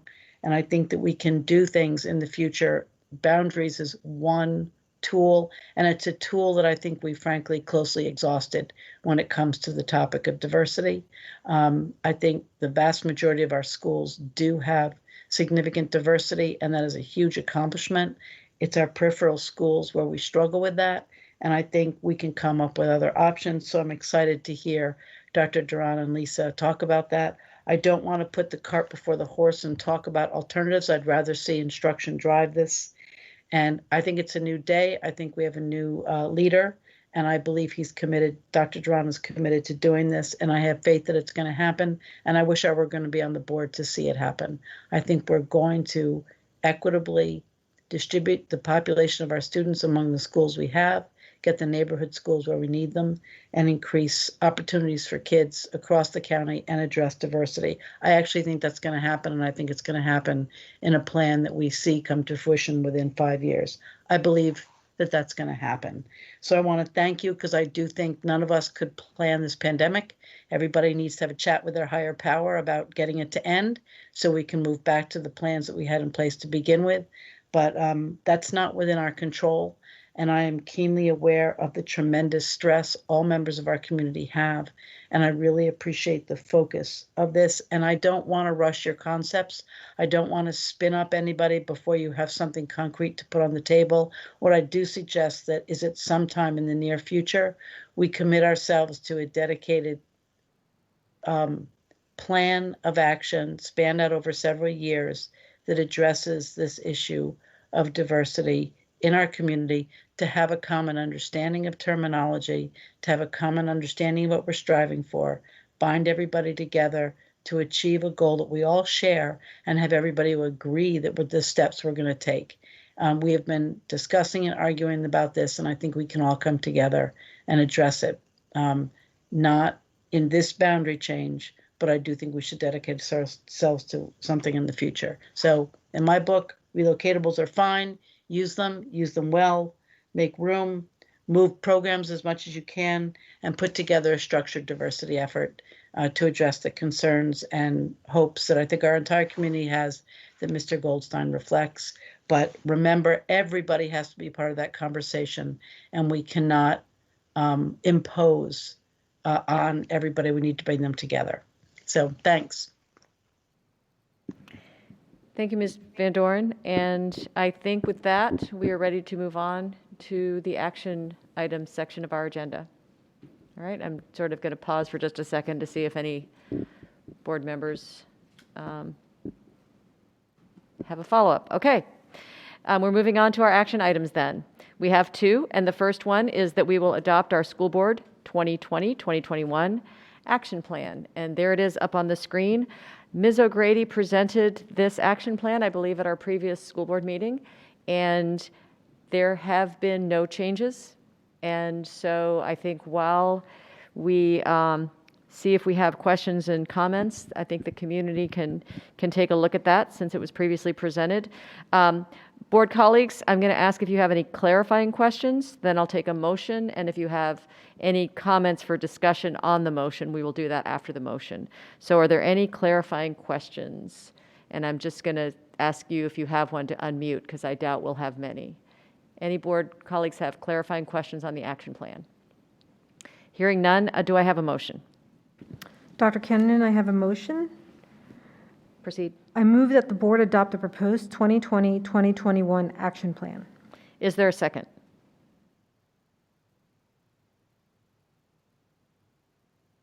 Could I have a second, please? Second from Nancy. Thank you very much, Ms. Van Doren. Before calling for the vote, let me just quickly go around and ask if anyone has any comments they would like to make. Let me start with Ms. Talento, who made the motion. Do you have any discussion comments? No, thank you, Dr. Kennan. I just want to thank our board and our superintendent and our ELT in helping to put this together and working with us to develop this action plan. And I'm excited to adopt it, considering everything that we're experiencing with the pandemic. Being able to focus our priorities, our work plan, and trying to message to our community that we're really focused on educating them to the best of our ability during this time. Thank you. Thank you. Mr. Goldstein, any comments before we vote? No, want to echo the thanks to everyone who helped put this together, and we have discussed this quite a bit over many weeks. And so, no, I'm happy to proceed with this. Thank you. Thank you, Mr. Goldstein. Ms. Van Doren. Great plan, focused, move forward. Excellent. Ms. O'Grady. Madam Chair. I want to thank my colleagues and the staff for helping us get to this point, and I look forward to implementing it throughout the school year. Thank you, Ms. O'Grady, and thank you to you. I know you worked very hard on this, along with our Superintendent, Chief of Staff, Mr. Stockton. And with that, Ms. Elliott, would you please call the roll? Yes, all in favor of the motion, please say yes. Those opposed say no. Mr. Goldstein? Yes. Dr. Kennan? Yes. Ms. O'Grady? Yes. Ms. Talento? Yes. Ms. Van Doren? Yes. Motion passes 5-0. Thank you very much, and congratulations again to everyone who was involved in putting that together. We have our work cut out for us, for sure. So good work, everyone, on that. Our next action item is the Transportation Staff Facility Construction Contract Award. Dr. Duran, are there any updates on this item before I call for a motion? No, Dr. Cannon, there are no updates. Mr. Chambers did present this information at the September 10th meeting, and so all that information, if the public is interested in seeing, is available at that meeting, but there are no additional updates, and so there's no presentation. Mr. Chambers is available if there are any clarifying questions. Excellent. And again, we'll have discussion after the motion, but are there any clarifying questions? If so, go ahead and unmute. Hearing none, may I have a motion, please? Yes, I have a motion, Vice Chair. Cannon, Dr. Cannon. I move that the board award the transportation staff facility construction contract to the Matthews Group, Inc. in the amount of $1,847,427. Approve the proposed project budget as illustrated in Exhibit A, and approve transfer of the $1.2 million in remaining approved capital funding from the capital reserve to the project. Thank you, Ms. Van Doren. Is there a second? Second? And Ms. Van Doren, would you like to make any comments before we vote? No, let's move forward and make sure that our facilities are great for our staff who are transporting our kids around the community. Thank you very much. Let me just go around and see if any other colleagues have a quick comment. Ms. Talento? No, thank you. Mr. Goldstein? No additional questions. Thank you. Madam Chair, Ms. O'Grady, any comments before we vote? Is that all good? Thank you. Ms. Elliott, would you please call the roll? Yes, all in favor of the motion, please say yes. Those opposed say no. Mr. Goldstein? Yes. Ms. O'Grady? Yes. Dr. Cannon? Yes. Ms. Talento? Yes. Ms. Van Doren? Yes. Motion passes 5-0. Excellent. Thank you very much. And Mr. Chadwick, go forth. We look forward to seeing that work proceed. And thank you. Excellent. So tonight we have two final information items to complete our evening. We first will hear the ATS, Key and McKinley refresh and kitchen renovation funding proposal. Dr. Duran? Yes, Mr. Chambers will be presenting this first information item, and I'll turn it over to him. Mr. Chambers, thank you. Good evening. Following up on something you were talking about earlier this evening is the ATS Key McKinley refresh and kitchen renovation project, which is what we're going to talk about. Next slide, please. In summary, in the February 6th, 2020 elementary planning item, the school board approved the following moves. One is to move a majority of the McKinley students to the Reed site, move Arlington Traditional School ATS program to the current McKinley site, move the Key Emerging program to the current ATS site, and create a new neighborhood school at the current Key site. To prepare for the 2021 moves, the school board adopted the FY 2021 Capital Improvement Plan, CIP, which includes a single capital project to refresh and renovate the kitchens at the current ATS, Key, and McKinley sites. And the following school board school board actions are required for staff to begin the project.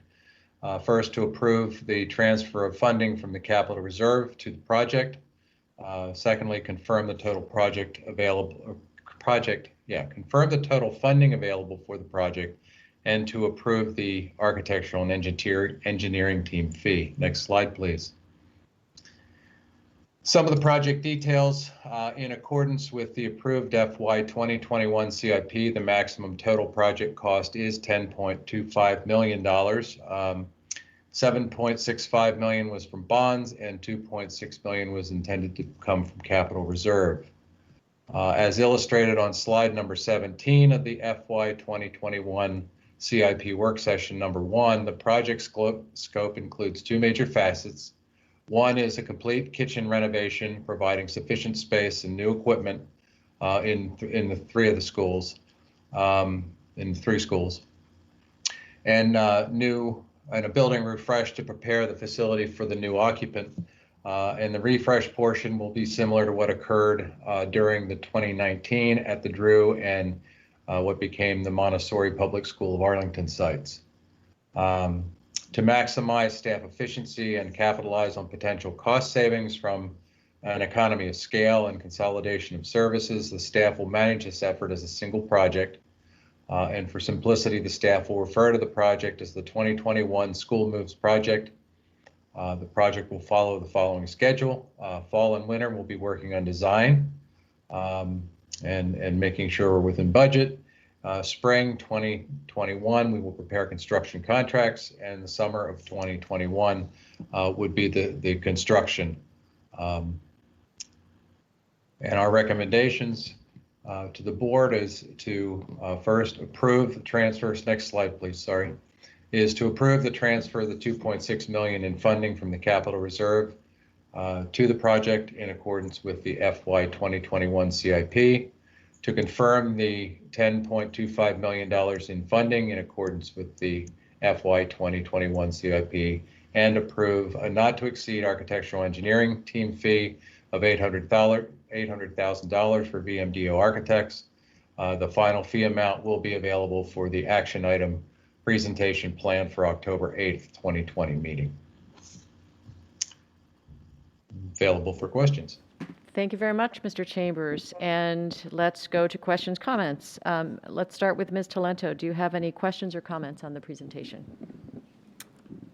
I don't have any questions at this time. I may have questions at the end. Dr. Cannon, thank you so much. Okay, terrific. Let me just think about this a bit. Sure. Mr. Goldstein. Any questions or comments? Yes, I do. Thank you.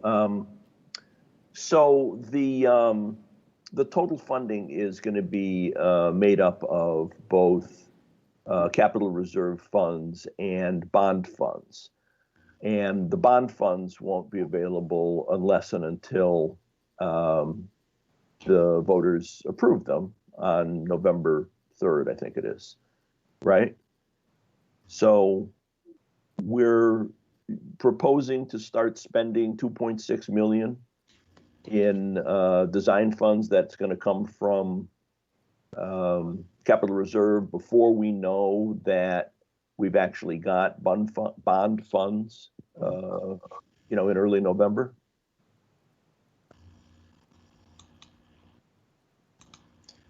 I am mute.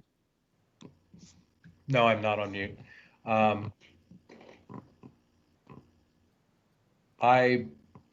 Mr. Chambers, I'd be happy to help you with this question if you like. Thank you very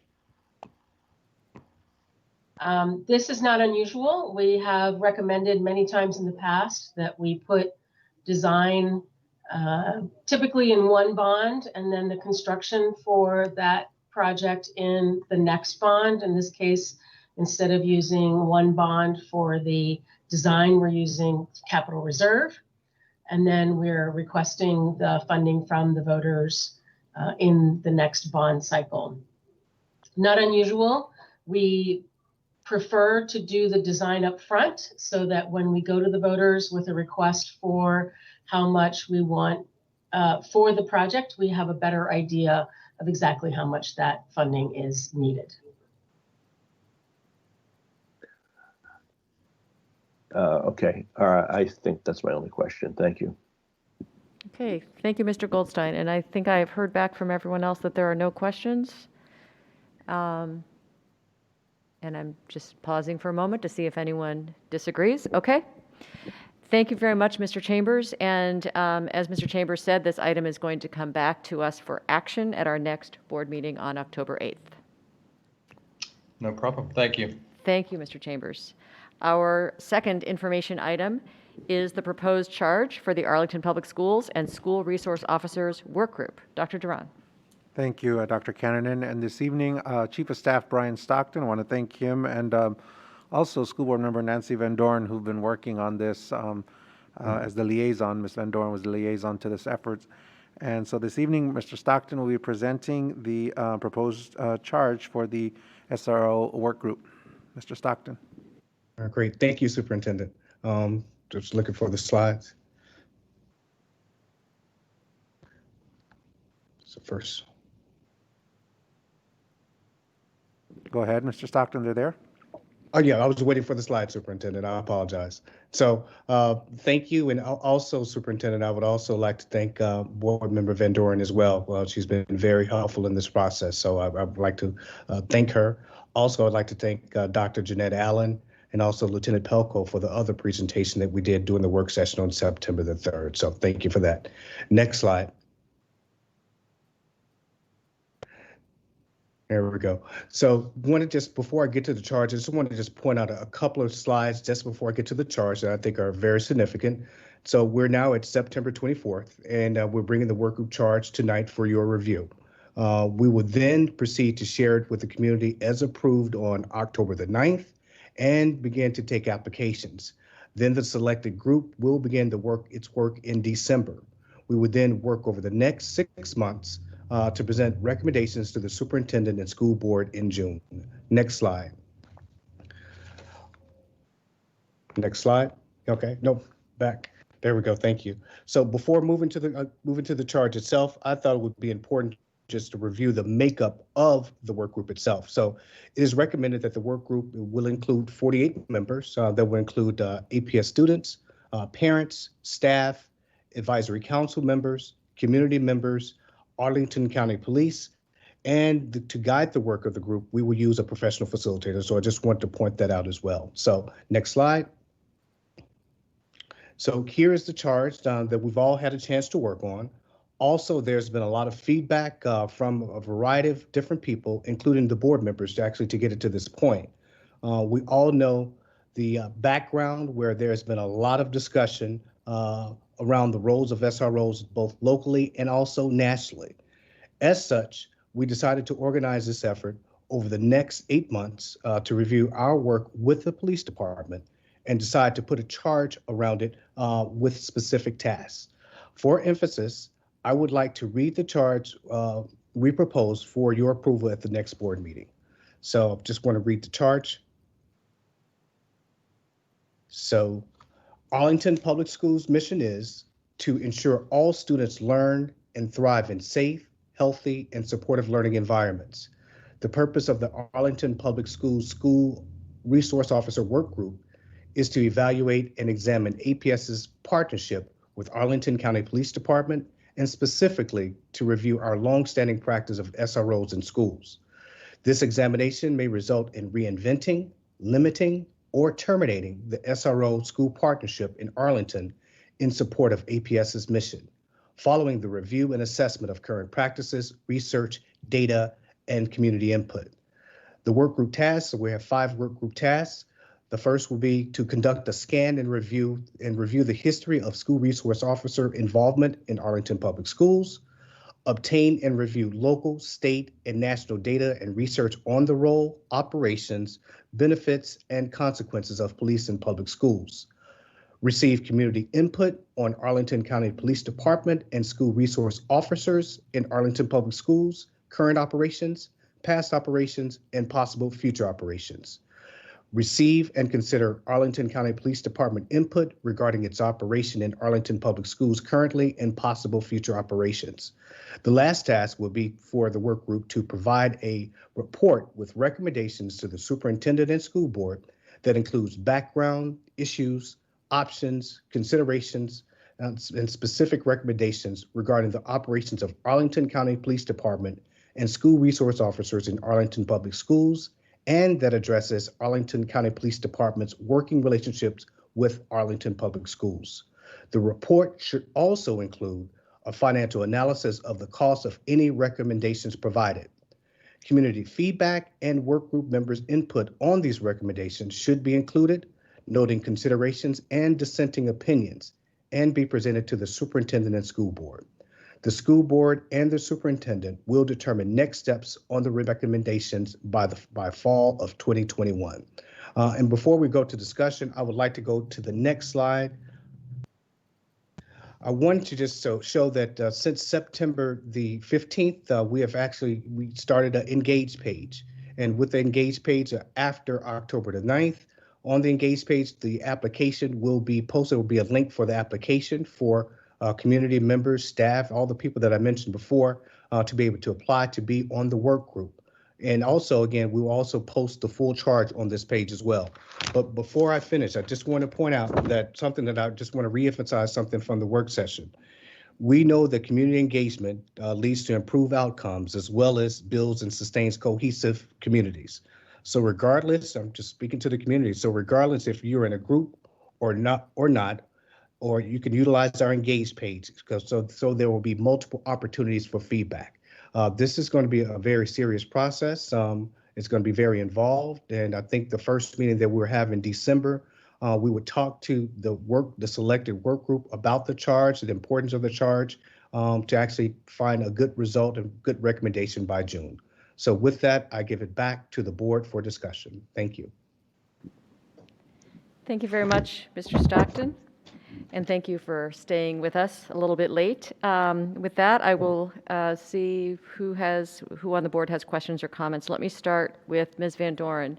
And thank you for your work on this, as has already been said. Ms. Van Doren, do you have questions or comments on the presentation? I really don't. I just support the work that Mr. Stockton is engaged in with the support of the board and taking in all the input and information he has, and is working as a liaison with the police practices group, which is allowing him to have a sense of our community. He's new to Arlington, but brings a lot of great wisdom and perspective to the effort, and I think he'll be a great convener of this group.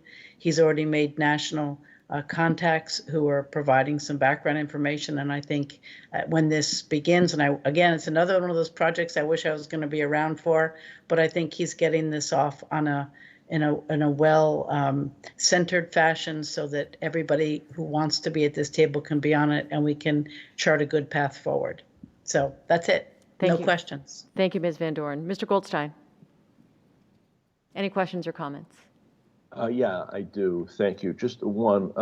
If you can go back to the charge, I think it's slide 4. And I've been meaning to ask this every time I see this word, and somehow I just haven't managed to do it. I don't see it there. Oh, so it's the first bullet under at the end there. The work group will conduct a scan. Can you tell me what a scan is, please? Well, I would say a scan is just an overview of the history of SRO work. You know, again, they've been in Arlington Public Schools, Board Member Goldstein, since 1969, and not just a scan of just SROs since 1969 in Arlington Public Schools, but just a full overview of just SRO from inception. And I think that, you know, if people could understand the origin of SROs, how it came about, I think provides a great foundation for when we start this work with the work groups. I would like to go and also add that I think that, you know, working with these work groups, it's going to be an education process. You know, they're looking to do something different that has never really been done in schools with SRO work before. So I think a scan is going to lay the foundation to educate the members of the work group to get the work done, to bring a great recommendation in June. Okay, thank you very much for your answer. Yep. Thank you, Mr. Goldstein. Ms. Talento? Thank you, Dr. Cannon. I do not have any questions. I just want to thank Mr. Stockton for doing, for the hard work that was put into working with the board to develop what I believe is a strong and clear charge. And thank you to Ms. Van Doren for liaising the work for us. I look forward to seeing how the work group moves its work forward and learning the information. And while I will not be on the board when the report comes out, I do look forward to seeing the group develop its work and its recommendations, and to hearing the recommendations. And thank you just again for the work. Okay, thank you, Ms. Talento. Madam Chair, Ms. O'Grady. Thank you, Vice Chair Dr. Cannon, and I appreciate that. And I also want to share my thanks to Mr. Stockton and to Ms. Van Doren for helping to get us off to a really good start on this very important work. I know, as has been mentioned, Mr. Stockton is new, but I am excited about the preliminary work he's done to get us ready, his experience that he brings to the table, and also I expect that him leading this work will be incredibly helpful. And to Ms. Van Doren for continuing her previous work around SROs. I know that she worked on with Ms. Talento to help get us off to a good start. I look forward to the community digging into this very important work at this time and preparing to get back to us their recommendations and thoughts and work. Thank you. Wonderful. Thank you, Ms. O'Grady. Thank you again, Mr. Stockton, Dr. Duran. Really good work. A lot to do. It's a plan, and we're about to get started. So we're all very much looking forward to moving into the next stage. So thank you, and again, thank you for staying late with us this evening. Thank you. No problem. Did I mention that this is coming back to us for action at our October 8th meeting? October 8th. Yes. Okay. We are now at new business, and we do have one item of new business, and I would like to make a motion. I move that in the case of student appeal, SY 21-11, the board grant the appeal. Is there a second? Second? Thank you, Ms. Talento. And Ms. Elliott, would you please call the roll? Yes, all in favor of the motion, please say yes. Those opposed say no. Mr. Goldstein? No. Dr. Cannonen? Yes. Ms. O'Grady? Yes. Ms. Talento? Yes. And Ms. Van Doren? Yes. Motion passes 4-1. Thank you very much. And board members, is there any additional new business? And hearing none, this meeting is adjourned.